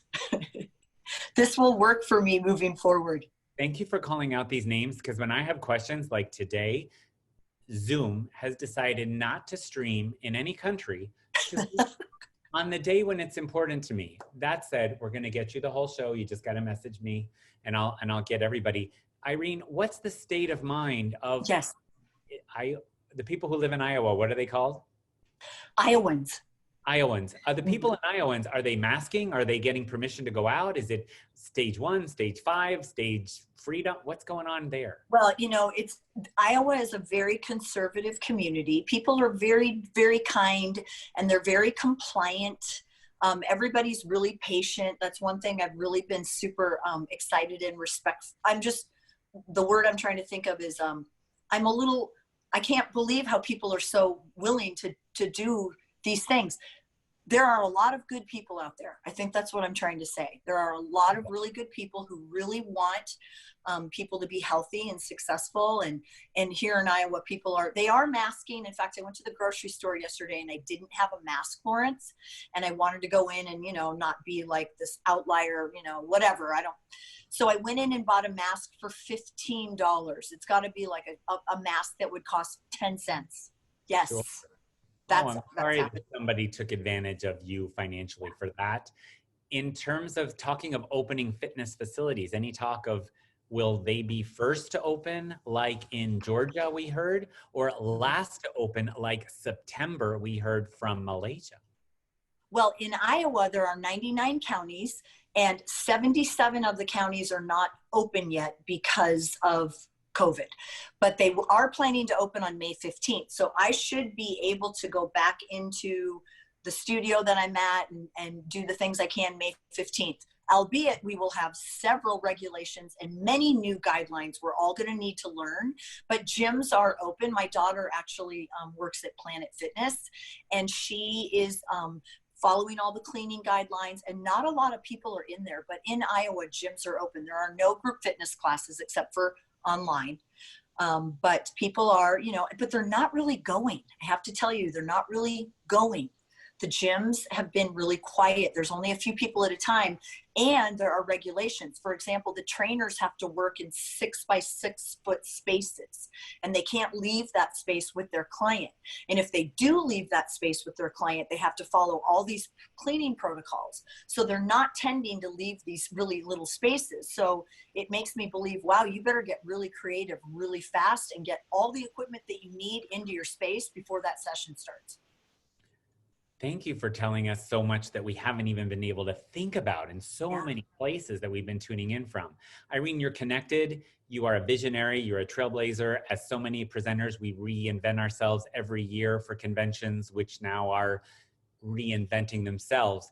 As you scroll and search, what's inspiring you that our colleagues or fitness world is doing in general? Well, the first thing I wanted to share with you when you, on creative ways in which to do things. This is amazing. What you are doing, Lawrence, right now is trailblazing. This is the most creative thing I have seen. I do want to shout out, though, SCW, Sarah Cooperman. She is crushing it. Here's another person, too, Trisha Murphy-Madden. I can't believe what she has been able to do. I can because I'm confident in her skills and I adore her. But she is just amazing. She was on our show two weeks ago, and before that 2 weeks, we had Sarah Cooperman. And Sarah Cooperman's going to have her virtual convention, which we'll talk about in 2 weeks at the end of May, which will be the largest online virtual convention in the world. I am really excited to be part of it. I've been invited to present 2 sessions and 1 certification. And I just can't believe I can believe. This doesn't surprise me, but it does make me feel pleasantly like, wow, fitness professionals are amazing at adversity. Give me a metal can and I will figure out a way to help you squat, lunge, bicep curl, and tricep press with that thing. Trust me, I can do it. We all can. Anything else that's no, you can because you're so creative. I watched something you did there in the basement with the foam roller the other day. I think it was on Bar Above, on myofascial release, how to take care of ourselves. Science-based, but in language we can understand. Just brilliant. Irene, what else are you seeing that's maybe inspirational? A new kind of workout or a thing to do? Like I go through my refrigerator and show people how they can detox without organizing it first, which is kind of crazy or daring. Anything you've seen that's kind of inventive? I want to say that I feel like outside of the fitness area, what people have been doing is a lot of, I've never heard of the virtual refrigerator tour, Lawrence. I might have to steal that idea. It's so good. That's why we do this. People can connect. My older adults just want to connect. They don't want to do fitness. They really can in their resident communities, but they have closed circuit TV. So I'm being asked to read stories, send off the clip. I've been asked to do the tell jokes, send off the clip. I've been asked to do the standing walking bingo with objects in their rooms. I do that instead of B27. You get to win a point if you bring me a red object and hold it up. I can't see them. And who cares? They're just walking around and doing something. And if they're sleeping through it, who cares? But yeah, take anything from a refrigerator. If you get them to see you as well, take that and use it. That's why we do these for ideas. Anything else you've seen that's kind of, ooh? Well, I want to say I feel like some of the, we've got a lot of, in our community, we have this huge grocery store chain, and the dietitians, I'm noticing on Facebook, they're doing little pop-ups just like, hey, if you're grocery shopping and you're trying to find meals that are really healthy, really quick, here's some things. So they're helping people shop, which is great because that's the only place I get any social interaction is at the grocery store with a mask over my face. So I just have to use my eyes. That's pretty cool because Tricia Silverman, from SCW and her new book on dividends, she's giving a lot of kitchen tours of her kitchen where I got an idea. If you open your fridge, although I'm not seeing her open her fridge, if you open your fridge and show people the craziness or the reality of how to detox or what you're really using. Like, I don't have a car, and the grocery store in quarantine here in Puerto Rico is pretty strict still. So I'm just trying to get by on the 501 uses of dry lentils, because you can only repackage lentils and brown rice so many ways, right? And I'm trying, if I have one more rice and beans dish, which is a staple in Puerto Rico, so creative ways, hot, cold, blend it with this. Does it mix with Dr. Pepper? How does it go with peanut butter? Yeah, all those kind of things. What is something that your life is now, Irene, that you're looking forward to, a highlight of your new normal? Well, I'm hopeful that I can be good enough at these virtual trainings that I'm doing and certifications that I can start moving forward. I'm also starting to work with personal training clients. That's something I've never done virtually. And I know Kelly Roberts is doing a lot of that. So I do plan to tap into her before I start with my first client to find out some tips and tricks about how to do that. But I'm so excited as we move forward and move out of perhaps this isolation. I miss people. I really miss people, and I almost feel bad for being in the past, like, you know, being angry or frustrated or whatever. I'm not going to do that anymore. I am so grateful for that food server to come to my table, or the people who are maybe gathering in the bar, and maybe it's a little inconvenient for me to walk through, but I don't care. I'm so happy there are people. I'm really grateful for that. I like people. Are you still drinking alcohol? We've shared wine over the years. That is the one thing. Okay, so wine, and in fact, because it's Mother's Day, as we're speaking right now, my husband went to the grocery store to buy some champagne to celebrate. I'm so excited for the bubbly. But the one thing that is really myself and other people I've been chatting with in my neighborhood and community, I'm not really happy with what's going on with like my body composition, because my fitness level is just not the same. I have equipment. I've got a suspension trainer. I've got body weight. I've got some small little tools in my home. I've been running outside, which is something I never do. I can do, but I don't. And I have been, and it's really been helping me think about different ways to train, and also to help other people think about ways to train, because they're going to come back to us and they're going to want to know, what can we do? Because the large 45 people Zumba classes, they are not going to happen. We are not going to see that. We're going to see the really restrictive personal training guidelines that we just talked about. And then we are really going to have to figure out ways as fitness professionals to help people move and to help them understand. Like this, it's going to be a new norm. I really feel like, and I like it. I mean, it works for me. I hope that I can affect people's lives even virtually. I agree. And I think that when you talk about what's coming, you're visionary. And when you mentioned before about the fear of getting online and streaming more and personal training, whether you do on FaceTime or Zoom, you have it. You have everything it takes. The only thing between here and there, I like to say, is in the fear, which in the scheme of our reality is the breadth of an eyelash. So remember that you put yourself out there, and whatever happens, it's better than sitting down and waiting for perfection, because it's not going to happen. I'd rather just do something. That's why this bucket of crazy comes on at 6 hours around the world saying, give us your wisdom. Thank you for sharing your wisdom, because you bring mother, and you bring fitness professional, and you bring you bring award winner from multiple organizations, and you also bring this wonderful ability to connect to what's here and reinvent yourself to what's coming. Thank you for the gift of your presence, of your wisdom, of your mother-like contagious ideas. I'm super excited to be with you today. And I just want to share one more thing, because I bet our time is short. I just wanted to encourage people to realize that I have notes, Lawrence. I'm so sorry. Where did I put this? This was my favorite one. I wanted to tell you. Make yourself essential. Fitness pros who are listening, when we get out of this, figure out a way to make yourself essential. And you are. People need us. They don't know how to move. In fact, one of the first things that happened when we first started this isolation is people were reaching out to me going, what do I do at my house? I don't really even know how to organize the workout. They don't know what to do. So I think it's going to be really important to figure out a way to make yourself essential, and also to remember this. It's not the skill, it's the will. Oh, I love that. Hashtag please take away. Someone write it in comments. It's not your skill, it's your will. It's the will. Yes. I want to tell you something I've said to Abby when she was on hours and hours ago that you might not know. And that is this. In addition to thanking you, I have, and I say this publicly, both loved you and admired you for a long time from far, but I want you to know now that I love you and I admire you from close. Thank you for being with us today. Happy Mother's Day. It's such an honor and a pleasure for you to recognize me and invite me, and I've loved every second of it. Thank you, friend. Thank you for being with us. Bye, bye. All right, we're gonna stay in the United States and we're gonna be going to somewhere like Boston.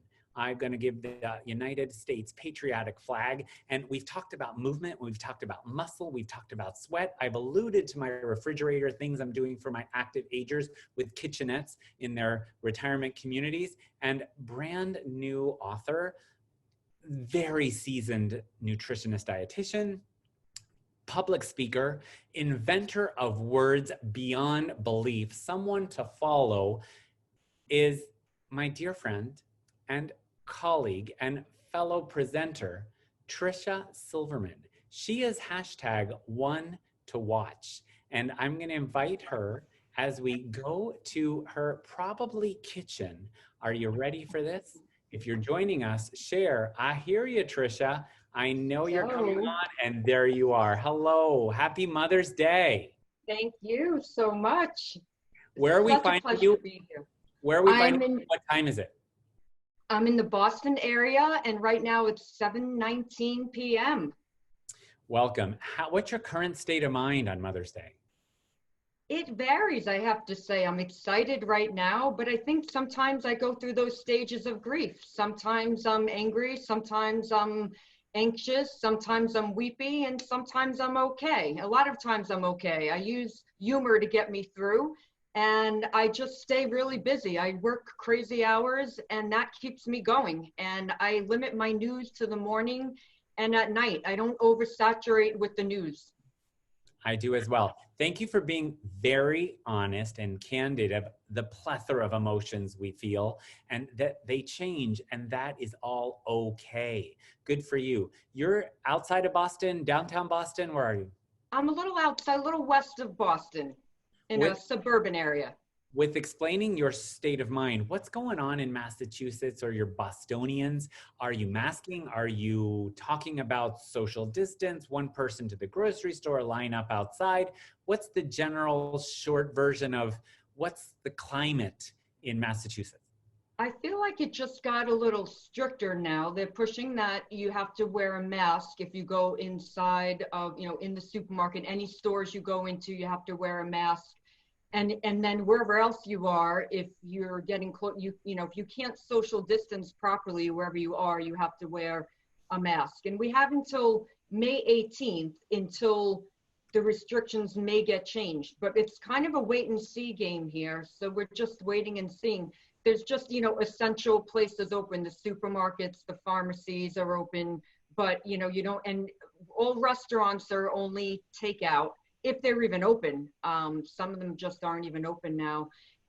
But the schools are closed for the rest of this school year. So my kids, they're going through, through June and, we're doing the homeschooling thing. So that's, so it's wait and see here. That's really how it's going. Is that you? Are you schooling? Are you doing like the new math and the algebra and all that stuff that I can't deal with? I'm trying. I'm lucky that they're starting to get old enough to handle some of it on their own, but I have to keep checking in with them to make sure they're doing it. My older son is taking a technology class, and I got really excited about that because I'm always looking to learn new tech tricks. So I've been watching that class with him and, getting on and looking at different videos. And so that's been fun. I wouldn't have done that otherwise. So that's been I look for every day, several times a day, the silver linings and things. So that's one of the silver linings, the family meals, and that's another silver lining too. as you say, you're looking and studying an open-minded growth mentality, takeaway growth mentality to learning and self-educating, as we heard Miss Lita say in the Philippines.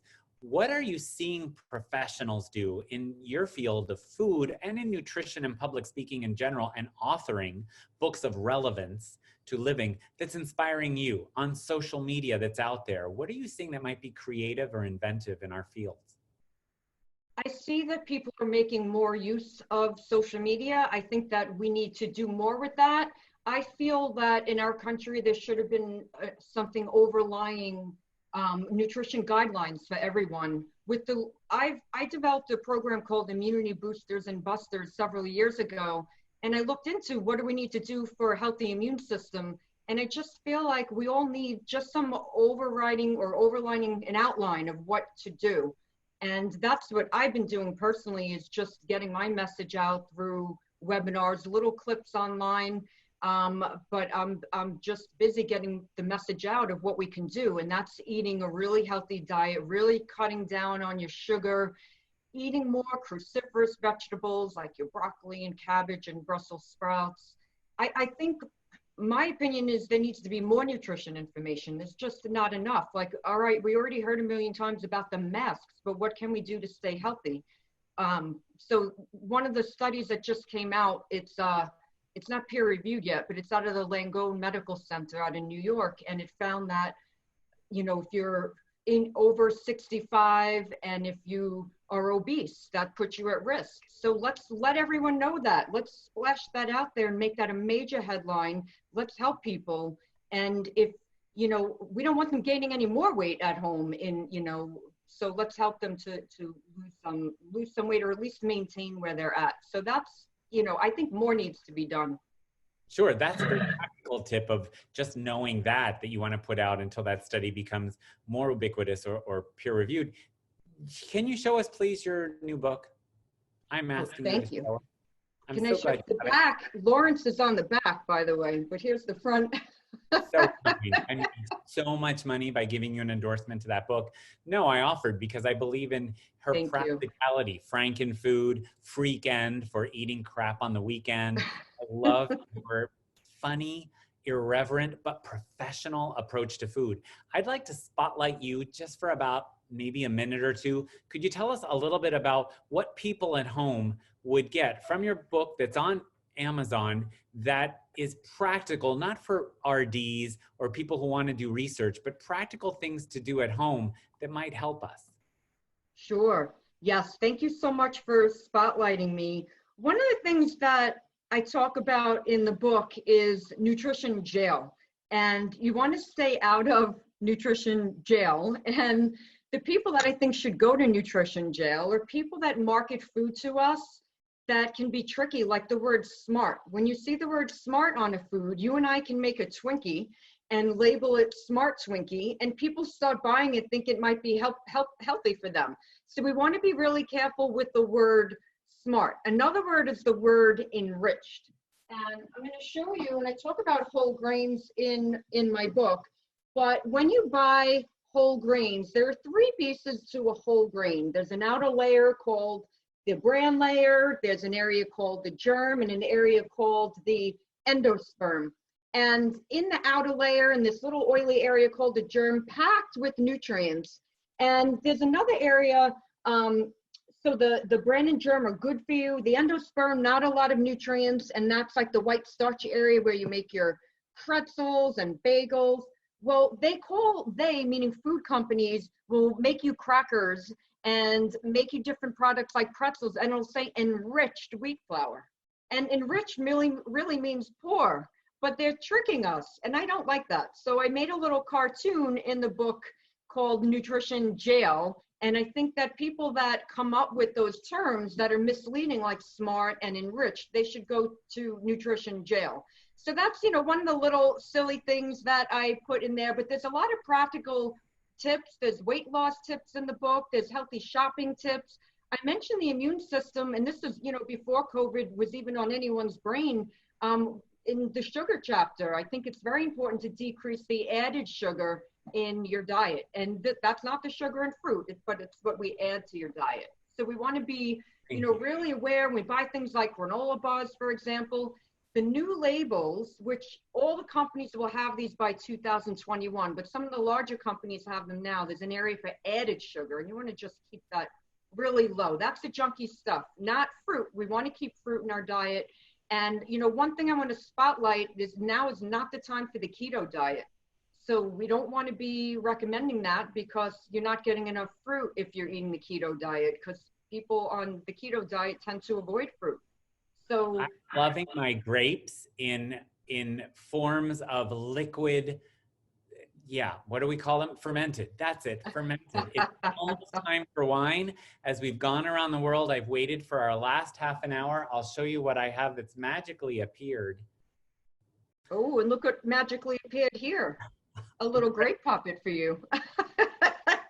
You're so kind. I won't take a sip yet because I still have a little bit to do. Let me ask you, when you're going around and you've shared what's inspiring, thank you for telling us about some highlights and takeaways of your book on Amazon, my friends. Tricia Silverman, how do we find you on social media in addition to your supermarket tours?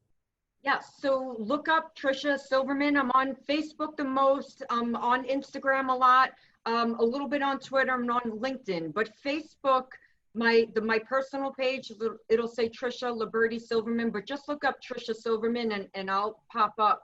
And I just, you know, I do a lot of little spotlight videos. They're from my kitchen. That's where I hang out nowadays. And I have my posters and a lot of props set up. So I'm just kind of ready to help people with all the things that I have ready in my kitchen, different food things. You mentioned with Irene's talk, you haven't looked at my refrigerator yet.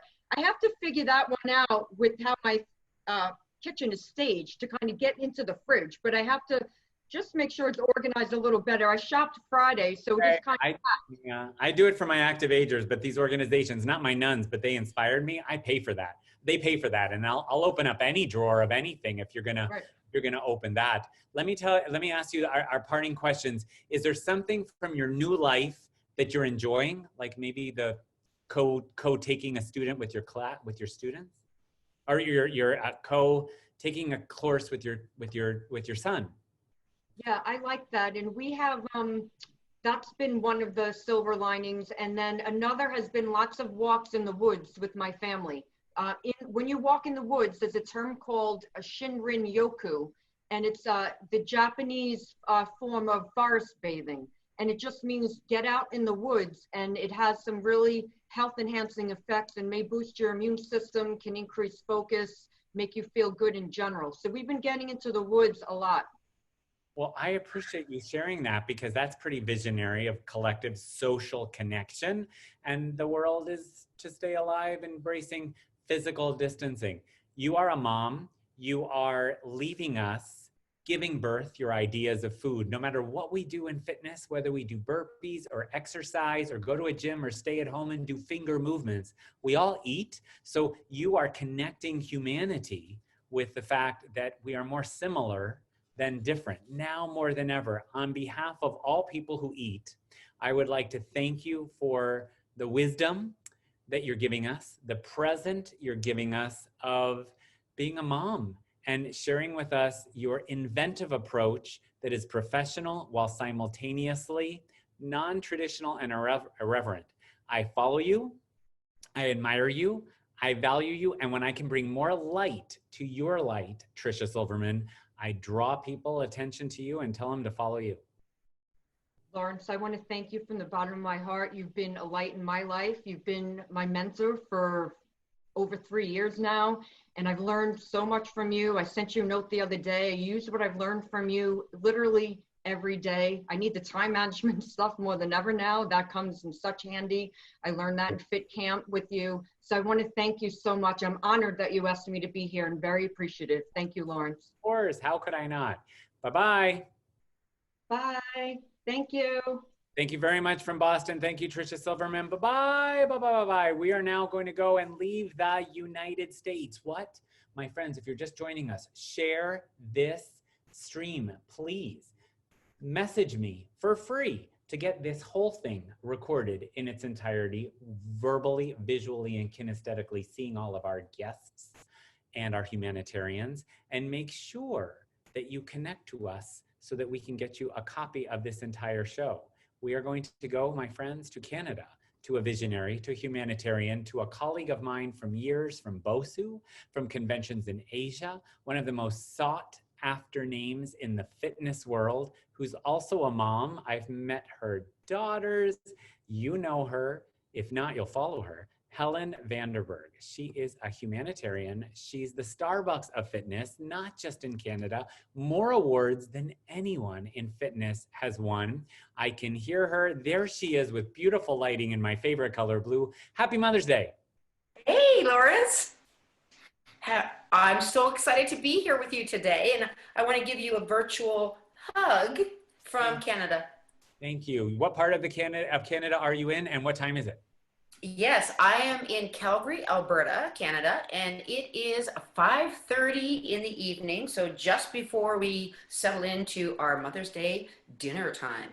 Well, thank you for speaking to us first. Tell me, is it dark yet or not yet?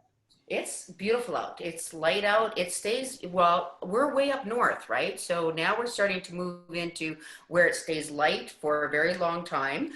We were in the darkness all winter, and now we're moving into light. So it'll get dark around 9:30. All right. What's your current state of mind, Helen? You're a business owner. You have so many company affiliations. You're being a mom, and you're staying afloat so many ways. How are you right now?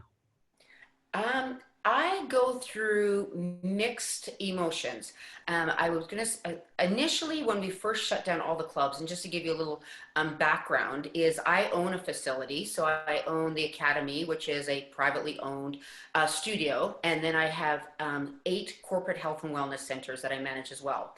And like you, Lawrence, I'm on the road presenting at conferences and representing different organizations and super busy with presenting and traveling. So not only the clubs, but traveling.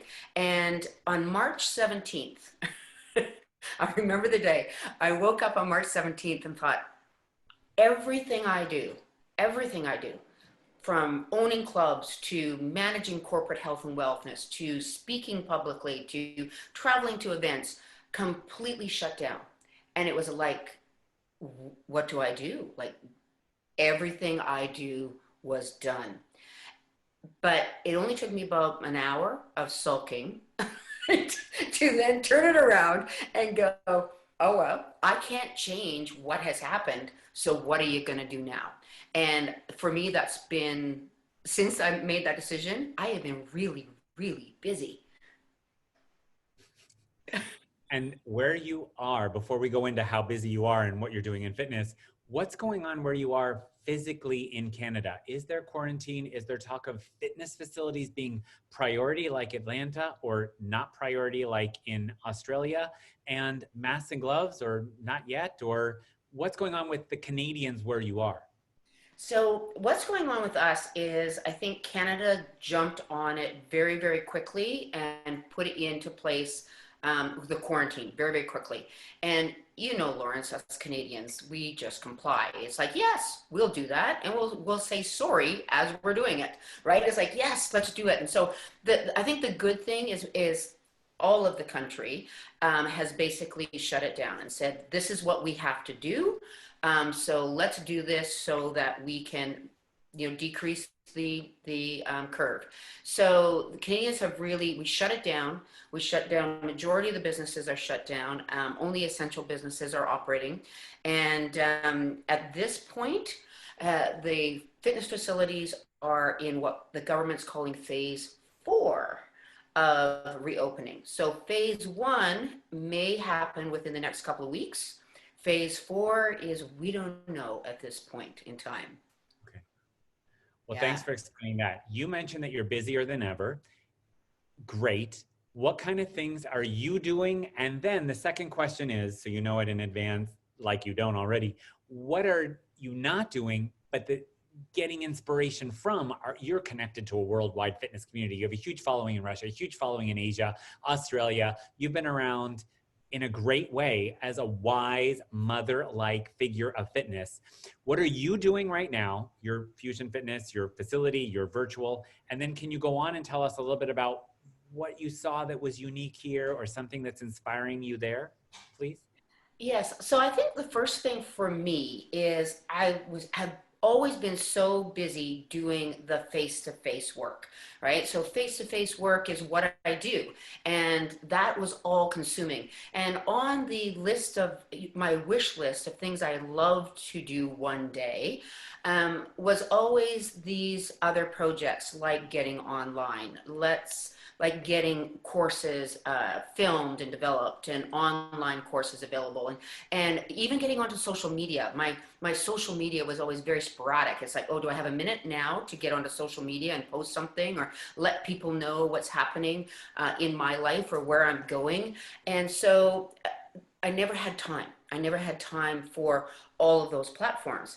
And now it's like I have the time to get onto those platforms. I do have the time to connect to people in a different way than I've been able to before. And in fact, I have to apologize to all the people that followed me and messaged me on Instagram and Facebook in the past, because I didn't even know how to find those messages until recently, right? And then my daughter's like, do you know you should answer these? I'm like, where are they, right? So where are they sitting in my, message box? So, that to me has been huge, is that I now understand the value of that connection, not only in the face-to-face, but the online world, and how do we keep the community and the connection and the conversations going like you are doing with this today. Is that's so important. And not even if we were in a situation that we're in now, but many of us are far away from each other, and how do we stay connected throughout the year with each other? And this is the way to do it.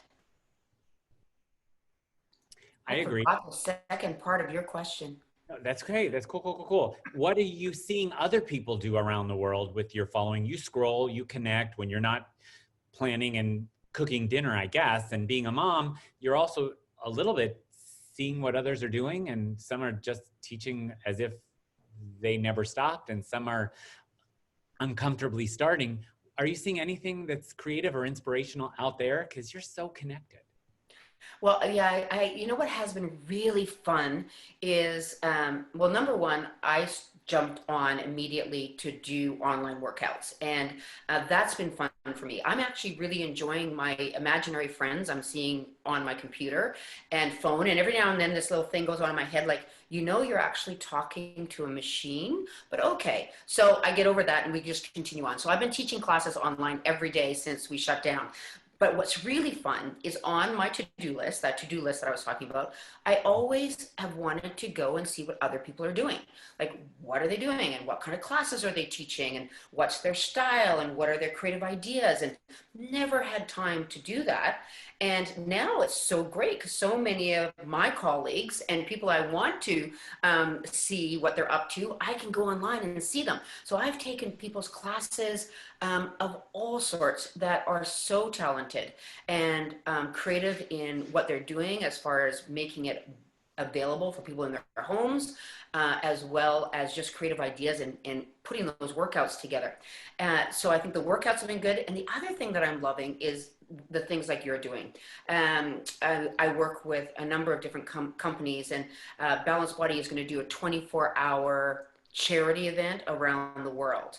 And all of the revenue that comes in for this 24-hour event goes to the food bank. And so these kinds of initiatives that companies are doing and individuals are doing has just blown me away. Can you tell us any more about that event, or is it not public yet, though? Who, what, where? Well, you know what? It's public in conversation, but it hasn't been posted to sign into, which I would love if it was, but I think it's going to be up this week. So if you go to the Balanced Body website, they will be publishing it, and it's basically a community global event where they're doing similar to you, but a completely different topic in the Pilates world, going around the world. Wow, that's for a cause, right? For a cause, social yeah. Outreach and social good. That's wonderful. Yeah. I remember when I was scrolling and seeing who was going to first start showing fitness in the living room, so to speak, it was you. You jumped on right away, and you were training and teaching, and you have a following of consumers and fitness professionals. What kind of things, what disciplines are you streaming? I know it's almost all barefoot that I've seen. Can you tell us a little bit about what kind of disciplines or fusion that you're doing? Yeah, well, actually, you are in my studio living room. So I wanted to actually be here because this is the studio living room. It used to be my living room and it's now a studio. I don't know if it'll ever go back to being a living room. I kind of like it as a studio. So, so I'm intentionally sitting in my new living room studio, and I am training barefoot. And most of it is because I'm doing the fusion workouts based on my book, Fusion Workouts. And for me, it was an opportunity to say, here's a sampling of all the fusion workouts that you can do. And so I do bar-based and Pilates-based and yoga-based and fitness-based and HIIT training, and sampling all of those different workouts of how you can take fundamental movements that we can all do anywhere without any equipment, bare feet, in your living room, and play with movement in different styles. It's been so fun.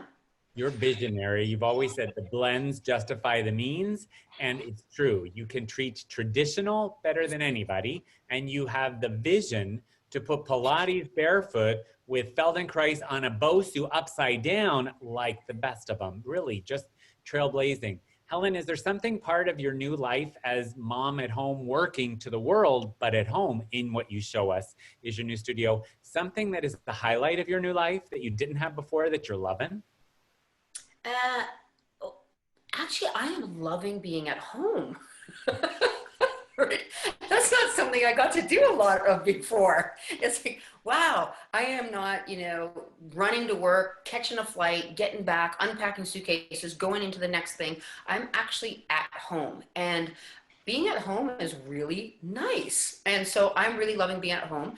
I have 2 daughters and a dog and a husband, right? So my husband's still working full time, so I don't see him much, but my 2 daughters and the dog and I are spending a lot of time together. What's your dog's name? Cooper. I don't know where Cooper is. Cooper and Cooper. Cooper and Biscuit. Cooper, there's another puppy on here. Come and see. Dog. Cooper, come and look. Look at You know that word, his ears go up, dog. Yeah. You're loving that part of your new life, being at home and your family and Cooper, big dog. You know what big dog means? Big poopies, right? That's right. That's right. Helen, why did you call me over here? Is there something from life before you don't miss? Yes. I really don't miss the chaos. I don't miss the chaos of every minute having a schedule, an agenda, having to be somewhere, and that juggling between being a mom, being a business owner, and traveling. I don't miss that intensity. I'm actually happy to go, I need to breathe. You know, I've got a moment where I'm not thinking about what's the next event, what's the next thing I need to get done. Sure. It's creative time. It's actually giving me creative time. And part of that wisdom, I think, comes from being a mom, but also a mom of so many programs of the companies you've worked for over the years. Schwinn, right? Yeah. And Bosu, and Balanced Body, and so many more. AFC, and Instructor voted from Canada more awards than I think Starbucks has cups. Good for you. I want to thank you for the wisdom that you're sharing with all of us. Any parting words as a mom? As a mom, because I have two daughters at home, one who just graduated from university, which she missed her graduation because there was no graduation for her. Learning from my children because she just adapted to it and said, well, it is what it is. We had a backyard graduation, which ended up being super fun, just the 4 of us, well, and Cooper. And then my youngest daughter is in high school. And so she's had to come home and figure out how to do school from home. And that's huge. That takes a lot of initiative, a lot of discipline to make that happen. So my daughters are teaching me every day that they are strong, independent women. Beautiful. Thank you for the present you're giving all of us of your wisdom. Thank you for being mother-like to all of us in fitness from a very literal but also metaphorical sense. You have come on before your dinner with your family on a huge day, Mother's Day, to share all this. I really thank you for saying yes. I admire you, I follow you, I love you, and I appreciate you. And Lawrence, I feel exactly the same way for you. You and I have had so many great conversations when we travel together, and the depth of our conversations always makes me think more deeply about everything that I do as well. So I want to thank you for inviting me, but also thank you for sharing your wisdom with everybody and including us in that journey. Thank you. I love you. Peace out. Bye, Canada. Bye. All right, my friends, we are going to bring our Around the World virtual town hall to a closing, going back to Asia, as I love to finish where it is morning, where it is no longer Mother's Day, to flash forward not to Cebu Island in the Philippines, but to our capital in the Philippines, and that is Manila. Back to our Filipino flag. My friends, I'm going to call up a fitness professional, a flamenco professional, boss I've had in the Philippines when I first went there and taught, because she was the treasurer of an organization who paid me. What? You always are friends with the one who carries around the pesos or the Filipino pesos. My dear friend, Irene. Irene and I have been friends for so long. She's going to come up into our room. I hear you now, my friend. Hello, Irene. Good morning. Maganda umaga. Good morning. Hi, look at you with your lips on and your pool. How are you, my love? I'm fine. I miss you. I miss you more. How was your Mother's Day yesterday? It was great. My kids were here and we had a wonderful lunch. They prepared. I had nothing. I didn't do anything, and they took care of everything. As they should. Where are we finding you? We're finding you in Manila, as I mentioned, in Dasmanitas or Dasma. What time and day is it where you are? It's Monday and it's 7:48 in the morning. And who are we seeing walking behind you? Is that Dao? That's Yaya. Oh, hi, Yaya. Maganda umaga. We're seeing you around the world. Yes, it's nice to be quarantined with staff, as we saw Miss Lita. She's 6 family, 6 staff, so together they're 12 in quarantine. Irene, what is your current state of mind right now on your Monday morning? I think I'm what you call borderline between sanity and insanity right now. It's like there are days when I'm sane and there are days when I'm like just so sad, you know, but it comes and goes. I guess we're all feeling the same way right now. Right. It's Now, just been so long. You're living in a gated community. Are you allowed out? Yes. You told us about yourself. Tell us about now your organization of where you are, like where the law is in your gated community. Are you allowed out to the grocery store, mask, gloves, walk your dog? What are you allowed to do? Yes, we are allowed out, but we cannot go out without masks. You can see wearing a mask. I can. This is a requirement. You show me yours. Can I show you mine? Milagros, my vet's wife, made me one. Very special custom. Can I show you my new mask? Okay. I've never been out to need one. I've been here in Puerto Rico since January 1. I have not left my house since January 1. But when comes a time to go out and I'm going to need a mask, I've got a mask. Oh, sexy. I will travel like my drag queen friends. If you're going to have sequins on your lips, why not make them blue? If you're going to go sequins, make them Swarovski. What's the state of mind of Filipinos? We've heard from Cebu and Miss Lita. Tell me about there in Manila. What's it like? Because you're in the capital now. Your government's there setting the standards. You've got the news. And I'm going to say cheers to you. May I? Because I'm now getting near the end of my show. What are you drinking? Agua. Oh, hot water. Ela, no, agua. I'm going to say to all of you who might be with me, Tricia Silverman told us about drinks and grapes and fruits and lots of plants. So this is my plan to each of you. Happy Mother's Day. Tell me, what's going on in the Philippines? How are Pinoys?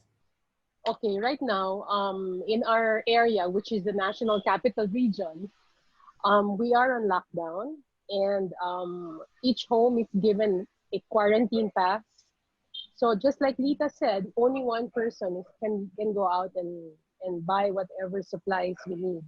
Fortunately, we can go out to the grocery, to the pharmacy, And some restaurants have opened for takeout. So basically, those are the things that's available to us. But right now, the business that's really booming are delivery.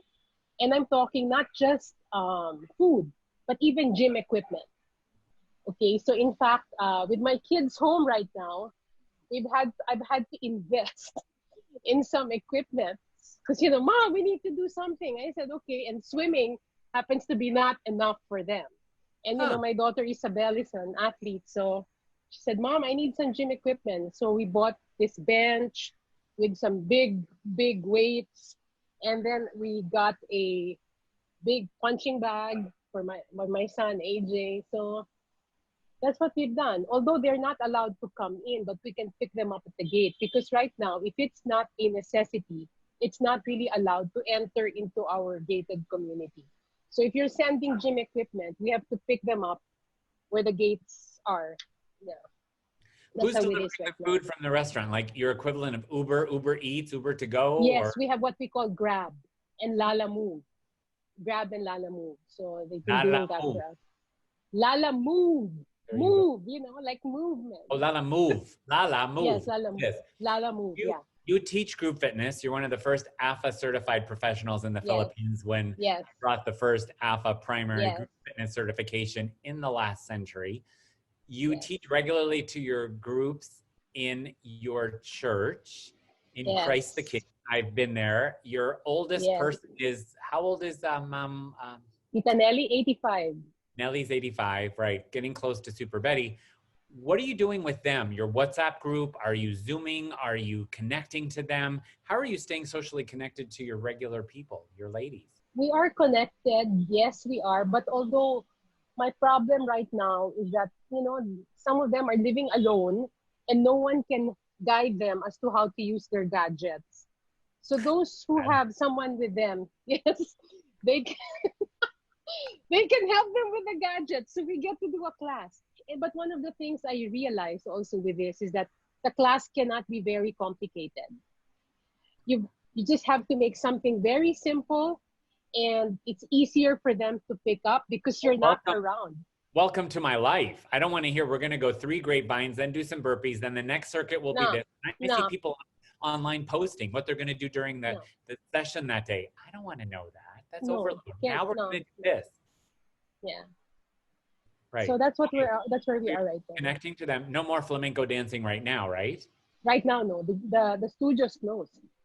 You're online with some church communities, and your family and the Rosary all over the Philippines gets together on Zoom, because you send me the link and you do the Rosary as a daily institution every night, correct?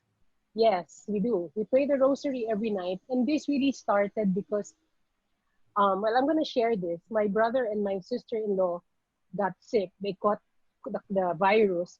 And we were also, like, you know, lost. There was nothing we could do. And the only thing we could really do for them was pray. So we gathered together as a family and we started that. And they're home and well right now. But we have continued praying, not just for us, but for everybody. Yes. So that's, I think that's one of the best things that has happened with this thing for us, is that we've been gathering together as a family in prayer. And it's kept us sane, actually. Life is fragile. Handle with prayer. Good for you. Staying connected to your ladies on WhatsApp. If they can connect, you're Zooming with them. Zooming around with your connection. No flamenco right now. You are on social media. We're seeing your name here. Your name, Irene Almario, is a little more complicated on Facebook. What are you on Facebook and Instagram, please? In Facebook, I'm Irene A. Almario. Yes.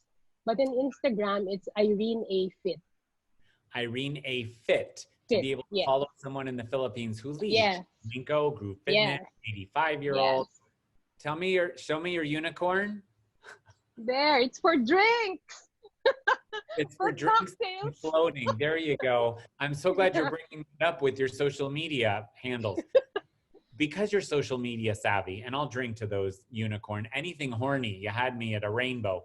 Tell me, Irene, what's inspiring you that you see fitness professionals do all over the world or in your country? We see Ellie posting, we see Miss V, we see other people talking in the Philippines, but as you scroll, you have a mind that's like mine from the last century.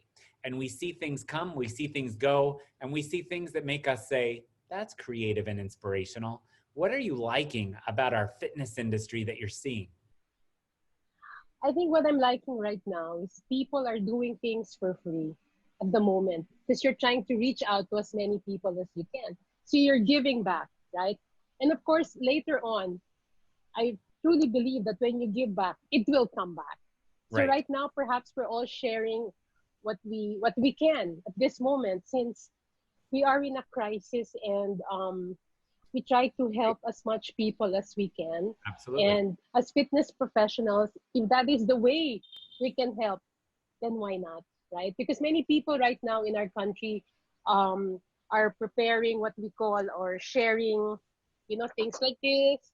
These are what we call personal protective equipment. This is something like that the doctors use. See that?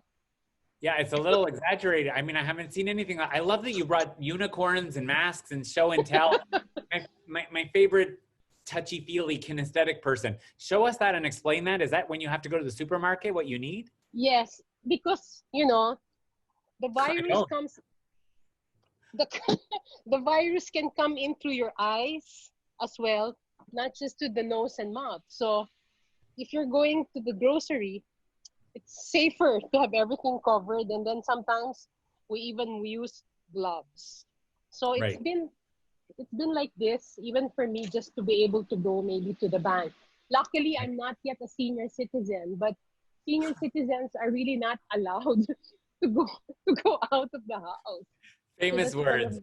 What happened? Rub-a-dub-dub. Hi, Irene. For those watching, you might not know this. Irene, in addition to being a fitness professional and being the one who paid me the first time I ever went on philanthropic efforts to the Philippines in the last century, is one of my dearest, closest friends in my Team Lawrence inner circle. And to have her on this around the world check-in is inspirational for me, to have wine with a friend and explain to the public. Thank you for showing your mask. Thank you for showing your unicorn. Anything else besides the rosary groups and the online masses every hour in Tagalog and English, or Tag English, or Inglaglog, whatever you would combine that. Anything else inspiring you that you're seeing around the world on social media?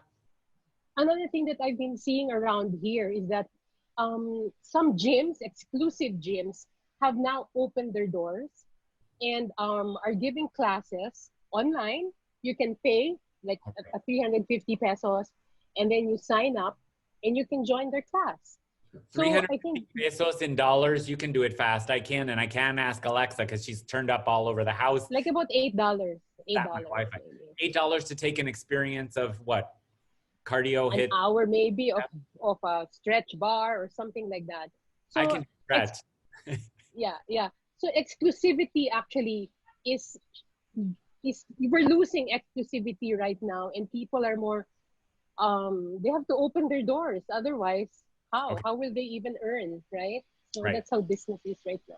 Before we leave you in Asia and go to Colorado, Irene, can you please tell me what's one part of your new life with all your kids home, and maybe that's it, having all your kids home, one highlight of your new life at home that you love most? I think I love our afternoons together with my kids here outside. We've never done that before, but every day we're together, one working out one side, the other one on the other side, and me on the water listening to music. It's just being together. I mean, moving together, but doing different things while we're together. You get me? It's like each one does his own thing, but we're still in the same space. Isn't that fantastic? Yeah. I think it's fantastic to a certain point. You're also very privileged that when it's time to go out into the real world, you send your yaya, you have your staff to send. You don't have to go there. You can actually say, here's the list. Or when you say it's time to cook for you, that's prepare a list, like Lita with her 6 staff, which is, you're very blessed. Are there challenges to have everybody closed for so long, or you're really just growing together and it's just lovely? I think the challenge is sometimes you don't always agree on things. And so you get a little bit into each other's nerves. But then, that passes, and then we have a meal again because we're constantly having meals together right now. Unlike before when it would only be Sundays, we could all be together. So right now, even my son, who doesn't live here, is back here. And so we're having dinner together, and it's been great, actually. It's been great. Yeah. I love you. I thank you as a mother to hop on and share your Monday morning with us. I miss you, Irene. I love you, Irene. As we promised each other, the first time that we can travel and there is not a real big danger, because if you think I'm flying to the Philippines with that thing, I'm not going to put that on. We are meeting up, right? We promised each other. Yes. I love you. I love you. Thank you for your wisdom. Thank you for sharing us what you're doing and what you're seeing. Bye-bye. Bye. My friends, we're going to come back to the United States, and to come back to the United States, I have to change our flag because it's the appropriate way to profile an icon in America. To be in America is to also be connected to American Council on Exercise, Group X Pro, to be connected with a mover, a shaker, a thinker, Anytime Fitness, and BOSU, and the stuff going on with strides and strollers and babies and moms.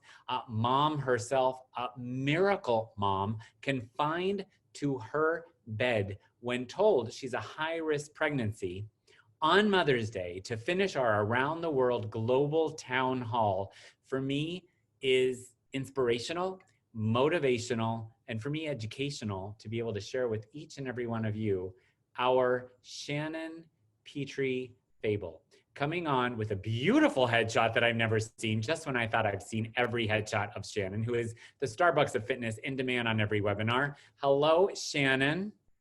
Hi, I'm trying to start my video. There we are. Hi. Got it. Happy Mother's Day.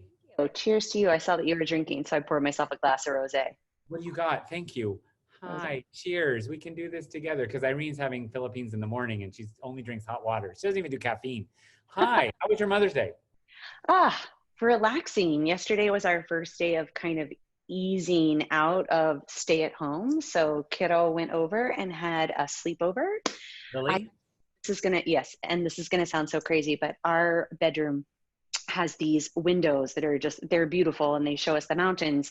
But at this time of the year, that means the sun comes up at 5. And when the sun is awake, I'm awake. So I got to sleep in the guest bedroom last night with the dark out shades.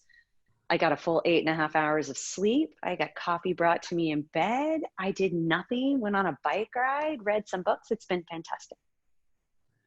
Where are you and what time is it? I'm in Colorado, Boulder, Colorado, and it is 6 p.m. Not dark yet, right? No, it doesn't get dark here now until, like 7:38. So we're easing back into that fun time of the year when we're up early and stay out late and drink rosé. Yes. You had me at grapes. Thank you for being on. I really appreciate you sharing your wisdom because you got so much to say. What's your current state of mind? You know what? I mean, what has it been, 8 weeks?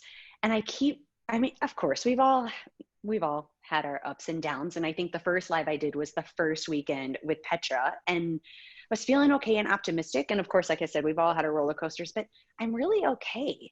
And I know that sounds weird, but I'm very much enjoying having a schedule and a routine, because much like you being a nomad for 25 years, traveling all the time, it's kind of been interesting to do the same thing every day. And I know that sounds mundane to most people, but it's been kind of a nice change of pace for me. So I've enjoyed it, not gonna lie.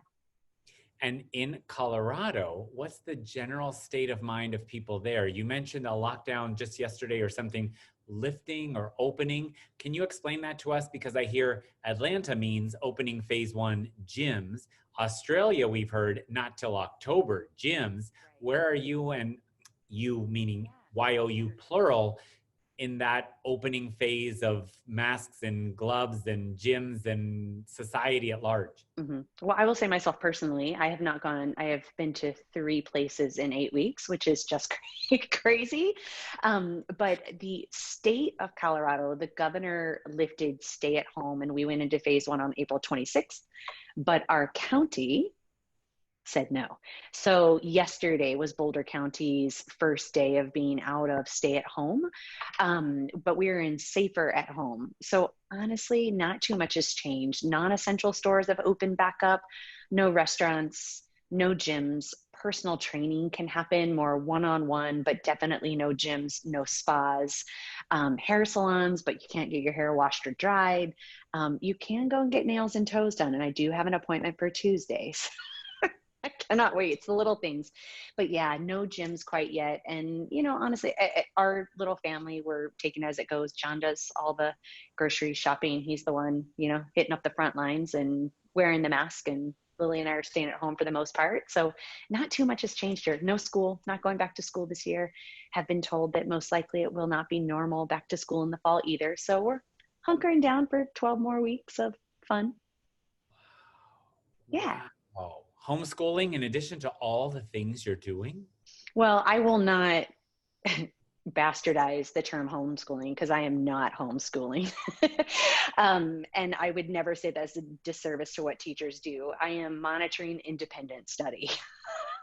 I love that. Monitoring, hashtag takeaway, please, someone, hashtag monitoring independent study. I love that because we're in a while, in 5 years, I think we're going to be run by a nation brought to us by day drinking homeschooling. So thank you for your candor there.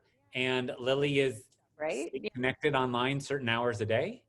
She is. And, you know, we're very blessed. We have a great private school that she goes to, and they are keeping in touch with us and seeking our feedback to better equip the school in the fall for what's going to happen, because they're not immune to the fact that like this isn't the same as schooling. And I think the hardest thing has been to teach a 10-year-old executive functioning skills, right? And you and I know it. Like I've been on screen at 8, and then I'm back on a meeting at 10, and I have another meeting at 11. And even myself trying to get stuff done in between, like anything meaningful in between, is challenging. So, you know, just getting her, she's having to stay focused way too many hours of the day because of task switching, if that makes sense. So that's the hardest thing to, you know, help her organize that. And then we're both working from home too. So yeah, no, I'm not homeschooling her. I'm doing the best that I can. She's doing the best that she can. John's doing the best that he can, but we've got 1 more week, and then we're just going to take it easy for the summer and try again in the fall. It's the best we can do. Say hello to John. Your daughter, Lily, is a miracle child, in addition to the fact that she's an outstanding, advanced, super smart, opinionated, skilled child who doesn't represent, I think, the average American being homeschooled. So kudos to you for all you've done to bring a miracle on Mother's Day that we can talk about into our world. Yeah, you bet. She is my little miracle baby. Completely. I want to, before we talk about your social media, because we could talk about why I think you all need to know the name Shannon Fable if you don't, and follow what she says, because all the companies that I have ever thought about in fitness, from Cycle to Sweat, follow Shannon and use her for your prowess, for your smart, for your connectivity, and for knowing what's here and what's future. Not blowing smoke. I don't ask smoke to come on and tell us what's here and what's in the future. A long way to ask this question. What's inspiring you about what you're seeing on social, as opposed to walking outside your doors, because you can? What's inspiring you about our fitness world at large right now?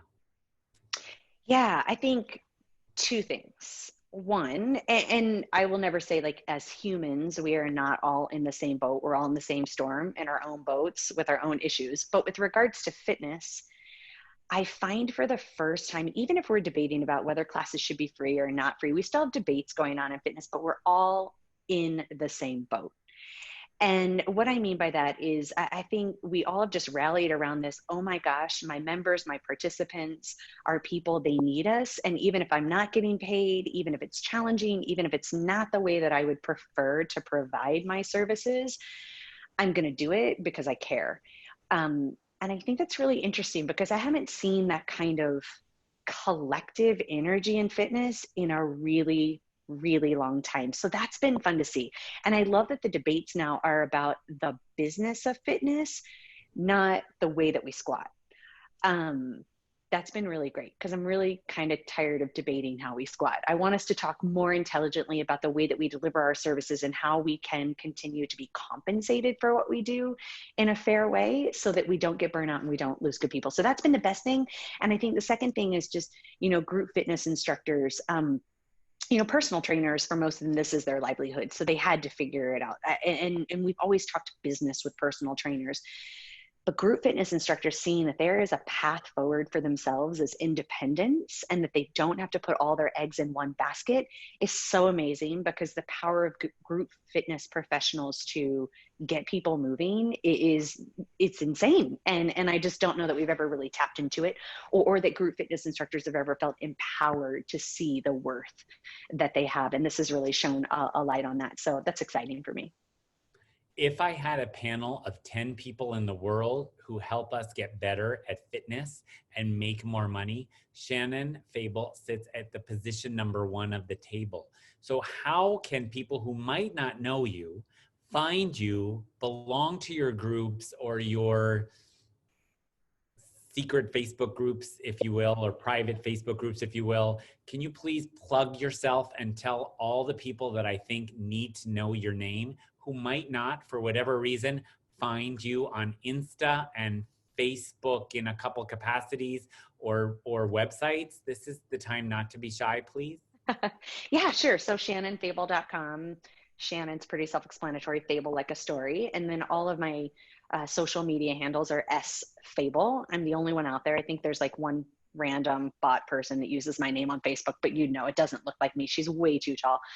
And then the 2 Facebook groups that I am in, ACE, I'm so honored that they sponsor the ACE Group Fit, what is it called? The ACE Group Fit Facebook group. It is a private group. It's not just, I can't remember. It's like so convoluted sometimes. Sorry, did I make you spit out your wine?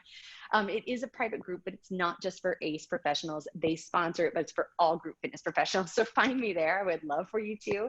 And then Group X Pro, that's where I do all of my stuff. Sorry, I didn't mean to do that to you so late on a Sunday. Group X Pro is Facebook group.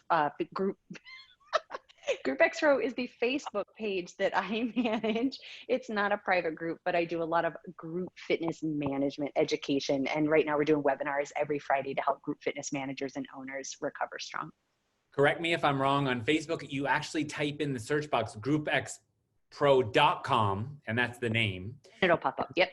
Yeah. And then on ACE, I can't believe this, that I'll say it, I think, more clearly than you. It's called ACE Group Fit, and they request to join. Yes. Okay. And tons of great information you put out there. How to Zoom, how to make it, how to charge, how to everything. I really like the glass that you're drinking from, because I'm really into glasses. I won't drink wine from plastic. And yeah, life is too short for plastic. That's one of my hashtags. Please, Shannon, to share with us, after you've shared what's inspiring you, and that's our connection, the level is land, or the land is level. And we're not so competitive right now, even though we're a very instructor personality driven field in group fitness. Like, everybody can teach the same current version of Les Mills, and some will be packed and some will be empty. And if it's different, if it's based on personality, there are reasons why, even though you've memorized the music and the moves and the magic, some attract more. And I love Les Mills and I loved individual choreograph. Some people attract more than others. Maybe it's the parking and the daycare and the time of day. And you are dedicating yourself towards honing our skills, where you were always saying, let's use this time to come back even stronger and better, verbally, visually, kinesthetically. Kudos to you. And everyone was like, how do I get a ring light and just be great looking on? You were so into the longer term. Yeah. When you're looking at your new normal with your new daylight, or lack of daylight with the with the light coming into your Colorado windows, what are you finding is a new highlight of your new life? Something really good about this whole change? Yeah, again, I'll go back to what I started with. Having a schedule has allowed me to better organize my time and get things in for me that I didn't used to have time for. So I start my morning now every morning with walking on the treadmill and reading, which used to be a luxury because I usually had to fly off somewhere or get the kiddo out to school and do carpool and all that good stuff. And then I'm ending every day with a walk in yoga, which I've never, ever been able to book in my days because it's always been yeah, like rushing to get the kiddo from here to there and then to gymnastics and then get work done while she was there. And it was a constant spinning of plates. And I feel like I'm better able to manage the chaos in between those two bookends. So selfishly, and actually I shouldn't say selfishly, because I do believe that it's important to put your oxygen mask on first, but I'm able to do it in a more regular way. And that's been really nice, which makes me a better mom. So I feel like and a better wife. So I feel like I'm a little bit nicer than maybe I've been in the past when I've been tired and traveling too much. You mentioned spinning plates. Can you explain the swan or the duck story? Because I quote you all the time because you said my life in a very great metaphor of an animal. Can you explain what it is to be a duck right now? Sure. I do a lot of consulting and speaking and writing about productivity. And usually the question I get asked is like, well, how do you make it look so easy? And I always remind people that just because it looks easy on the surface doesn't mean that there's any less chaos going on underneath. So I describe it as being a swan, right? Beautiful on the top and paddling like hell underneath. And I mean, that's the story of all of our lives, right? I never described it until I met you. And then something else that you have given me and all the people that work for me and with me or consult with me or mentor with me is Voxer, the free downloadable smartphone application. If it weren't for you, public recognition, I would never use Voxer. I wouldn't know about it. And I think it just blows WhatsApp out of the water. And thank you for that. Thank you for so many things that you've done in my life, but follow this woman. She'd be at position number one because for companies and for consumers, as well as fitness professionals, she's so connected. She's got her finger in a lot of pots. I'm not blowing smoke because I've already done your webinars. I've already been there. I'm not looking for anything except to say, follow this person because she puts a lot out there that's free. And as you also agreed to and taught me, number 3, swan story or duck story, then the Voxer. And number 3 is every mission needs a margin. It's okay to charge for our services. Hashtag fitnessworks to come full circle to why we're going around the world. Oh my gosh. Yes. And there are so many things I could say back to you, but I hope that, because I know everyone's been talking about this whole money thing, even a mission needs a margin, and the work that every fitness professional tuning in or consumers that are watching and thinking about what those fitness professionals do for them, it is good work. It is important work. And we're seeing it now more than ever. Do not apologize for having to charge for it. It can be your social contribution to the world, but even you being able to do that, you have to get something back from it financially to keep it going, right? So yeah, thank you for sharing that message, and thank you for all you do and jumping on and doing my webinars for me. I really, really appreciate it.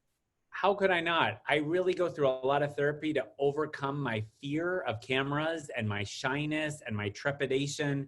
But for Shannon Fable, I'll try to step up and be eloquent on camera, but it's just a hashtag of bucket of crazy. Tell me, what does your shirt say, please, before we let you go? Raise, kind, humane. I like that. Thank you. Yeah, raise kind humans. We're trying. I love it. Is it the last word is? Humans. Humans, it's an S. See, when you don't put your glasses on, that's okay. What happens. And you've had a glass of wine. Yeah. Raise kind humans. Thank you very much. There we go. Now that everybody has seen all the lighting that makes this bucket of crazy. Can I say thank you for the present of your wisdom you've given us as a biological and a metaphorical mother. Follow this woman. If you didn't know her name, shame on you, but not now. And if you do, then no explanation is necessary. It's sort of like believing in God. For those who know Shannon Fable, no explanation is necessary. For those who don't, no explanation is possible. From now on, you'll follow her and all the organizations that she's tried to remember and enunciate during our time tonight. I do want to say that you know I admire you, and if you don't, I've loved you from afar, as I said to Irene McCormick and Abby Apple this evening. But now I hope you know how much I love you from up close. I love you too. Thank you so much. Thanks for doing this for everyone. I hope to give some ideas from people who are far smarter than I. Good night. Bye. Bye. My friends, we have done an around the world of over 5 hours as promised. If you want this whole thing edited and much better than it's been by Facebook Live, sometimes horizontal, sometimes vertical, message me, Lawrence@findlawrence.com, or right through your messenger. Although I detest Messenger, I'll entertain it. And message me for free to get this entire link to share with your fitness family of wellness, spa, or traditional fitness followers in our world to stay connected, staying relevant, and staying fed. We are part of our United Nations of Fitness. If you would like me to interview you and drop by your country, continent, and zip code in 2 weeks' time on Memorial Day weekend, Sunday night, May 24, should Zoom reestablish its love affair with Facebook Live, then please send me a 1-minute clip, Lawrence@findlawrence.com, of why I should interview you. That's sort of a contest, if you will. And I like to say, thank you for joining us. Please share. Please spread our message that we don't really know how to ask for money, but nobody works for free. And if you're going to go get your teeth cleaned or go to a doctor's office, you don't then go around and make a donation. You make a contribution if you're on a sliding scale, or you pay your bill, if you will. Therefore, please make sure you stay connected. Stay connected. If there's anything I can do for you in fitness, let me know. If you're part of fitness communities and you're not in a mentoring group and you want to know about Find Lawrence May mentoring, just message me, because it's pro bono. It's no charge for May. That's not a call to make money from you. That is just saying, if you're missing out and you're feeling a little lost and you're not in something that works for you, join me, because you'll really feel lost if you mentor with me. Just kidding, hashtag not really. I don't know you, but I'll say this, that until we meet in another way, if we don't, it's your fault. If we do, I hope to be of service. It may well be that we will never meet again exactly in this way, in this lifetime. So let me say before we part that so much of me will be made up of what I've shared with you, and you'll be with me like a handprint on my heart. And individually, when all this is over, no matter what way our story ends, know that you have rewritten mine by sharing our around the world with me and being my friend. With love in my heart, peace out. Bye-bye.